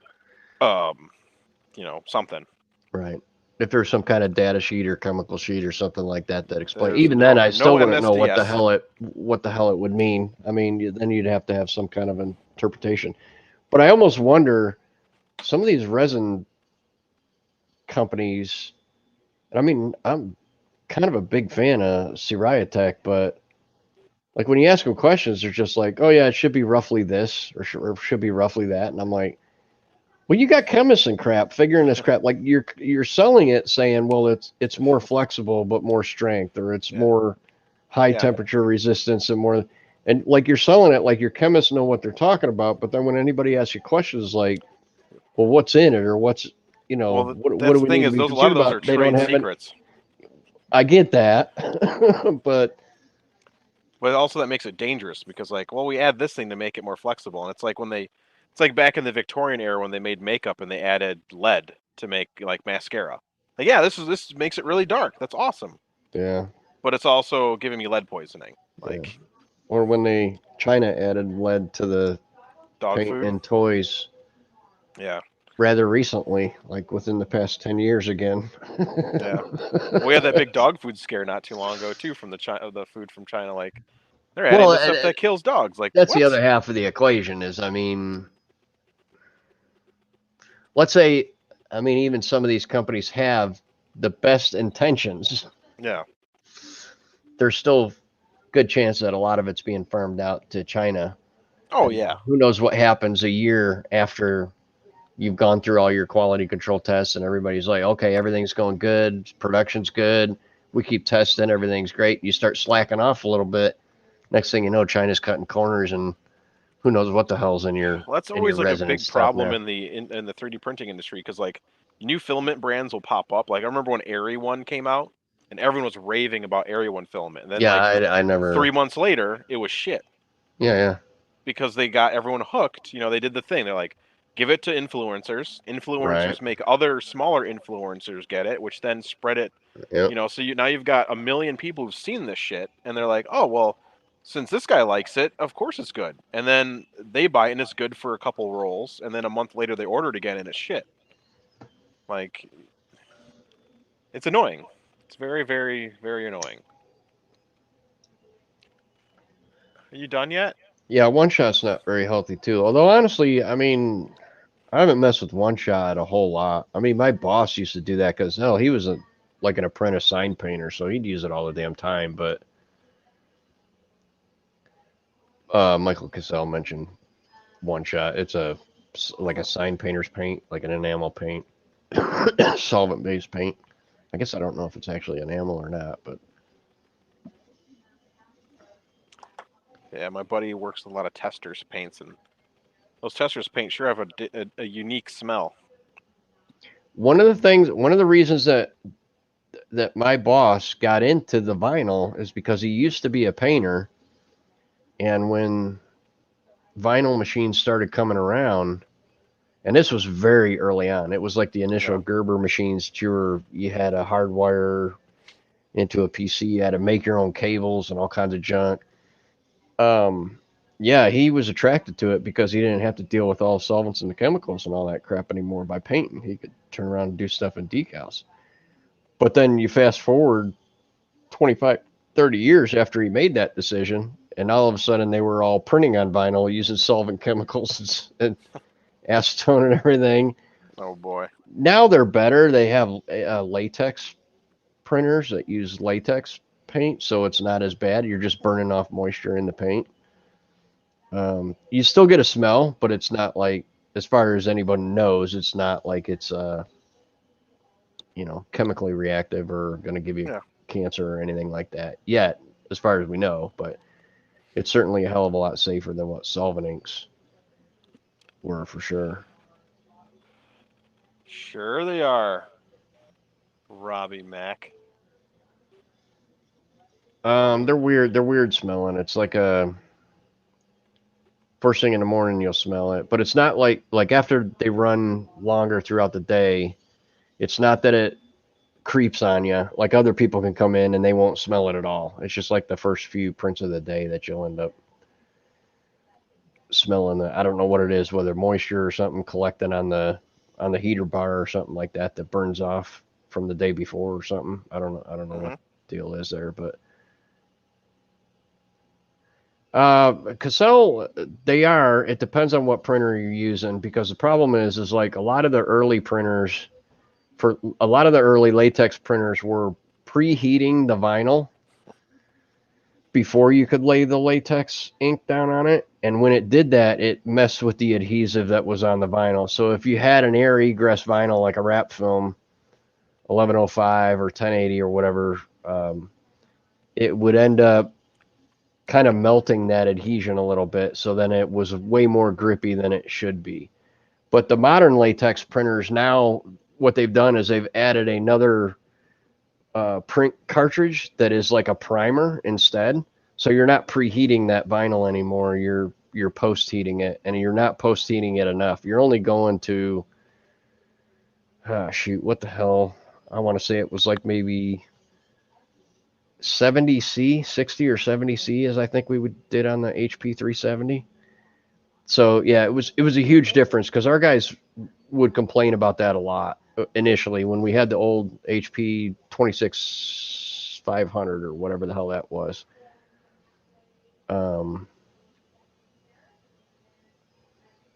the paper would give off the moisture. Yeah, that I don't know about. I don't know if that's something where a synthetic back would be better than a paper back. Not really sure. I know once we switched to the 360 and the 370, we got rid of all those issues. And even then, it was hit and miss on the old 26-6500, because it seemed like one or two out of every 3 or 4 prints was the installers would complain, like it was difficult to release the film off of the liner, and then they go stick it to the vehicle and they couldn't float it, move it, anything. It would just stick immediately. But once we got to the 360 and the 370, we never had that issue again. What I will tell you, hands down, latex, I've never had any printer where, like, I print a color chart, like a color calibration chart, and I can take it to a chart that I printed 3 years ago and it matches dead on. And you're changing print heads like every 4 or 5 months. I've had solvent printers that I could print something in the summertime versus I printed it in the wintertime, and it won't match the damn colors on the damn thing because the humidity and the heat and dryness and all that stuff ends up affecting color. Such a pain in the butt. It's amazing that the latex printers are that consistent on colors. You're consistent in color. Well, it's kind of a big issue. Although, honestly, it isn't. The reason it becomes an issue is because if you have to do a repair on a vehicle, yeah, and they don't want to pay for a whole new wrap, they only want to pay for the part that got busted up, which is great, except for what you have to deal with is if that vehicle got busted up 5 years ago, that means that the ink is faded slightly, even though it's got UV laminate on it and all that. Yeah, you can print it, and the section you print is going to look brand new versus the part that was printed 5 years ago. Is the issue you there? Scan the new color and make it fade it for the. Yeah, you do that. Yeah. Get an I1 color system and get it color calibrated, and then you got to recalibrate every freaking month on your I1 color system that costs you $2,500 and another $3,000 for the software or whatever the hell it is. And you have to stop and recalibrate every freaking month to keep it up. Yeah, we never did that. I would print off a Pantone chart. Mm-hmm. And then when someone came to me and said I needed to be this Pantone color, I'd take my Pantone book and I'd put it up to my chart and say, okay, it's supposed to be 485. Put it on my chart. Yeah, that doesn't really match, but 1795 matches a lot closer. I'll just set it for 1795 and do it that way. Way faster. Crazy man. You just cross-reference the damn thing. And then I never had to calibrate that printer ever. It always stayed the damn same.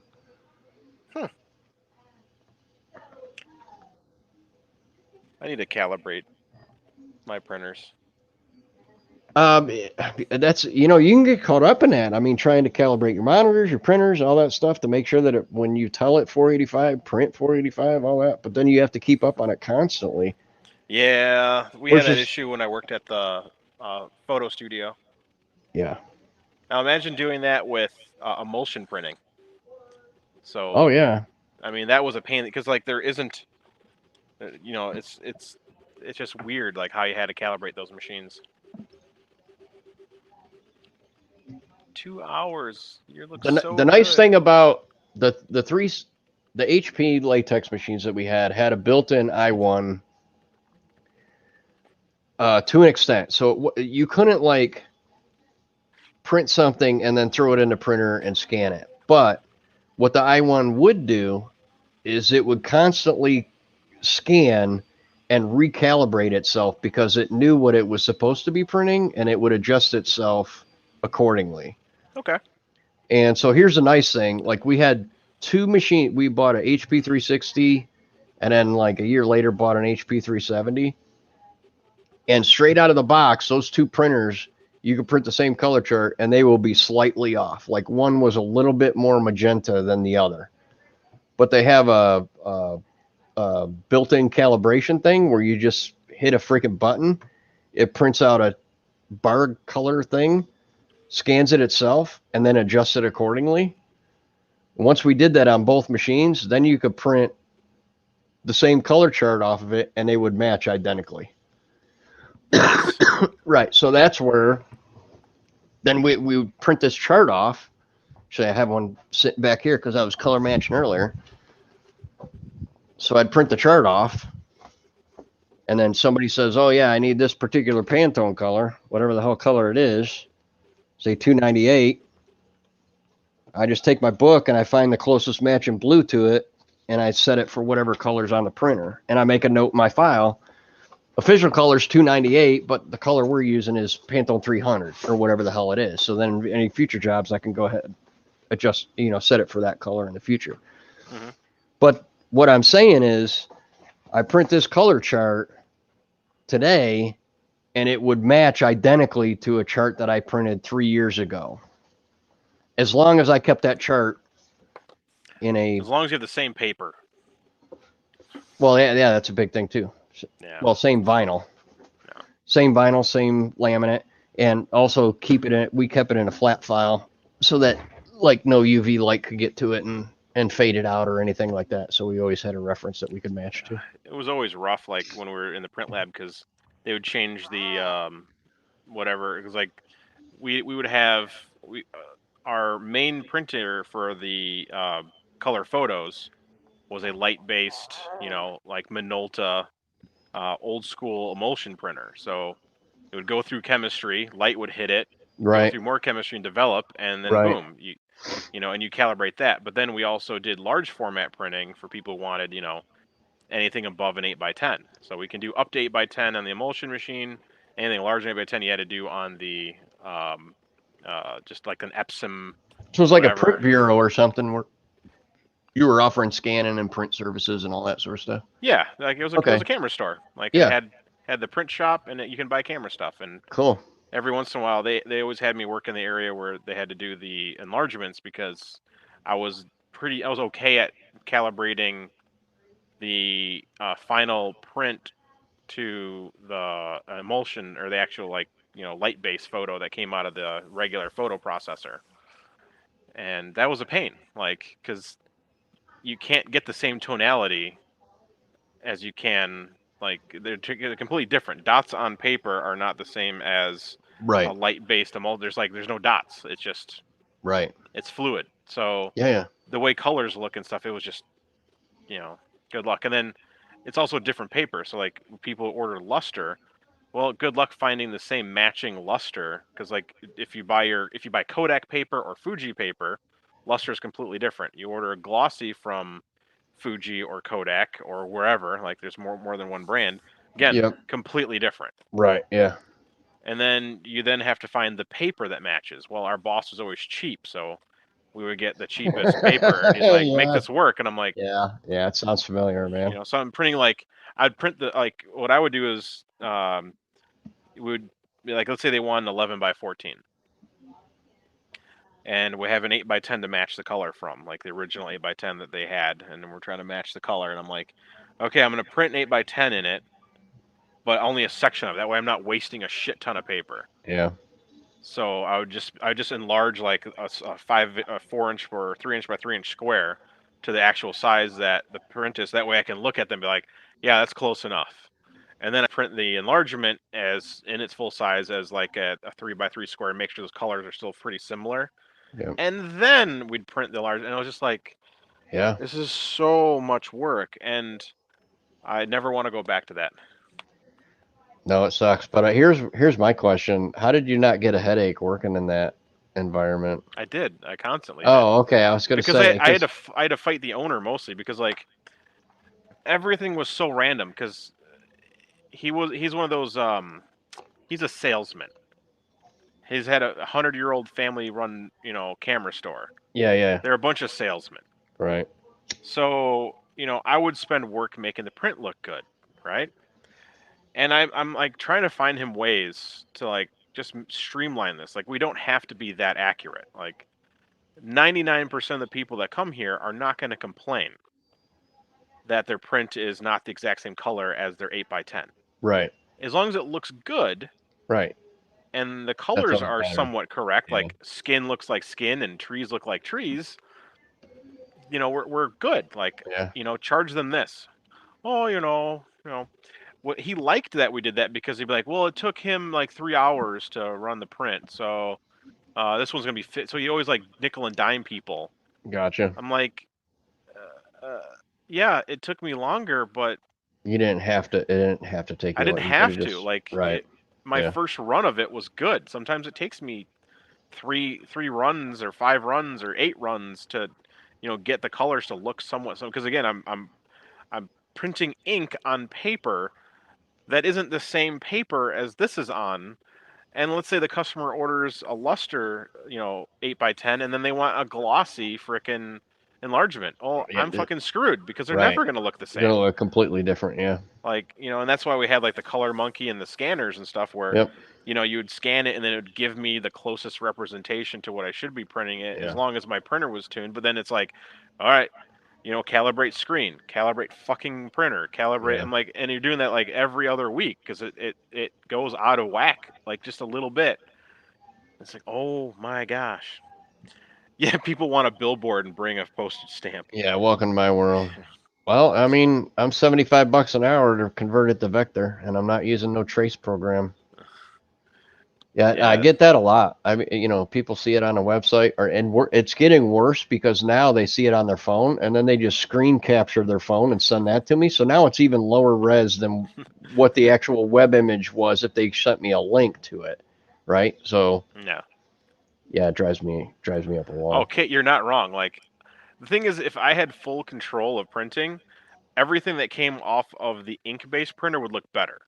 Because the ink-based printer gives you richer color tones that you're ever going to get on that film emulsion. The film emulsion is going to be, what's funny is that you think it's more accurate, it's less accurate because if the temperature of the water is not the correct temperature, if the emulsion is different than the last batch that you used. Yeah. Because again, you're not Fuji at the end of their prime time was not shipping you, perfect emulsions on these photo papers. Yeah. It can sway one way or another. It could be, and Fuji paper always had their tones, and your Kodak papers had their tones, and your Minolta papers had their tones, and whatever. We run into that with vinyl too, because like your Avery and 3M will be like a daylight bulb, I guess is the best way to get it. It's not a warm white, but it's like a daylight type. But you get into like Oracal, and I swear to God, it looks like a fluorescent white. It's like they bleach it like crazy. It has a blue tint to it. Yeah.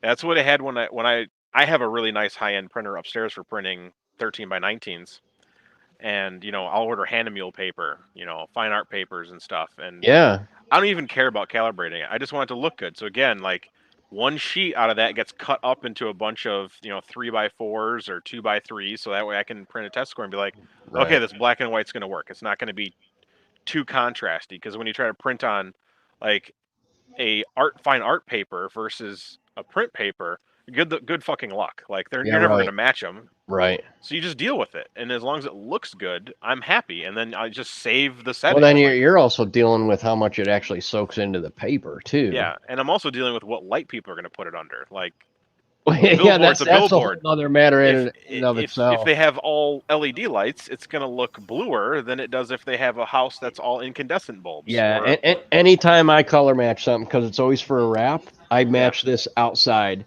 Because I can't tell you how many times, like we were doing a hauler one time, the guys were installing it, and they got one side done. They started on the second side, and the guys that owned the hauler or whatever came in, and they were like, "This is all supposed to be gray." It was for Vance and Hines exhaust, and it was all black and white photography. Yeah. They're like, "Everything's fucking pink." Like, what do you mean everything's pink?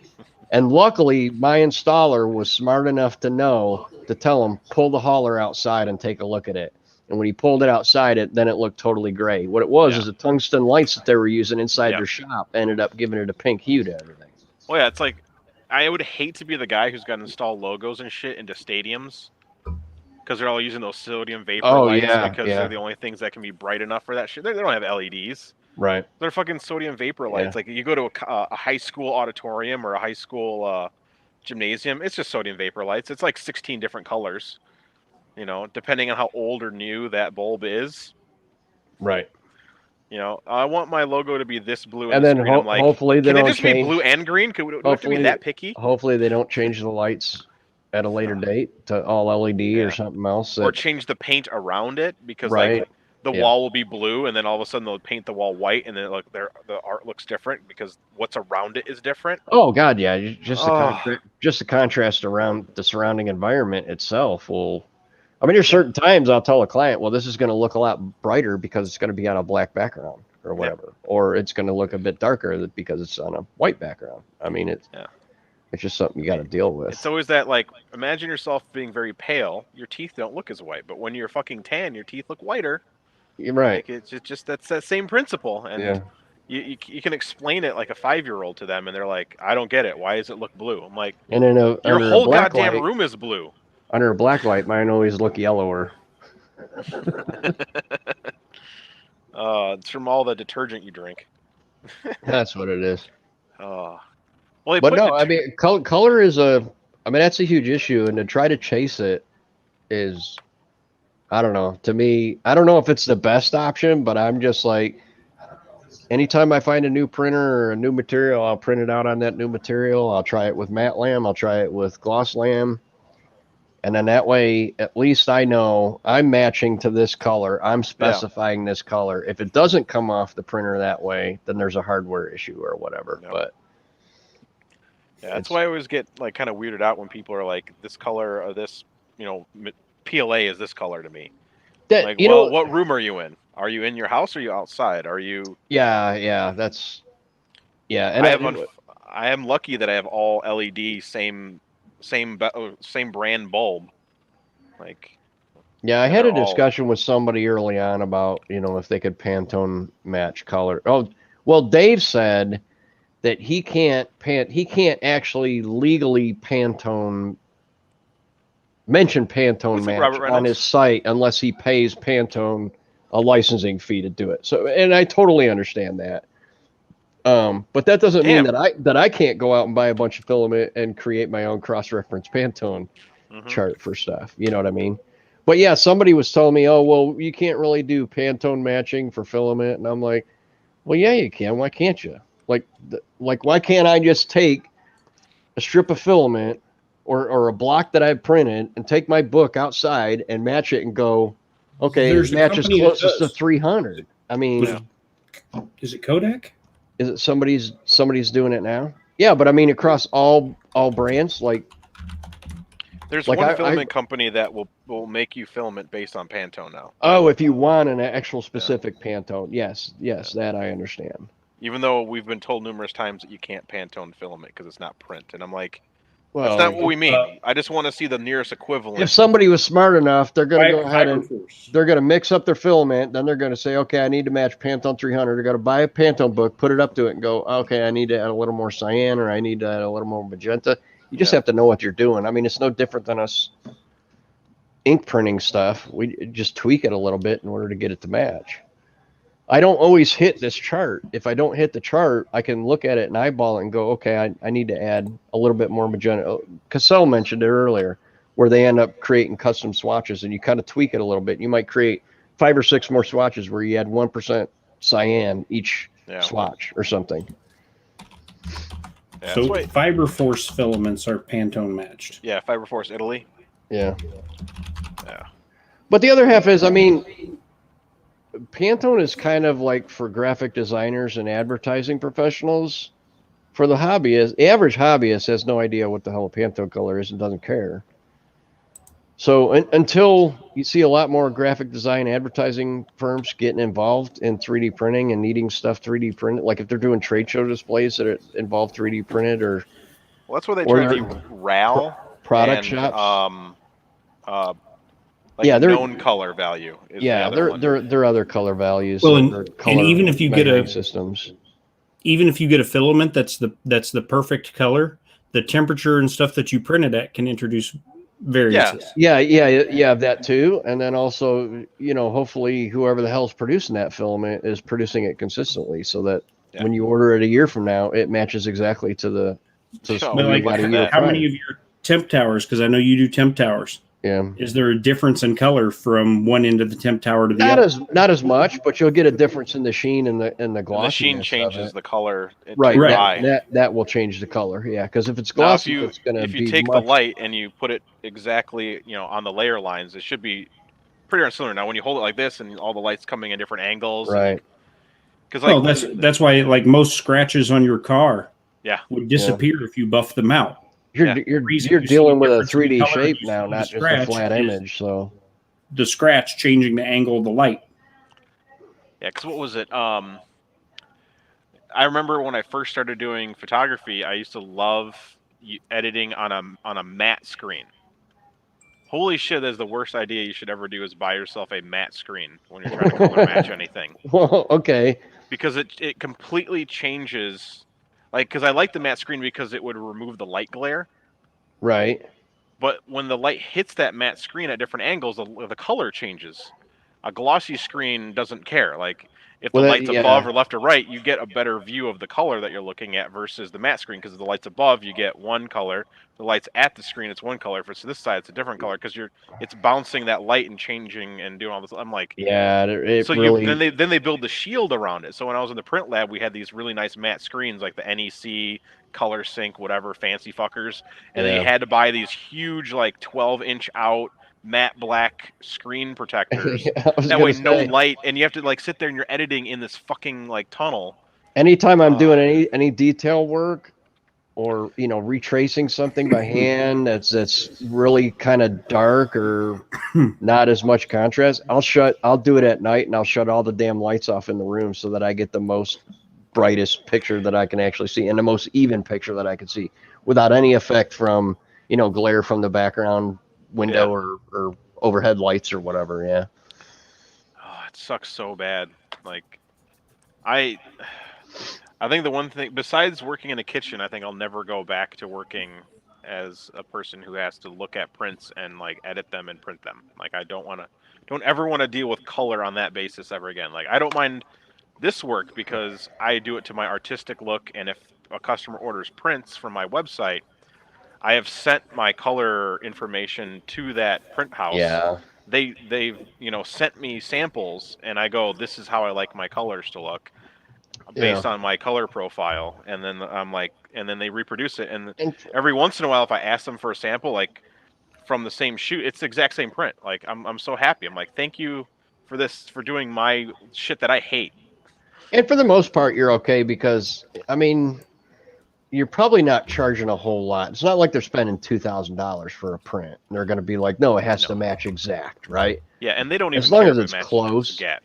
I've had clients that say that I'll send them proofs, and I'm just sending JPEGs, right? I just send JPEGs because anybody can open them, and half of my clients are morons. They're not going to have. I don't want to call them morons for not having Illustrator or something like that. But that's not their job. They're like sales guys. They're like reps or something for their company or whatever, and they're just looking at the overall composition of it. Yeah. And I'll send it to them, and I'll be like, okay, by the way, the art you sent over was all RGB color. It doesn't really give me any, what's this blue? Do you have a Pantone color for the blue? Oh, whatever you sent over looks great. And I'm like, no, I'm not playing that game because I have no idea what their brightness and contrast settings are on their monitor. Or their phone that they're looking at. I'm like, no, I need an actual freaking you have a company logo. You are a huge ass outfit. You have an advertising firm. You should have a fucking Pantone color for whatever color it is your logo is. I always love when I got people that were like, this doesn't look like what is on my computer, and I'm like, I'd have other photographers come into our print lab and order prints, and I was like, this doesn't look anything like it is on my screen. I was like, is your screen calibrated to my printer? Yeah, no. Right. Exactly. Did you hand me a color profile for your work? Right. No. Yeah, I don't. Why is the contrast different? I have no idea what your contrast is supposed to be. Now, for your use, it's not as good because you're dealing with photography and you have a whole range of colors. But in my use, I could take this to the client and say, pick a freaking green or pick a blue, and we'll match that exact blue.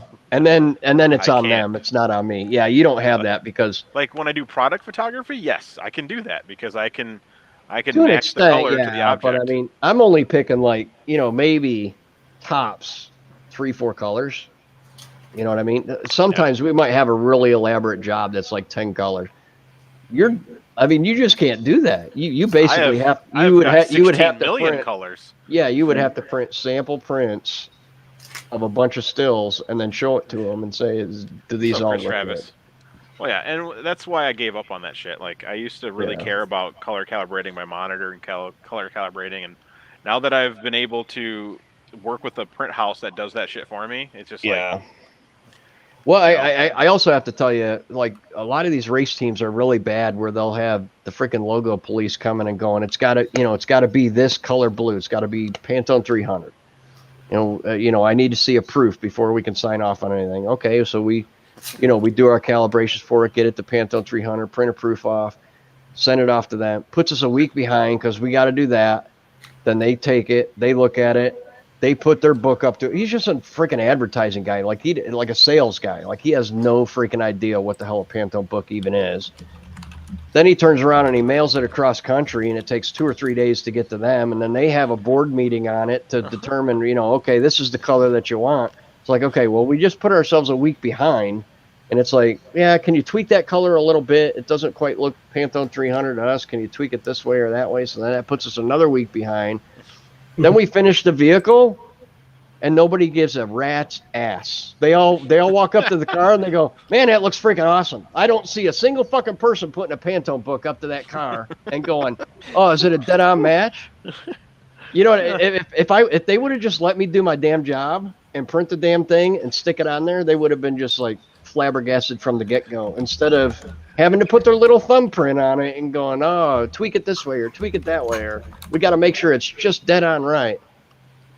Oh, but the funniest is, we had one team in particular that we would print all their cars, and we would go through this whole damn process to do all this stuff. We'd wrap the car, and they would get it done, and he'd say, "Well, the car looks really good, but it doesn't match our transporters." It's like, okay, well, who did your transporter? Well, some other company did the transporters, and I'm like, well, they got the fucking color wrong. I don't know what to tell you. You signed off on this shit. You told us what color it had to be, and we matched it and everything. And then they're looking at us, and this just cracks me up, dude. So we jumped through all them hoops to get their car done, right? Yeah. But here's the rub. It only cost them like $2,500 to redo the car. Yeah. It cost them $12,000 to redo the hauler. So which do you think got changed?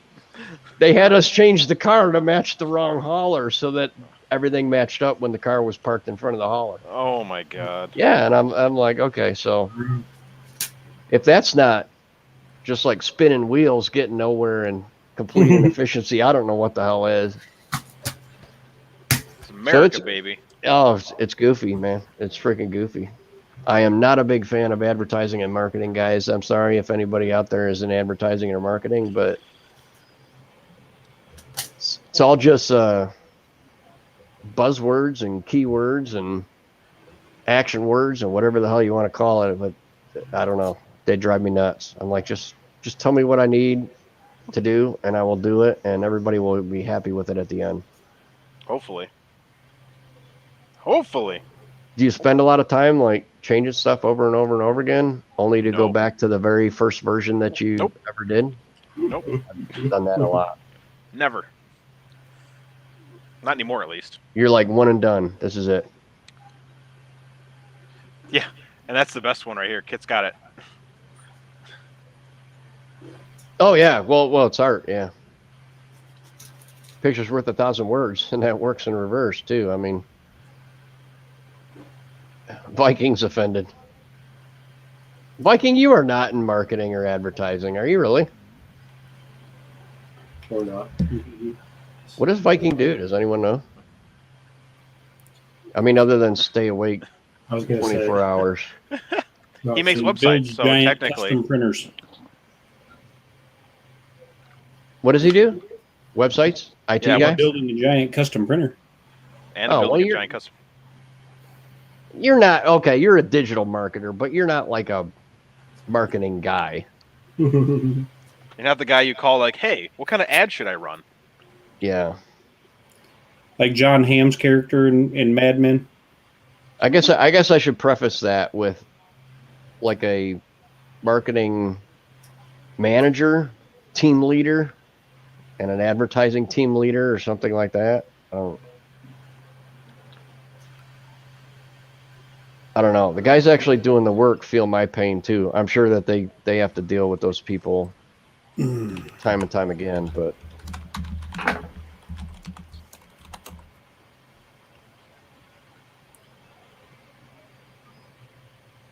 oh yeah, all of it's PR.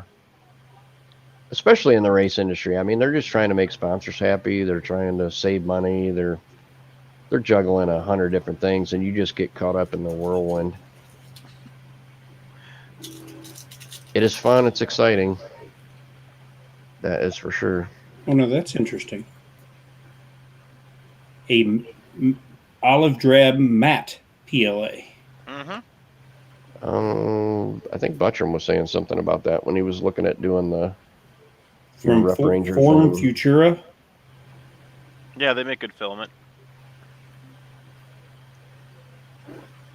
Mr. Butcher, you missed like the greatest discussion ever. We were talking about color. It doesn't matter, Butchram. He's already learned it. He was showing me he's got Paramount or something, olive drab, and I sent him some samples of my eSun olive drab. Mm-hmm. Then he sent me a picture of temp towers that he did of both side by side, and I'm like, yeah, those are close enough. I said, yeah, they're different. I like the eSun better, but honestly, if you put the two things 5 feet apart, you'd never notice the difference between the both of them. And he did it, and he was like, well, damn, you're right. And I'm like, yeah, I mean, they're just so far apart. You're only going to notice it when they're right next to each other. Mm-hmm. So you wouldn't want to print half your Rep Ranger in one color and the other half in another color, but Yeah, you do. yeah, you could possibly get away with it too. I mean, we've done it with vehicle wraps. As long as you got a door seam or something that separates the two colors, you don't notice it as well. Well, this Form Futura olive drab matte looks really good. I don't know if it looks $35 for 750 grams good. Wow, that's not... Form Futura makes some decent filament. So, do you like Filament 1 filament? I don't know. Never tried any. Gonna say okay. it sounds like Filament 1 filament at that point. I've got a box of it over here that I need to unbox and try, and it's got a military green in it, but I haven't even opened it to look at it. They're good filament. It's good. It's the same pellets. So, should be the same composition. Same Pilates. Because that was why the Swift ended up as one of the June Profile Box Gotcha. projects. Because Shane reached out to me and said, we got a military green coming out in the box for June. Nice. Like, do you have a vehicle you could offer up as the project? I'm like, nothing that everybody hasn't already seen and had chances to get. And I was like, but I got something that's close to being done that I think that would work. And he was like, cool. I said, when do you need it? He was like, well, the boxes ship in 2 days. Yeah, I've got some filament one. I wasn't being entirely honest with Shane. I didn't have something almost done. I had something that hadn't even been started. Just an idea in my head. I've never used that stuff, but the filament one is really, man, it's super consistent. The colors are really good. It's a really good filament. I mean, it's pricey. So yeah, I spent 36 hours and went to work twice during that 36 hours and had to sleep. So basically every waking minute I had in between work and sleep was making the Swift. And then didn't have a chance to test print it before I sent it to him, so I was a little nervous, but thankfully it all worked out. I like it. You getting any editing done? I finished my edit. Oh, okay. I haven't got crap done, but I do need to go out and try to bust some bolts loose so I can put my heat shield back on my son's car, or his heat shield back on his car. So I'm gonna skedaddle. Adios, amigo. I will Later, see you when I see you guys. Bye, everybody. Later on. So yeah, apparently there's a military green in here. Ooh. So let's just open it on your stream, since people like to debut stuff on your streams. Because I haven't looked at it yet. Do it. Do it. I know unboxing stuff like a week and a half before I start moving. It's silly. Oh, I've never had a Profi box, so I don't know. This comes with cool stuff. All right, what do we got here? This is the green. He said it was a military green, but with the name, I don't think it's all that military. The name of the filament's energy green. That doesn't sound military to me. Energy green is fucking bright as shit. Right. Yeah, energy green is like. Yeah, it's really bright. Yeah, it's not a drab. Nope. Looks good though. Yeah. Oh wow. Like a pistachio green. It's brighter a little than bit that. of a smell to it. It's almost like Slimer green.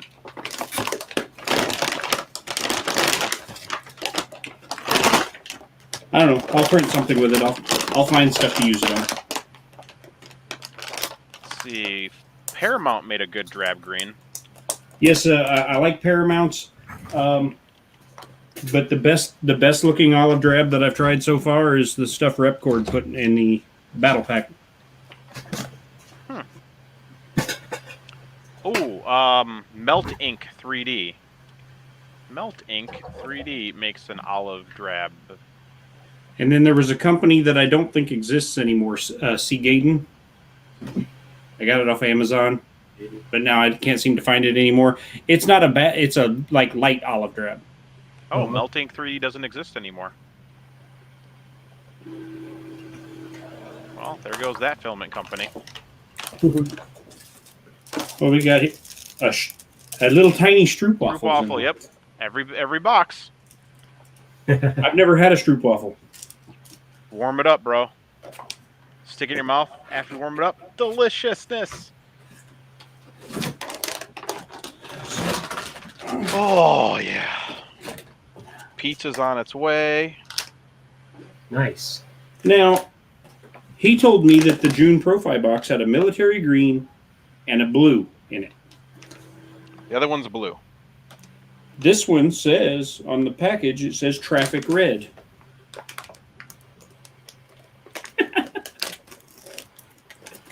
Shane. Traffic red. Yep.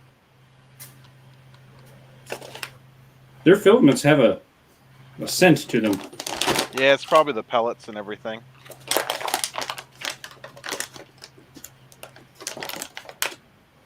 The only PLA I've ever noticed an odor while printing, though, like the whole room, you can smell it, is Amazon Basics. Yeah. The Jesse whole room smells like, kind of like burning corn syrup. Wow. Oh, why can't that print be done? I'm so excited for this print. I'm the only person who has this model from Fotis. So a Filament 1 24 volt 40 watt heater cartridge replacement. Yep. That's great. I don't have any printers that will work on at all. Yeah, one of them was a nozzle, just like a standard brass nozzle. But if you had a Creality printer, wouldn't work. So it worked for me. I can use no that. wonder. This is the May box. He was supposed to send me the June box. Oh. The one that I designed the thing for. You designed the thing for the June box and they sent you the May box? Yeah. Oh boy. Shane. Time to go yell at Shane. Blame Shane. That's normal. Let's see. Filament 1.75 PLA. Let's see if they even have a military green. Dun, dun, dun, dun, dun, dun, dun, dun, dun. They don't even have a military green on their website, so I have no idea what to tell you. So unless it's new. Ooh, their silk blue looks good. Maybe that was the blue that was in the June box.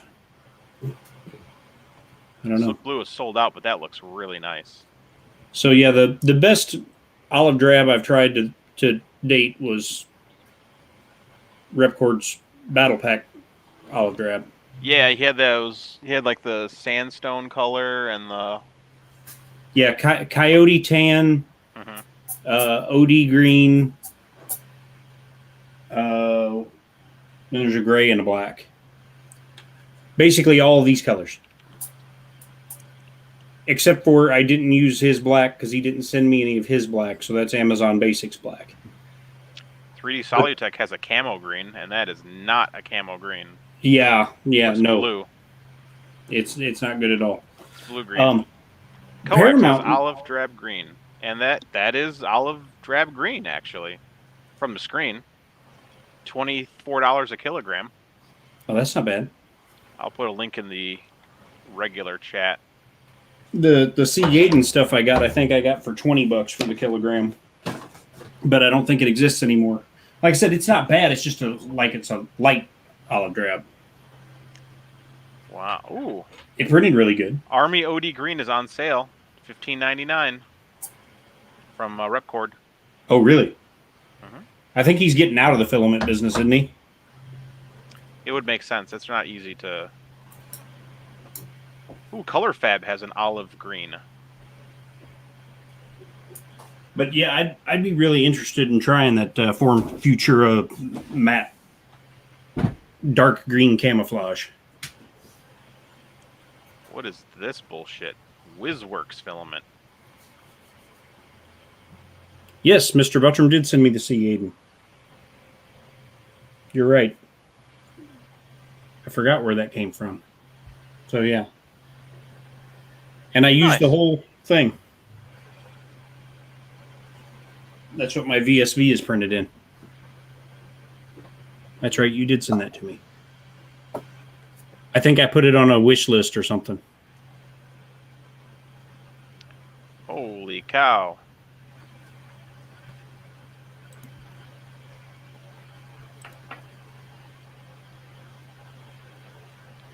I need to find a blue glow-in-the-dark PLA. That's on my agenda. Blue glow-in-the-dark. That's my next. My buddy's looking for some. He's out. And the company he was ordering it has never had it back in stock again.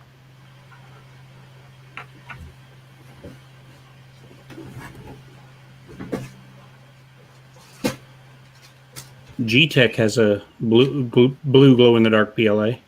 G-Tech. Never used their stuff. It's $26 for 1 kilogram on Amazon Prime. What's that filament company that... Fusion Filaments. I need to look at that again. FusionFilaments.com. And... Filament... PLA.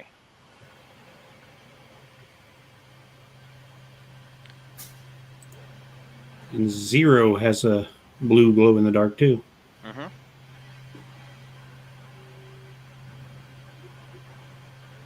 $25 a kilogram.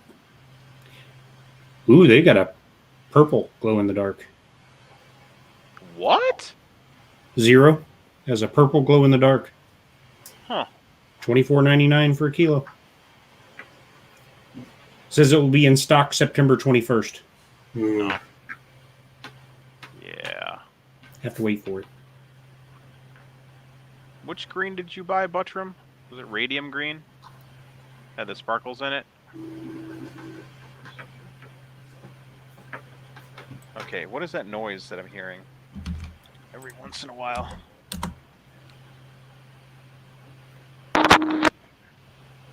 Okay, that's the weirdest shit ever.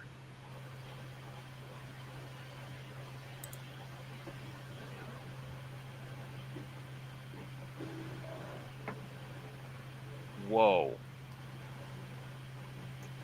Whoa. Okay, we're gonna stop that.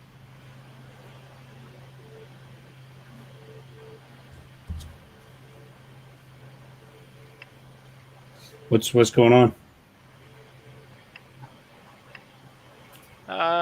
It was being weird. Like the mesh bed leveling was going to 0 at one point.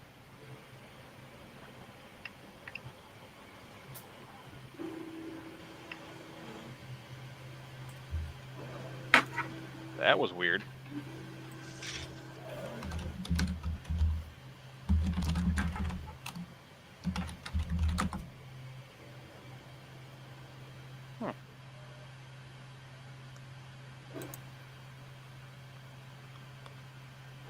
Come here, tool that removes things.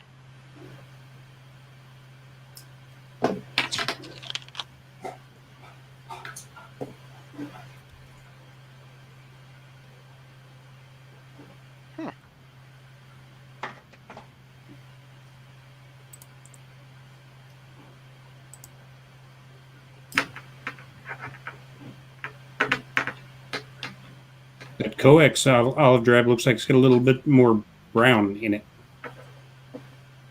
It's got more olive in it.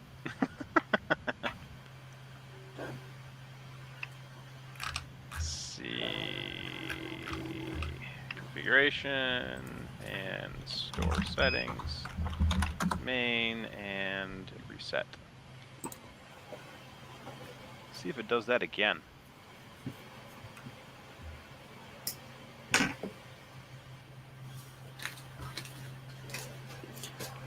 SKR Zerabo is ready. Oh, and the Repcord spools are only 1 pound spools. Yeah. So 500 grams. But it's only what, $13 or $15 now? 16, $15.99. Oh boy. So it'd be $32 a kilo. Jesus Christ. I'm not okay with that amount of money. I am if it's really, really, really good stuff, but... Well, it is really good stuff. If I recall, though, I did have to run it about 5 degrees hotter than most of my other filaments. Yeah.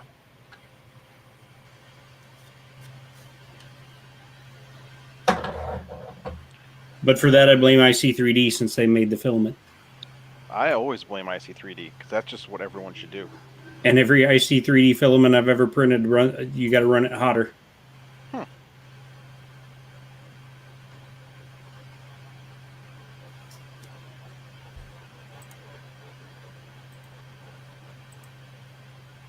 Oh, Mr. Buttram sent me messages. What did he send me? Ah.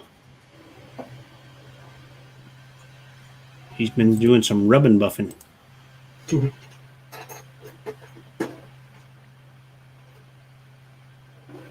Rub and buffing. Mm-hmm.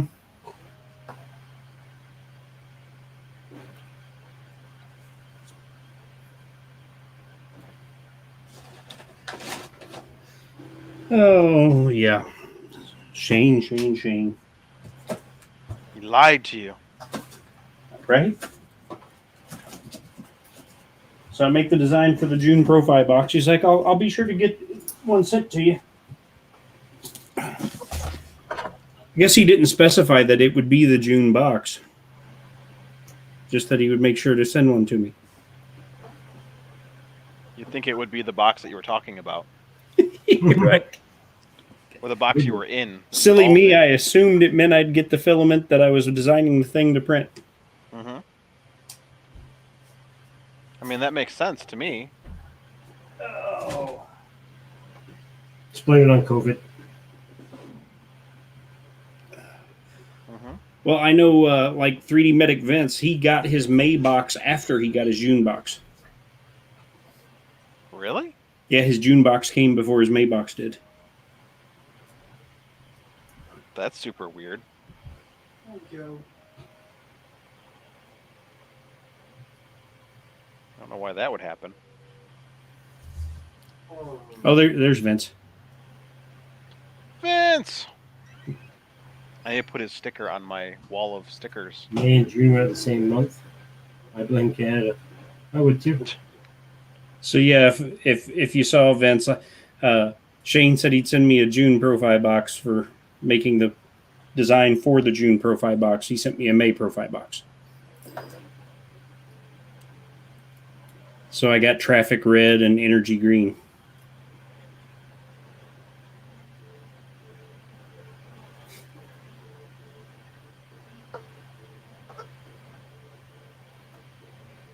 And a heater cartridge I'll never be able to use.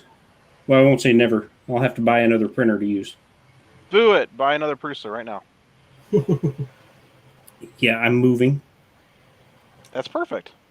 So If you order it now, it might arrive at the new house at Christmas time. Right. Yeah, I think I was looking at their site just the other day, and I think it said their lead time was like 8 to 9 weeks.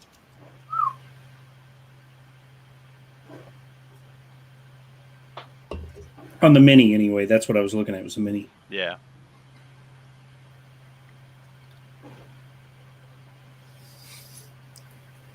I've been thinking I wouldn't mind having a really good little printer. Mm-hmm. So that if I'm printing something small, or I could relegate it to printing things like the wheels and axles and things like that. Well, that's a good little printer. The bigger printer prints the frame and body pieces and things like that. Yeah, everything I've seen on it, it looks pretty good, especially for the money, being that it's a Prusa and that it comes in at under $400. Yeah, it's really reliable. I just have some issues when I hook it up to like Octoprint and whatnot, but other than that, it works fine.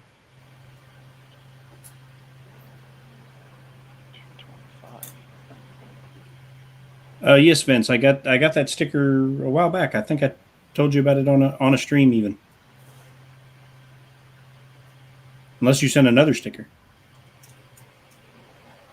It's in a pile of stickers I'll have to find a good place to put them when I get to the new house for the makerspace. But I'm already thinking, the makerspace needs a total remodel, which won't happen immediately. It'll have to be set up and worked with as is for a while.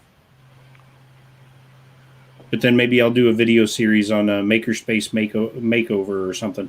That's actually a really cool idea. Have a little series on how to build your makerspace.